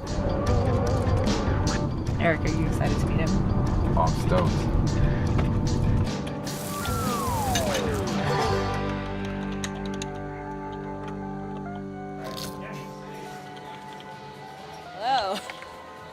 Nice to meet you. What do you think is wrong with the way Americans currently or in the past have gotten their food? The two different paradigms in food today is industrial food, which is frankly food that doesn't taste very good. It's high calorie, low nutrients, and real food is a way to think about food that is better for you and tastes better. Opportunity we have, the challenge we have in front of us is real food for everyone. And technology now enables it to be delicious. It's certainly better tasting than food that's shipped across the country. And in a city like New York, almost everything is shipped across the country for most of the year. And so we came up with this idea to do indoor farming in the city. And we're doing it in Brooklyn, 10 farms, the same containers you see on the back of ships. We turn them into an indoor farm, the equivalent of a 2-acre outdoor farm in the heart of Brooklyn. All right, now back to Brooklyn. So it is the dead of winter, and I am in a parking lot in the middle of Brooklyn where there are currently 10 shipping containers that are growing a variety of produce. These guys aren't using any soil, and they're using as much water as we typically use in our daily showers, which is crazy to me. Let's take a look inside. Hello. Hi! How are you? Good. Well, so this is your farm. This is my farm. How many things are you growing in here? We have arugula, radicchio, minutina, pak choy, kale, lettuces. When you think So they can grow any kind of food, pretty much. I mean, the needs of the environment, the needs of like the agricultural microenvironment that they kind of structure, can be like tailored and met, depending on what they're growing or what they're trying to grow. So it's not like it's not like the set of crops that you can grow is limited by the local environment, or your access to water, or your access to certain minerals, or like the rhizosphere, like, or the potential, like, for microorganisms to grow or be killed in the permafrost or what. Like, none of that matters because it can kind of be engineered, and these microenvironments can be engineered, and it totally changes everything. And you can know what's in your food because the supplier of your food is so close to, the consumer. So, yeah. About farming in the middle of a city, you've really got to think about resources in a very different way, right? The first resource you think about is space. So this farm is built inside a 320 square foot shipping container, but on an annual yield basis, you're able to get as much food as you would do from a 1 or a 2 acre outdoor farm. It's kind of crazy how much food you can grow in a very tiny footprint. They also control the climate, so they can grow anything all year round. Yeah, this is some of the new stuff I've seeded, which is pretty cool. In the middle, I have a lettuce mix, 6 different varieties. This climate allows me to grow multiple things, and I personally am just really excited to try a bunch of stuff. I have some strawberries and poppies at the front of the farm that are really cool. They're pretty adorable. They're just the leaves right now. I get really excited about it, but The next resource that you really think about is water usage. So in these systems, water drips down through the irrigation system. It's mixed with the right level of nutrients. Gravity does its thing and feeds the plant. And then the water is all captured in a tray at the bottom and is then recirculated. In fact, this whole farm runs on about 8 gallons of water a day, which is like less than your shower. And that's 95% less water than an outdoor farm would use.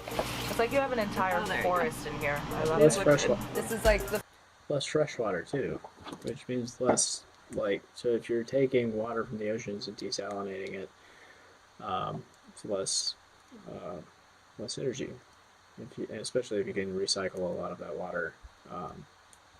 Yeah. First time in a while that I've been craving a salad. it's got a little bit of like a zing at the end.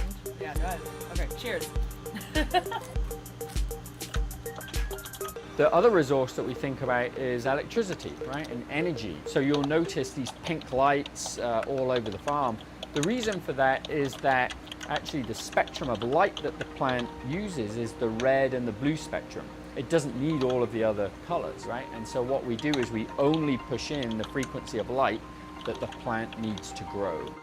Despite this, energy use overall is still a problem. In fact, 50% of Square Root's costs go to electricity. This is an issue many indoor farms have run into, and some have had to close because of it.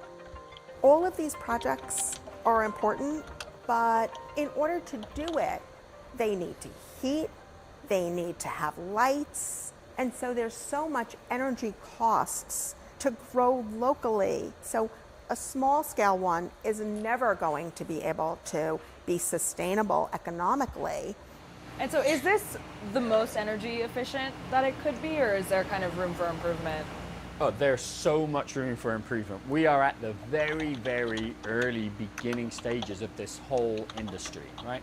I would love to figure out how we put solar on the roof of the farms, right? So we can take these farms completely off the grid. So literally every day, we're thinking about ways to make this more sustainable and more cost effective, quite frankly.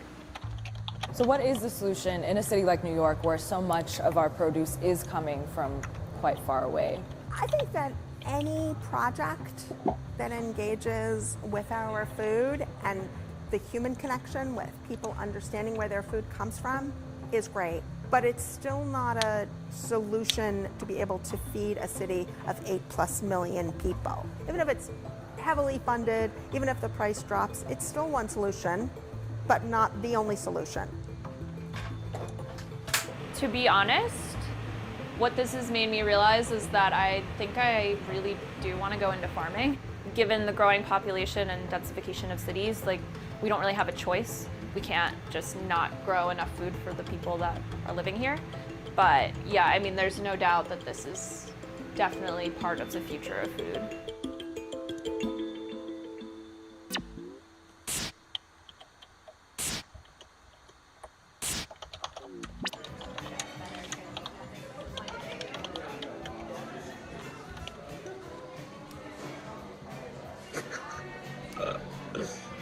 How in there?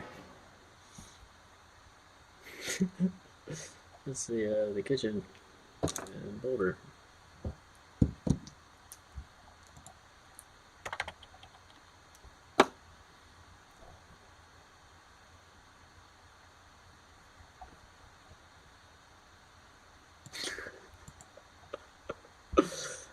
Oh my god. I met Kendall Musk once, and I said the most ridiculous thing.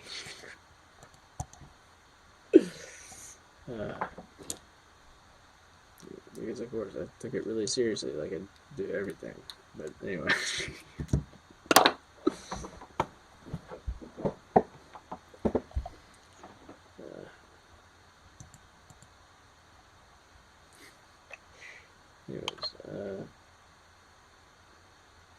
I actually met him. There's others. Oh boy. Anyways, yeah,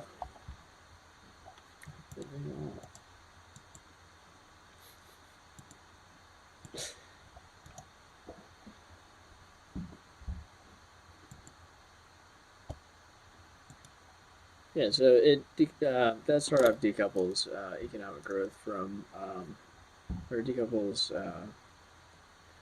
a lot of geostrategically relevant things from the ability to grow food from, it decouples the ability to grow whatever food you want from space, from like a spatial dependency, or from its spatial requirements or geological or geographical requirements. But this is similar to the Roman aqueducts in that, like, you can support larger populations where you want them to be. And there's a lot of other ideas like decentralized renewable energy infrastructure, yeah, stuff like this. So, like, one problem in Africa is that, so, like, Facebook wants to have, like, flying drones and everything, provide infrastructure, or, like, and Google has explored this too. but they want to expand their user base. They like global economic development scenarios that involve more people, because more people is more users is more eyeballs is more advertising is more money. That's how it works for these companies. But anyway, so, but there's also a lot of other like great benefits to having access to information. So being able to have a cell phone, even a small cell phone, or even a basic cell phone in Africa or India's done a lot with this. India even has blockchain elections some places, like we should have had. Like, I was saying that for 10 months, or well, I guess like 6 months, or I don't know. I was, of course, like, I don't know, my brain started to run out of exigent nutrients, and I keep repeating the word exigent over and over and over again. But India has digital elections, and like robust digital elections in some places, and is exploring blockchain elections, and we should have explored blockchain elections also, but it's almost like our politicians wanted there to be a clusterfuck. I wonder why. Oh, that's, yeah, because whatever side feels like it's more well connected is able to feel more secure in manipulating whatever, like, election result emerges. It's like quantum election. Do we want a real winner that is like deterministic, or do we want the ability to feel secure in manipulating the after math of the election that was poorly conducted, so that our side could feel like we won? So it feels like, and I really feel like the Democrats manipulated something. And then I also feel like maybe the Republicans manipulated, or are manipulating a little bit now. But it seems like there's enough questions, and blah, blah, blah, blah, blah. But India already has that. And India has been solving the problem of, or India is further along than America in, like, robust digital elections. Because guess what? They have to be, you know? And India has a digital currency. There were a lot of problems with that. There was a lot of benefit with that too. I don't really feel comfortable with the digital first currency, but India, like, you have, like, their government gives you gives you free cloud storage. Like, you don't have to pay Apple $3 a month to have iCloud. The government gives it to you. The government also sends you paperwork in your digital cloud. So you have to, like, if you want access to government services, and if you want to interface with the government, you like have to know how to use your cloud. Like, so even your grandma, like, at least needs somebody close enough that can help her access her digital locker so that she can sign forms and do, like, basic paperwork for the government. And they have that all set up, like the local governments and the national government. I think the local governments, but at least the national government can send you paperwork in your, like, free cloud storage, and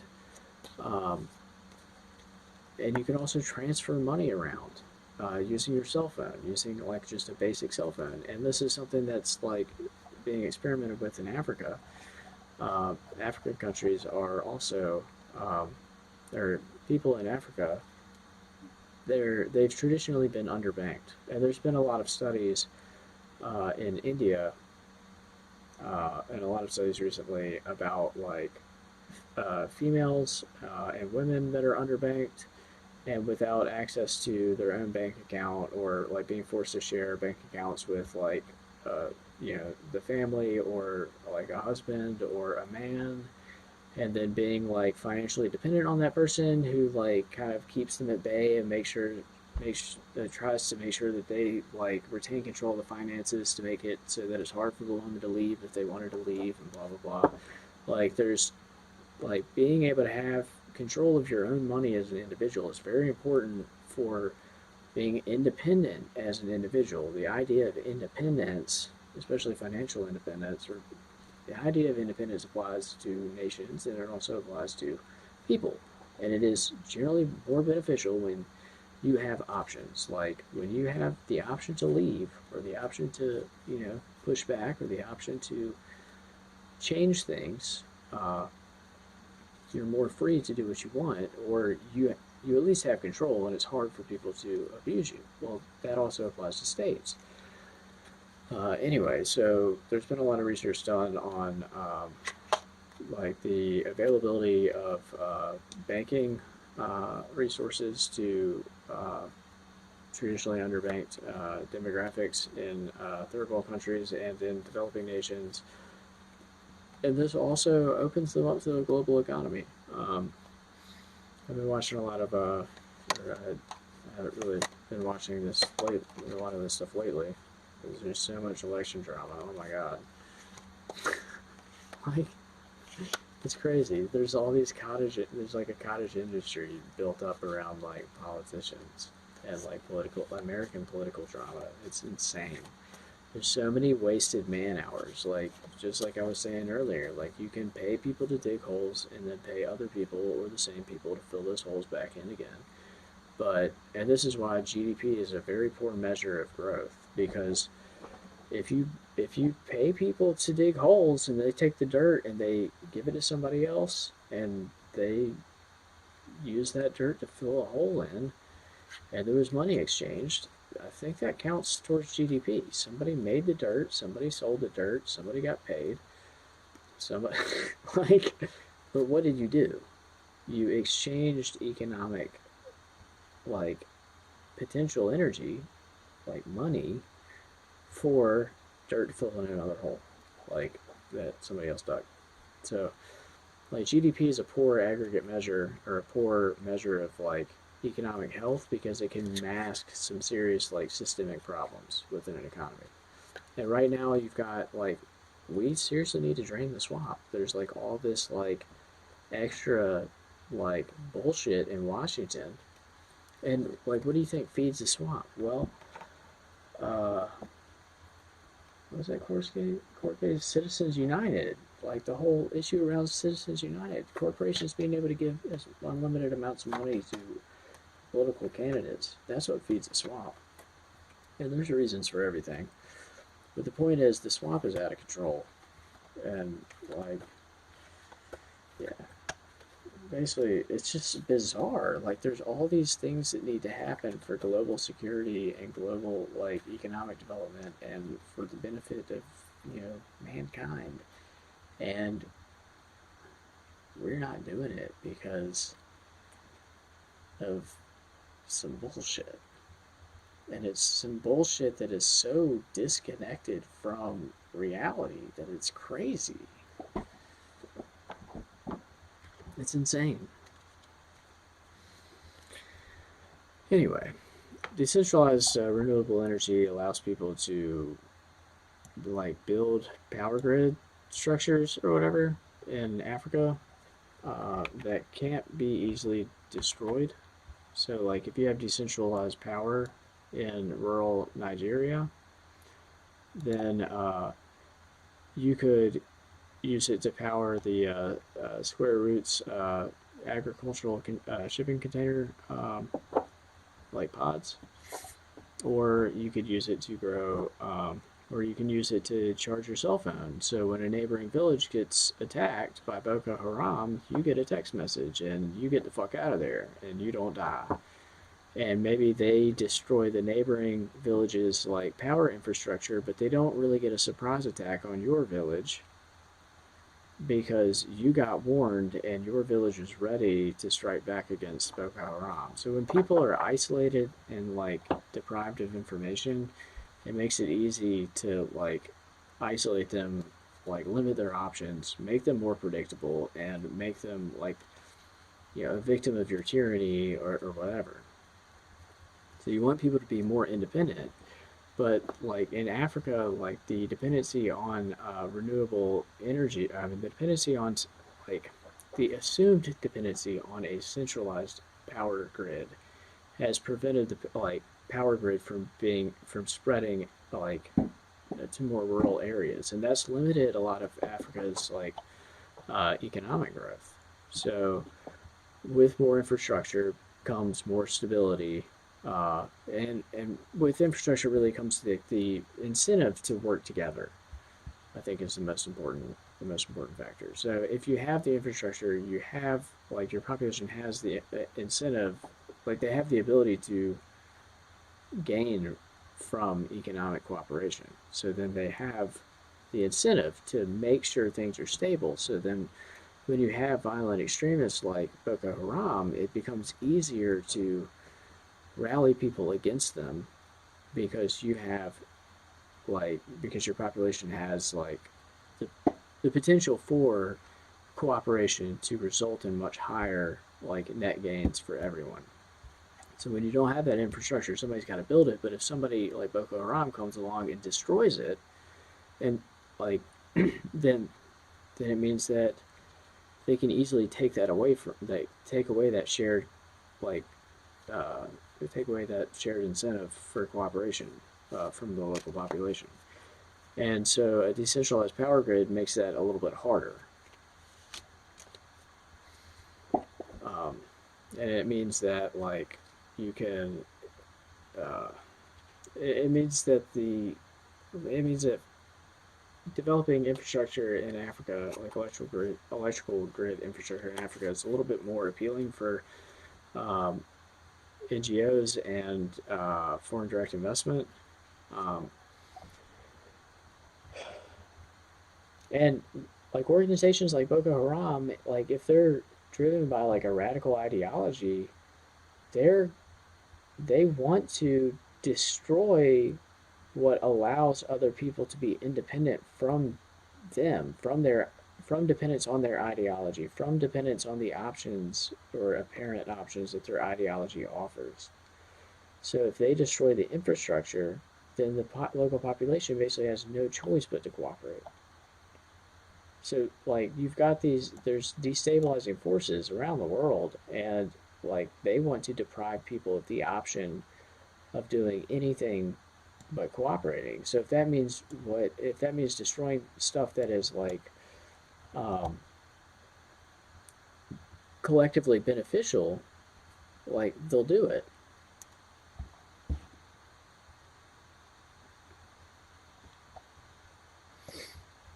Let's see. I'm trying to figure out if I touched on everything. It's been 4 hours already. Let's see. Yeah. All right, here we go. UN population. So the UN predicts total population 11 billion by year 20, and predicts that we will kind of be approaching the sigmoidal growth, or the sigmoidal bounds on population growth by 2040. I don't know. I mean, these are very detailed models, but I'm saying that there are these, and a lot of statistical models. First of all, you can make statistical models say whatever you want. Now, the UN wants these models to be as accurate as possible, because it's about global cooperation, about just dealing with postmodernism and overpopulation, and providing a framework within which human rights can work, and war and the consequences of war can be minimized. So they want the statistics to be as accurate as possible, but these models don't necessarily account for all the possible variables. So one of those variables is one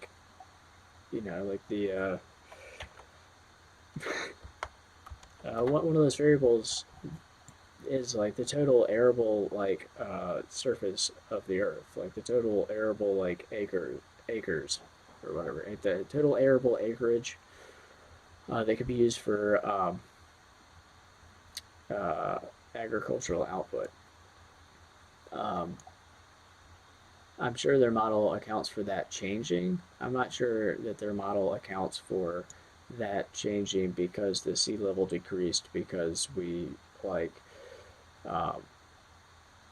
desalinated so much water to get deuterium and then also promote irrigation, blah, blah, blah, blah, blah. Like, I don't think their population model really accounts for that.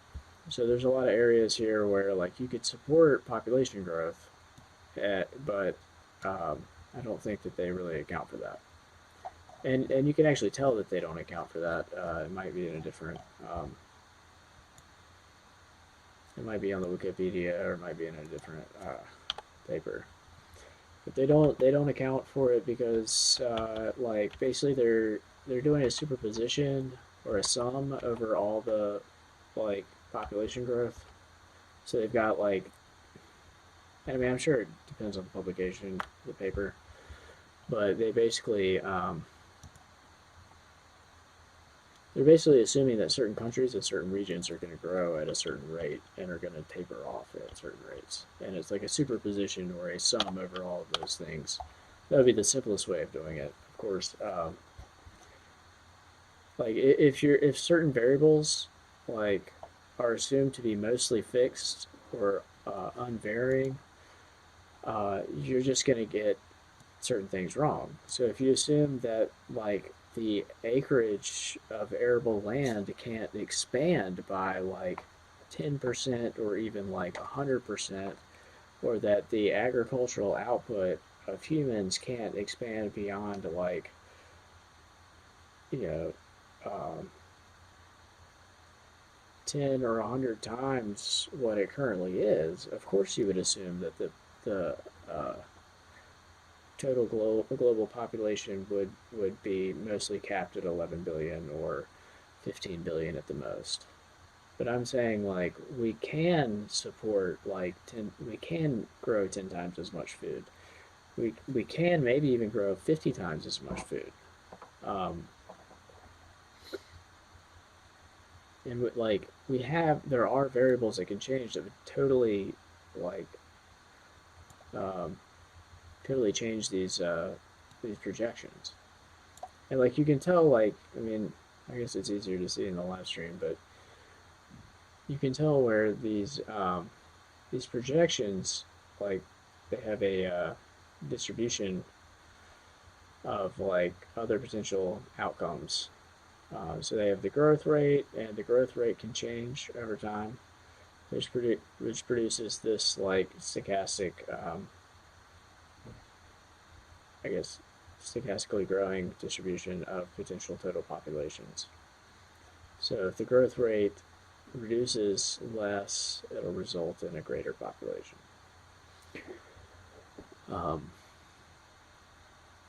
But once the sigmoid curve, or once the total population growth is kind of bounded by the sigmoid curve, or by the resource constraints that give rise to the sigmoid curve, then that means that there will be like less potential economic growth. And I mean that idea is way more complicated than that, but basically like so every home that you sell, so like a family needs a place to live. Every home that you sell means that you also sell like shingles, drywall, wood, like 2x4s, insulators, construction labor, a refrigerator, a washer, a dryer, you know, like HVAC equipment, blah, blah, blah, blah, blah. So, like, every time somebody fucks and makes babies, then those babies will eventually, like, find their spouses and have their own households and need to maybe buy a house, or, like, live in a place, like, where they're tenants and their landlord needs to buy a refrigerator, buy a washer, buy a dryer, yada, yada. More people eventually, like, represents, like, more demand for certain products. And as you increase the population, you increase the number of those products that are needed. And economic growth represents the potential to expand, I don't know, like the potential to compete over economic growth and the potential to provide the products that satisfy the demand, or for the demand created by economic growth and the demand created by economic, like long-term economic development, that is like a stabilizing force. And so as long as it's not monopolized by one power, and as long as you can optimally like keep the like as long as you can optimally like ensure that the local population benefits sufficiently from the economic growth, like then you can encourage parties to cooperate. And then because they benefit, because the local populations benefited sufficiently from the economic growth that occurred, then like they will maintain the wealth that they accumulated by like supplying those products to satisfy the demand that resulted from the population growth. So the more like the so ideally we would like population to slow down in growth, but to be able to expand the like total population that the Earth can support, to extend like this like diagonal range of the sigmoid curve here. So like the longer, like so we don't want it to like drop like this because that would suck. So we got to be able to be resilient against pandemics, and but we don't want it to like go horizontal. And it could go horizontal for different reasons. But if it goes horizontal from resource constraints, then some of the people are going to be more deprived of resources than others. And some of those people are going to be benefiting disproportionately from providing the economic solutions to the remainder of the population's like economic needs and demands. So, but basically, as long as the population grows fairly slowly, then the longer we can continue this like diagonal growth, like the longer that we can ensure the potential future economic growth like guarantees enough economic it guarantees like demand for labor, it guarantees demand for innovate like it creates a kind of demand for innovation. It I don't know. It does all kinds. It does all kinds of things. I mean, it's hard to explain, but it's very simple. Like more people, more products are needed. More people, more food's got to be grown. More food's got to be grown. People are going to figure out how to grow more food for cheaper. Obviously, we're going to have robots growing food, stuff like that. But I think Kendall Musk's like startup, Square Roots, is going to. It's not really a startup. It's like his business is like going, and his product really is going to transform how people think about food and think about growing food. And like right now, like the majority of food in America that is produced in America is like grown by like Monsanto or by large corporations. If you can grow food wherever you want, you can grow whatever food you want, then yeah, you're always probably going to have some people that would rather do that than other people. But if you are in control of like, it's sort of like going to the grocery store and deciding what you want to eat. Except if you're going if you're going to be closer to your food, you're going to be trying to decide what you or people close to you would want to produce. I mean, would want to consume in the local area for. I don't know how. I really shouldn't be doing this live, I guess. Starting to get into the weeds here. I would like to actually think about what I want to think is going to happen before I predict it. Seem to be fairly good at this. I don't want to. Okay. One more video here, and it's about polymetallic nodules. And these are this is also going to this is going to disrupt the global commodities markets just about as much. This is going to disrupt the global commodities markets earlier than, but not nearly as much as mining asteroids. It should be a lot more like the bears than I would like to admit, but the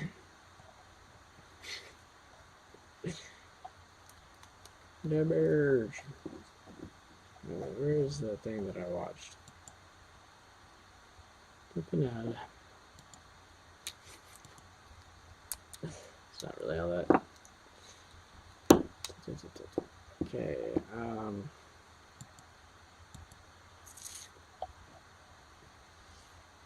Where's ¿Dónde está mi historial?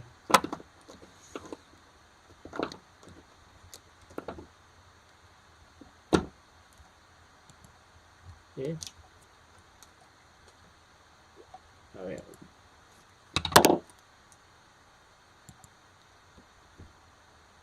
¿Dónde está?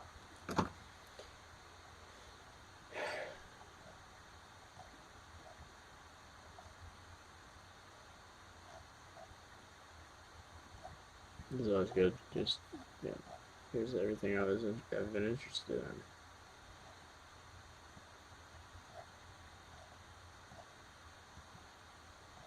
Oh, here it is. A shift to a world that's no I'm so longer ready to be powered done with by this. fossil fuels. I'm so ready to be done with this. This live stream, you have no idea. I just want to get this off my chest to express myself in a way that I feel like if somebody in the future wanted to just be like, you know, whatever, and spend 5 hours watching this, they could if they wanted to. You never know. Some people might eventually be like, why didn't we know the Sahara would be terraformed? Oh, and I might, like, otherwise go completely unnoticed. Maybe, I don't know. But the point is, like, I know exactly how things are going to unfold. Like, and I'm kind of cocky about it. But I can tell you that I can shape the, like, I can influence these things. Or I could not influence them, but I'm pretty sure it's still going to happen anyways. Like,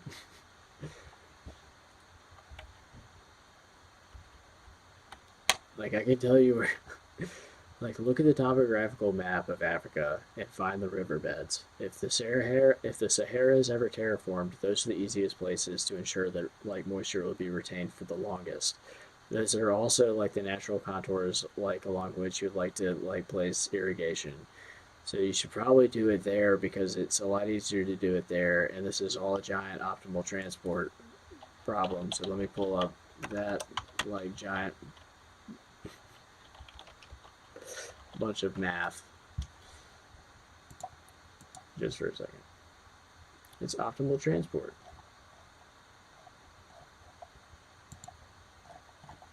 Math tells you everything, by the way. And the education system did not want you to know how useful math is, because then you would be like, oh, so I don't need the people in power anymore. I can know everything. Anyway, optimal transport, everybody. It tells you where, like, where the least amount of work, like, it tells you where you would put things if you wanted to do the least amount of work, no matter what.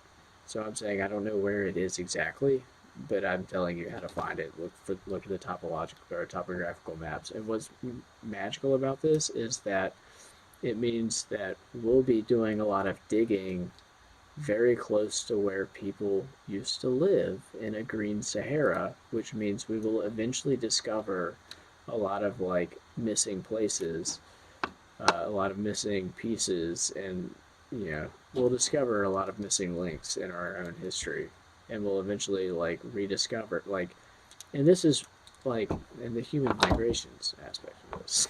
Oh my god. So people were here, right? Oh, whoops. Oh, yeah. Yeah, soft proofing. I don't know what that is. Ah, so let me go ahead and just do this. I'll get back to that other video in just a second. Should probably do this in another video. Ay, ay, ay. Alright, let me get a brush out real quick. Oh, that's a paint layer. There's not a paint layer on top. Okay, I need a different color. So let's make it purple. Whoa.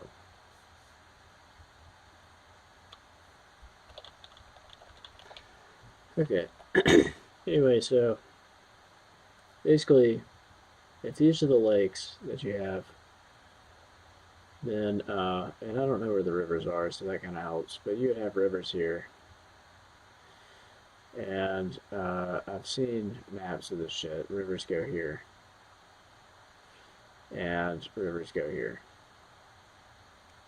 And rivers go here. Rivers go here. And here. I know exactly what I'm doing. Don't worry. This ain't my first rodeo. Alright. This is generally where the rivers are. Now this is important because maybe I should hold on. Use a different color. That would be the smart way to do this.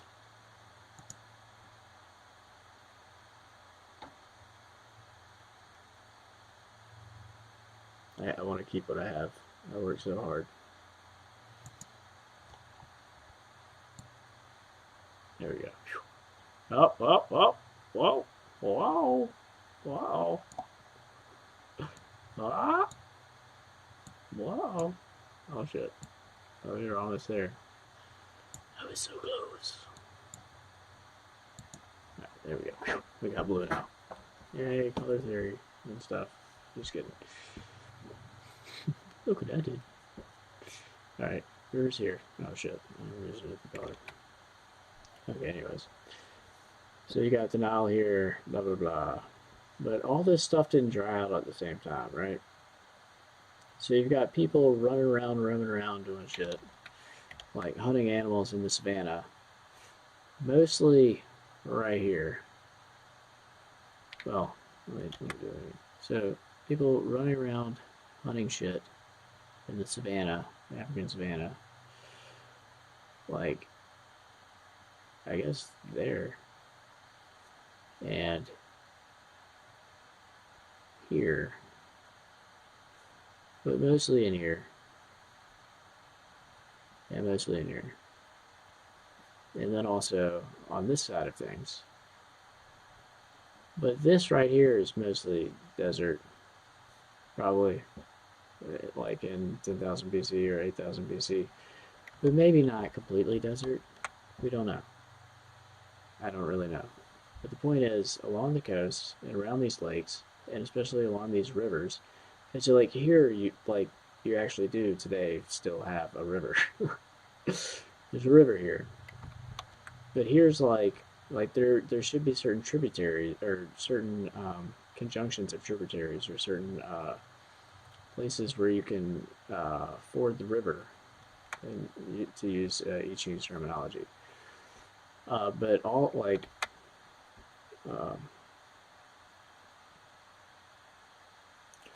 all along these all on the shores of Lake Chad, there should be lots of stuff going on. Shit. There should be lots of people all around here. Good place to live. There's some small hills in here, right here. Good place to live and hunt. Like nice mountains to retreat to right here, or hills. They're like hilly mountains. Nice hilly mountains. I need like a Bob Ross brush. You got some nice hilly mountains over here. Just retreat to. Just stand around and gaze at the landscape. As your lake bed dries up, and everybody starts breathing air full of salt. I don't know. My mind goes weird places. That's what happens to. That's what's happening to California's lakes. They've all dried up, and now the air is full of like nasty salt and pesticides, and people were dying like 4 decades ago, and they sued. But anyway, around these lakes, you had a high population density, high population density around these rivers and in these mountains, like, or not all the way in the mountains, but like right here, and then right here, and then right along here, and then a lot of people here, a lot of people here. This is a nice place to defend. You can go around here, sometimes jump over there. This is how my brain's working. It'll be a lot more interesting to actually run socio-physical simulations. But anyway, this is exactly what happened. So the lakes start drying up, and you have people moving around. People have this like, people are like random, like people are like wiener processes. They move around, and they do wiener process things. Don't ask too many questions. Otherwise, I'll start talking about math. Nobody likes that. So anyway, people are moving around randomly, and there's also, let's get a nice wiener process on the screen. And there's also animals. And animals like fresh water, but animals try to avoid people. So animals move like this. And then, what do you know? The fresh water goes away. Oh no, oh, that's supposed to be an eraser. Fresh water goes away. Animals start moving towards more fresh water, towards greener pastures. So animals start moving down here. Animals start moving up here. So now people follow the animals, just like they did across the Bering Strait. Now you have people here. Now you have people here. And then, oh no, like more freshwater sources start drying up. Now you have desert everywhere. Like now all this shit is desert. Oh no. So now you have two separated population groups. You've got one like up here. And you've got one like trying to, or I guess you have more than two population groups. But you've got one here, one here, one here, like one here. And then Lake Chad's probably one of the last to dry up. And then what happens? Well, this starts becoming more deserty. So if I go back to my last selected color, which apparently is not available. Oh well. So then you have like, yeah. So anyway, you got more desert here, more desert here. Now your desert extends from like, no, that's too much. Desert here, or like here. And anyway, it looks crazy, but it's pretty easy to tell what, or not. It's pretty easy for me to imagine, like, if I had $1 million to fund an architectural like expedition, like, and I got to look at an if I had $1 million to fund 5 archaeological expeditions, let's say 9 archaeological expeditions, and then 1 really big archaeological expedition should I discover something, then I would put stuff here, here, like here, but stuff's already discovered there, so no. Oh shit. Yeah. There. Probably like here. Here. Just randomly around here. And here. It was pretty easy to tell what happened here, because people moved out, like when it became desert, and then they would congregate around the remaining lakes, and as those lakes dried up, they would go towards freshwater, other freshwater sources, and like they would eventually, like, and people also crossed here as well as there. But like as the water dried up, they would follow the freshwater because they were following the animals, and like eventually, like they would end up. Eventually, they would end up like here-ish. Like so, the people from like the people from this area in this area that moved down would eventually be in this area, and the people in this area move along the coast and be more concentrated here, and so you would have an upper kingdom and a lower kingdom populated by the people from here and the people from here.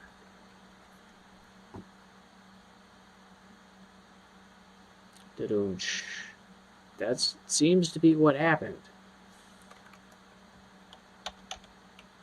And these like there would have been people competing over control of these mountains, because if you control, this is similar to the Szechuan Valley, or it might be similar to the Szechuan Valley. It's not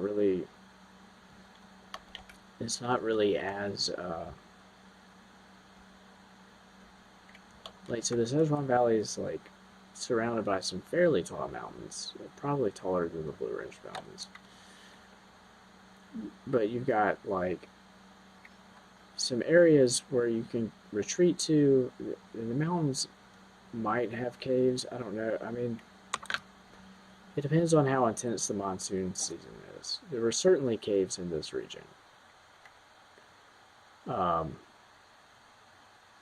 Maybe I should use a different color, but people would have competed over this because there were rivers going downhill here, feeding into this lake, and then downhill here, feeding into this lake. And so if you can, like the I Ching says, ford the river, if you can ford the rivers, you can control economic trade. And it's a little different because there's some very large lakes. But if you can ford the rivers and cross the rivers, then you can, like take economic activity from here, profit from it, take economic activity from here, profit from it, take economic activity from here and profit from it. But then eventually you have a little bit of conflict. So you have to go somewhere to fortify yourself. So, like, mountains are a good place to fortify, because when conflict comes to you, you're uphill and they like facing downhill, and they're downhill they are downhill from you facing uphill. So they've got an uphill battle and you've got a downhill battle.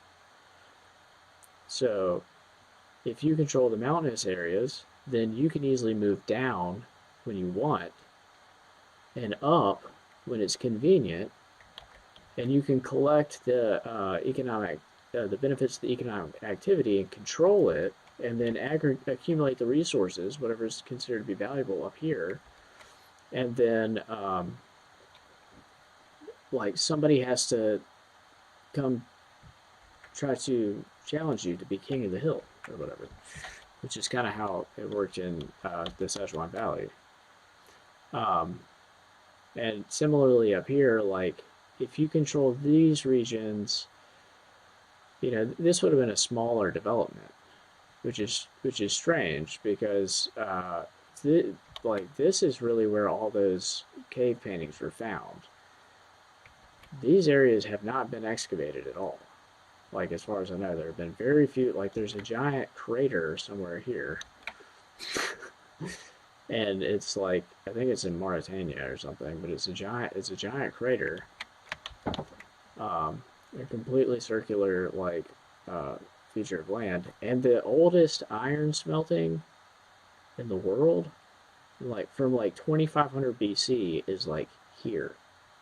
And this is what I'm saying. Like, you had people here, and then it became not so advantageous to be here because there's no water and there were no animals. And so then people moved out here, and then moved,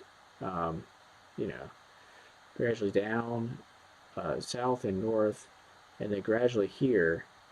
And as they did, all of their technology diffused. And so they lost a lot of technology, but it also forced migrations.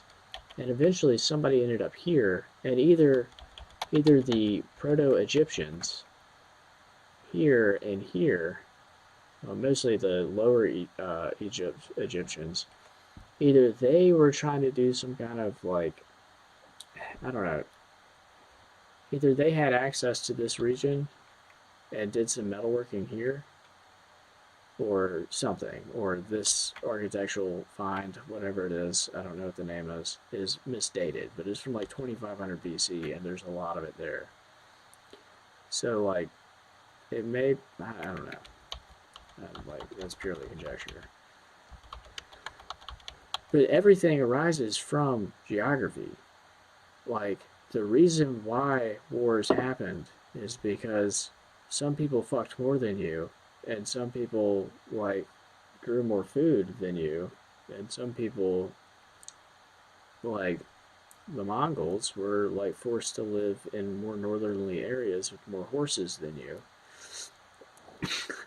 And, like, that's what shapes conflict, is, like, some areas had more people, and some areas had less people, and then the conditions changed, and now these people don't have food, and these people do, or these people don't have food, and these people do, and these people do, and it's not as random as you would think. It's not as it's kind of a product of people's choices and, like, various historical developments, but it's kind of not really. And people, like, in our, like, post, like, war era, like, ever since the, like, development of the UN, and, like, really ever since the end of World War II, there have been, like, 4 generations of peace, and this peace is, like, I mean, we have had, like, the Vietnam War, the Iraq War, and a lot of other, like, countries have experienced more war, and in some cases never-ending war, but the majority of the world has forgotten what war is like, and we don't remember any of this. So it's hard for us to explain how these things happen. And it's a lot easier for people that are closer to these things to really explain at least some, or at least probably most facets of their own conflicts than it is for outsiders to explain. But it's also very easy to get, like, stuck in their own conflicts. And to sort of, like, so, like, from within a situation, it's hard to analyze that situation, especially if you're attached to the outcome, or attached to, like, the, like, emotionally attached to the outcome, or emotionally attached to the, like, circumstances. It's harder for you to, like, rise above it and see clearly. So in some ways, it's easier to understand these kinds of things if you have a lot of experience with war, a lot of experience being around war or conflict. And in other ways, it's, like, it's sometimes hard to understand it, I think, if you're, like, eternally caught within it, or if it's something that was started 2 generations before you, or, 50 generations before you, or, like, whatever.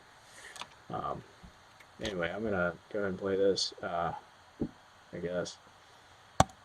I'm really A tired. shift to a world that's no longer powered by fossil fuels likely means we're going to rely more on batteries and the metals that make them. Because land-based sources of these metals can meet the demand of a battery-powered world, private companies have turned their attention to the ocean floor. But mining the murky depths may come with a greater cost to the planet than it's worth. Terrestrial mining doesn't have a perfect record.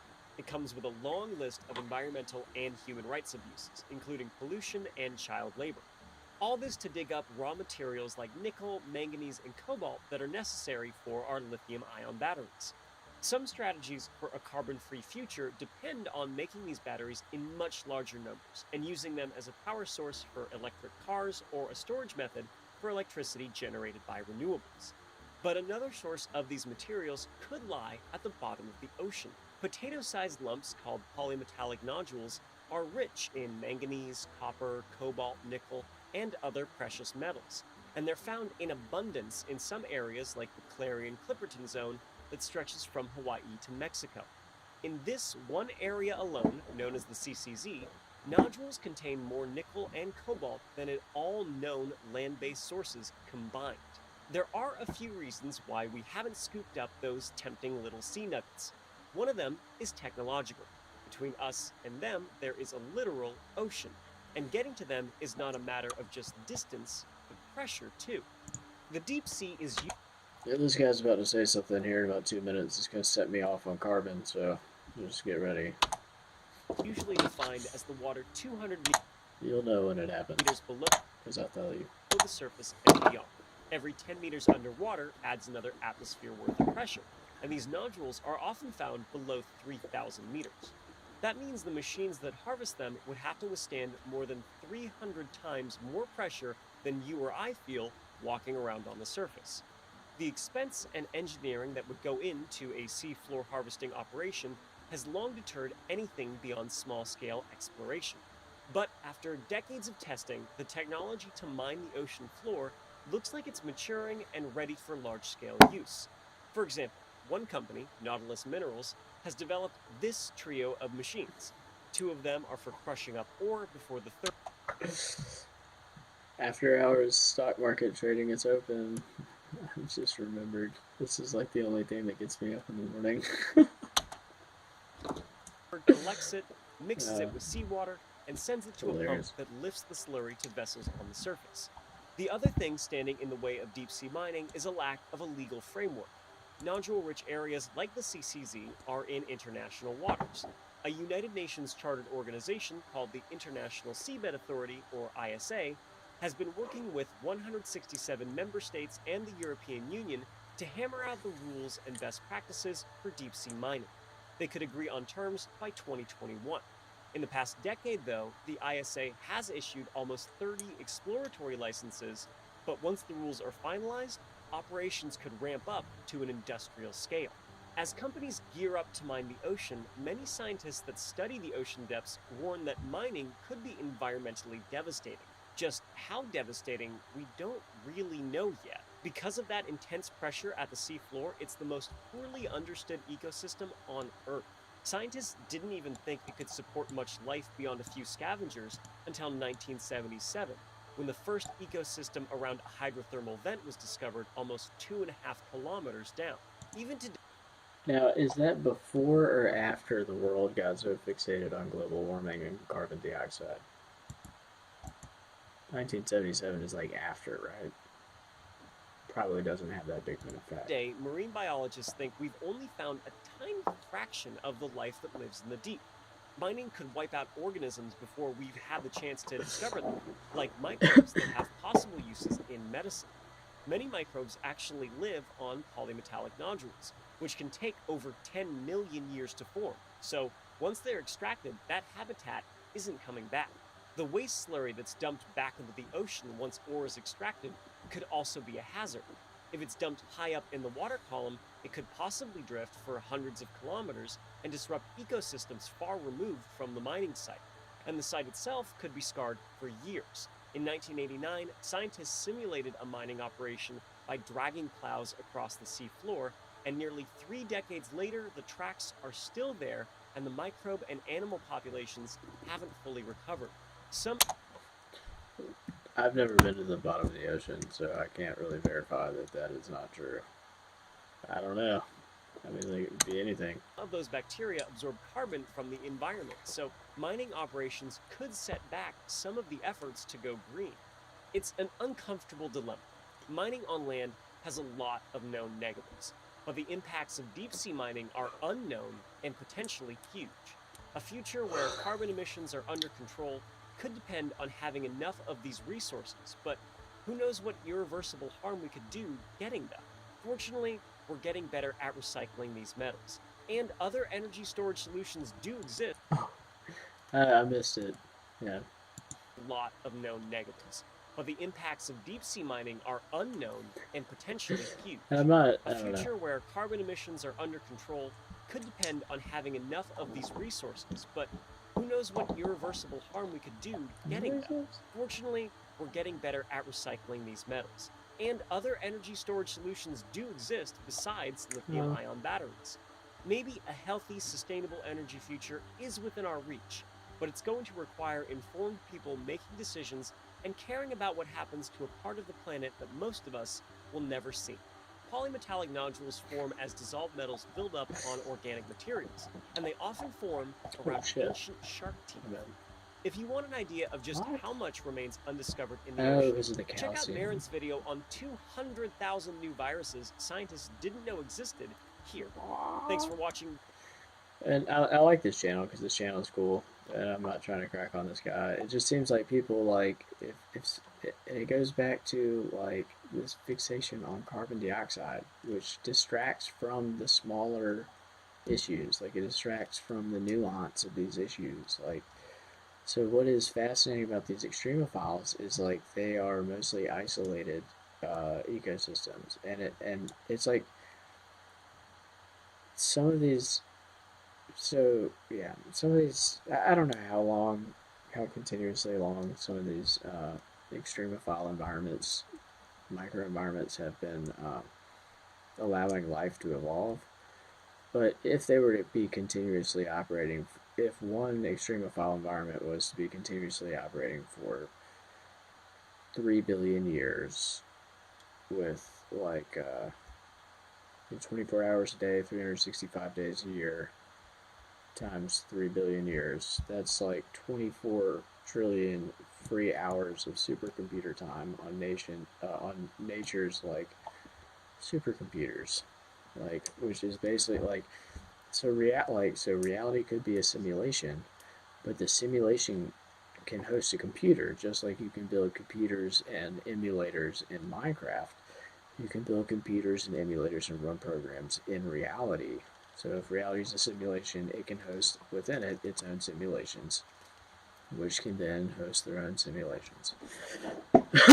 But here, like nature and physics provides some really well, nature and physics is like have been through evolution conducting a bunch of like bioinformatics like programs or whatever. They've been doing a lot of bioinformatics analysis, and we have the benefit of like 24 trillion free hours of supercomputer time running on nature's like planet Earth supercomputer.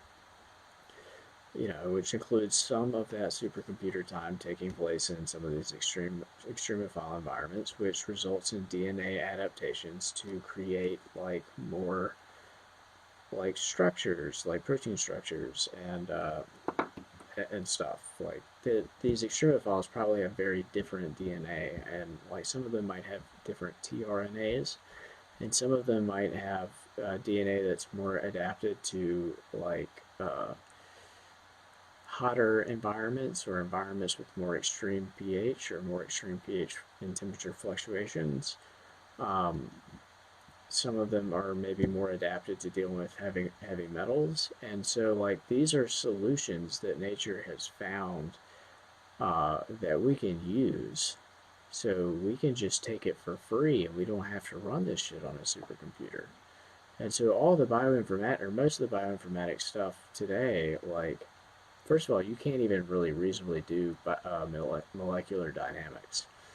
But a lot of the bioinformatics stuff today doesn't really, like, some of it doesn't even take into account the position of, like, the amino acid as it, like, is attached to the previous amino acid by, I guess, RNA polymerase. Maybe. Whatever, like, actually builds the protein.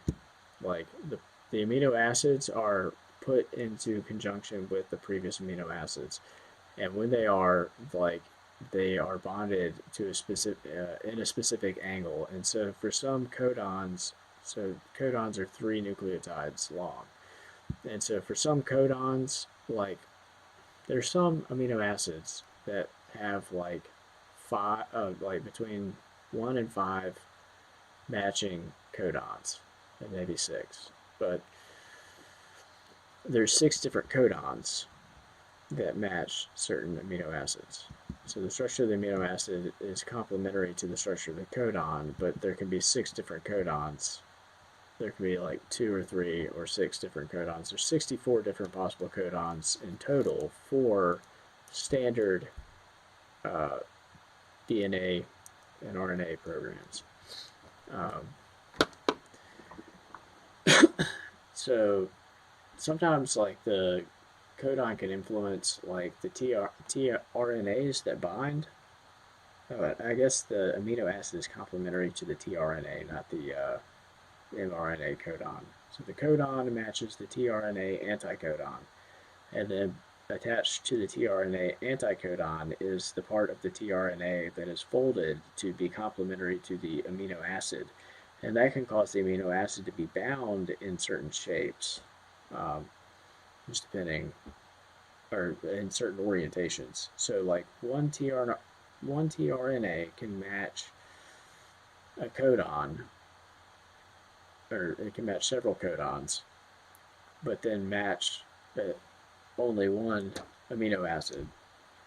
And then another tRNA can match a different set of codons for the same amino acid, but then cause the amino acid to be bound onto the protein in a slightly different configuration. So you can have mutations in DNA that don't change the amino acid sequence, but change the binding orientation of the protein, and then change the protein folding outcome, and can in bioinformatics algorithms don't necessarily take that into account, because if you simplify things to 64 codons and you don't incorporate tRNAs, you can simplify things quite a bit, but you can simplify things even more if you only if you're only trying to do protein folding from a sequence of amino acids, not taking into account the initial binding configuration or the existing state of the amino acids that have been put together on the protein so far. So like there's some very simple thing, because life has to be simple. It has to be like simplicial. It has to be like, and whatever is the correct protein folding outcome, like it has to work in it has to have a fairly wide set of parameters, so that when it folds, it will with 90 or 95% probability always reach the same outcome, and really with 99% probability. So there's got to be a lot of there's got to be a lot of factors that are just in harmony with each other, causing it to do mostly the same thing every time. So how can it be so hard for us to figure out how these things fold? Well, it's because we're not it's because it's too hard to analyze. It's too hard to do bioinformatics simulations with molecular dynamics, and it's too hard to do other style of. So it's just prohibitively expensive to do molecular dynamics based bioinformatics or protein folding simulations directly. You can incorporate some of the molecular dynamics stuff into it. But the closest you can come to that is something like Foldit, or something like Rosetta, which is a more complicated version of Foldit, but that's professional bioinformatics stuff. Anyways, there's just some things that you can't do, and so you have to make some simplification. You have to make some simplifications to how it works.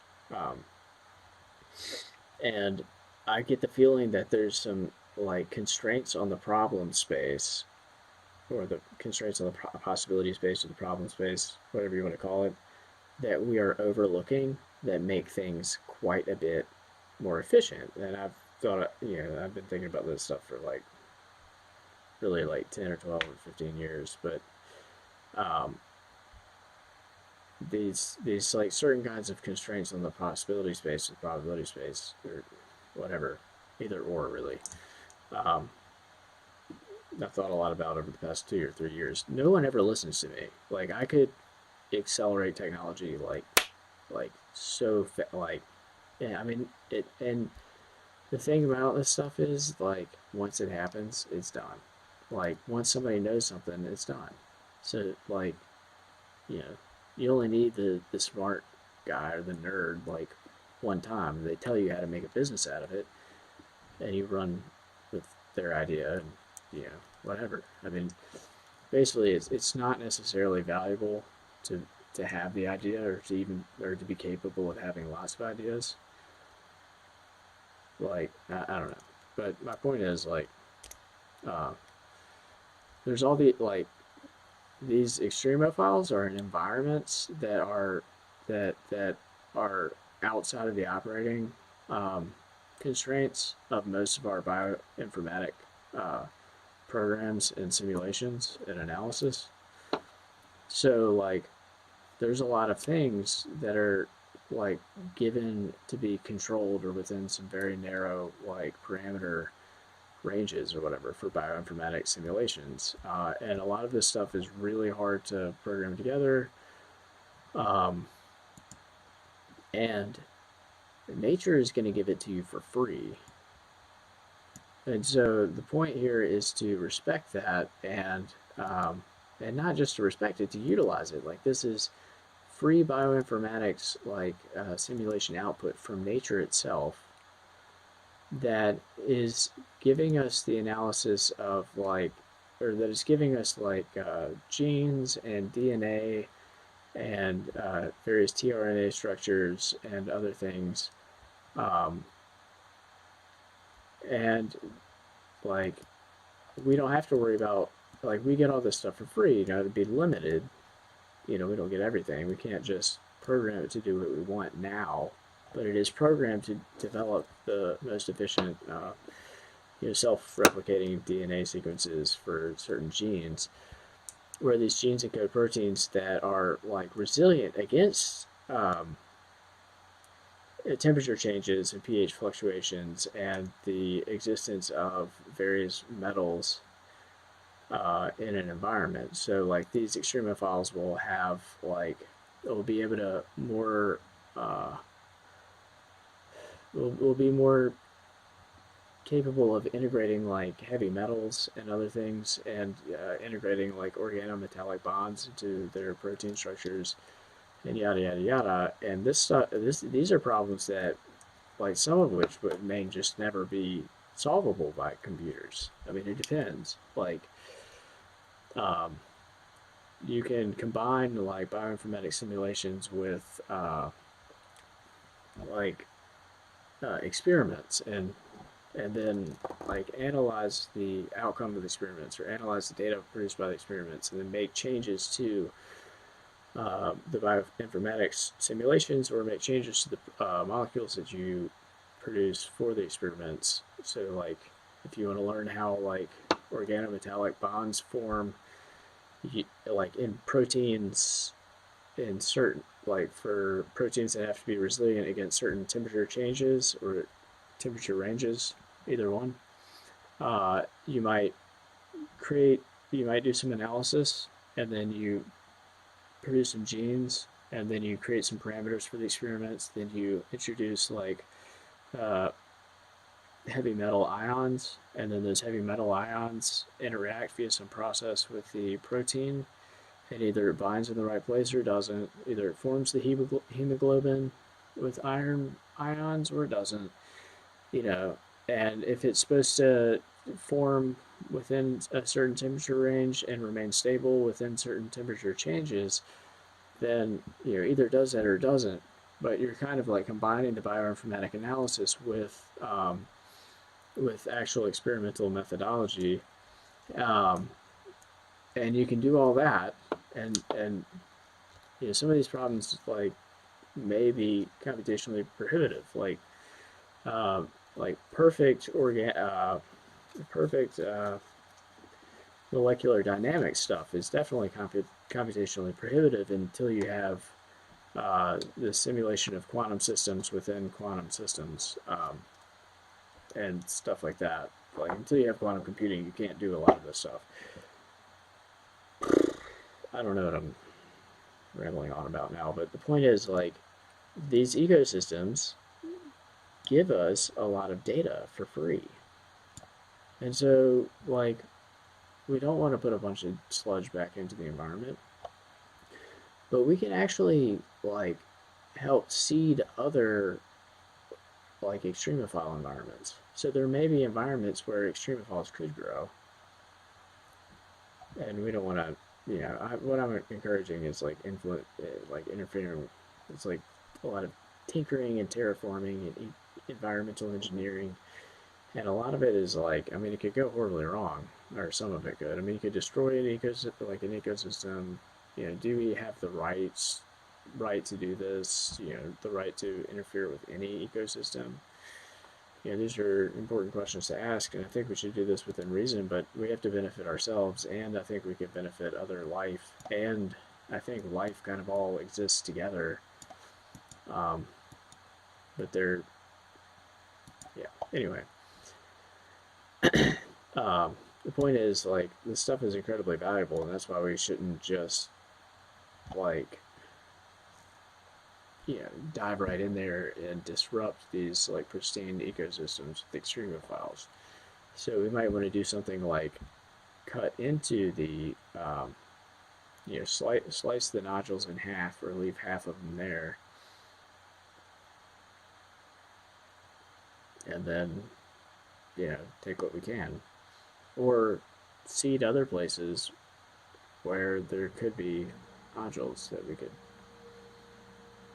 where there could be life that could grow or whatever. Because basically wherever you have life, it is taking energy and it is like transforming entropy via enthalpy or into more sophisticated forms via enthalpy. So the enthalpy is its like extraction of energy from free energy from the environment, and it's changing that and changing the entropy. And again, entropy is the devil. I mean, entropy is the thing that is bad. Entropy is like the kind of chaos that's not controlled. And life and all these like sophisticated like genetic programs that have developed are basically trying to predict and anticipate the potential environments that a life form can find itself in, so that the life form can extract energy from its environment and do something meaningful with it instead of radiating that energy off into space. And we can benefit from a lot of that. And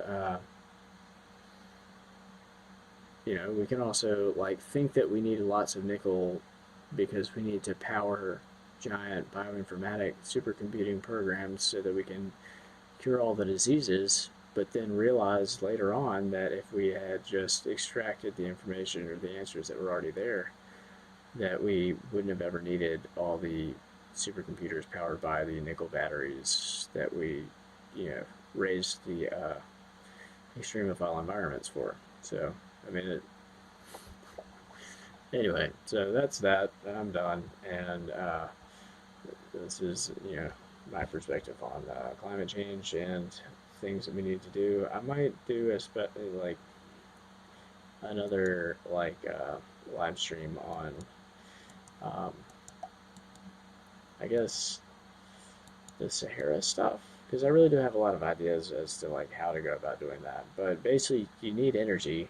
You need a lot of it. You need access to seawater. You need to move the seawater. You need to desalinate it. You can reclaim some of the resources from that desalinated water, which include like brine. You have to do something with the brine, but you can sort it via centrifuge into its various constituent components. There are useful things that you can do with the brine. But then basically you have to irrigate it. But once you do enough of it, and it's kind of a lot of water, then you get like a lot of arable land, and like it totally changes the geostrategic landscape for Africa, especially for North Africa. But there are some problems. Like obviously somebody's going to have centralized control over like the power, like whatever powers the desalination. So I mean, that's a thing. And you want to make sure that it benefits people, because it creates like a platform where people can grow food and stuff like that. But also you don't, like with the Kendall Musk thing, like you don't necessarily, like you may not necessarily need to terraform everything. It would just be better if you did, because I think it would be a lot more resilient. I don't know. But anyway, I guess I'm going to go ahead and cut the stream and in the live stream. If you are listening to this sometime in the future, like, you know, I'd love to talk about it sometime. If you have any questions, ask me. Reach out via, leave a comment. Do the thing that humans do on the internet when they talk to each other. I don't know what that's like. And, you know, I like to talk about these things. I'd also like to get other people's input. Like, what do you think is, I should have opened the video with this, but what do you think is possible? What do you think is impossible? I love to criticize myself. I love when other people criticize me. You know, in a constructive way. Like, I can answer a lot of questions. I can refute a lot of criticisms. But it's always interesting to encounter criticism that is difficult for me to refute or that forces me to go back to the drawing board. So I like doing that. But yeah.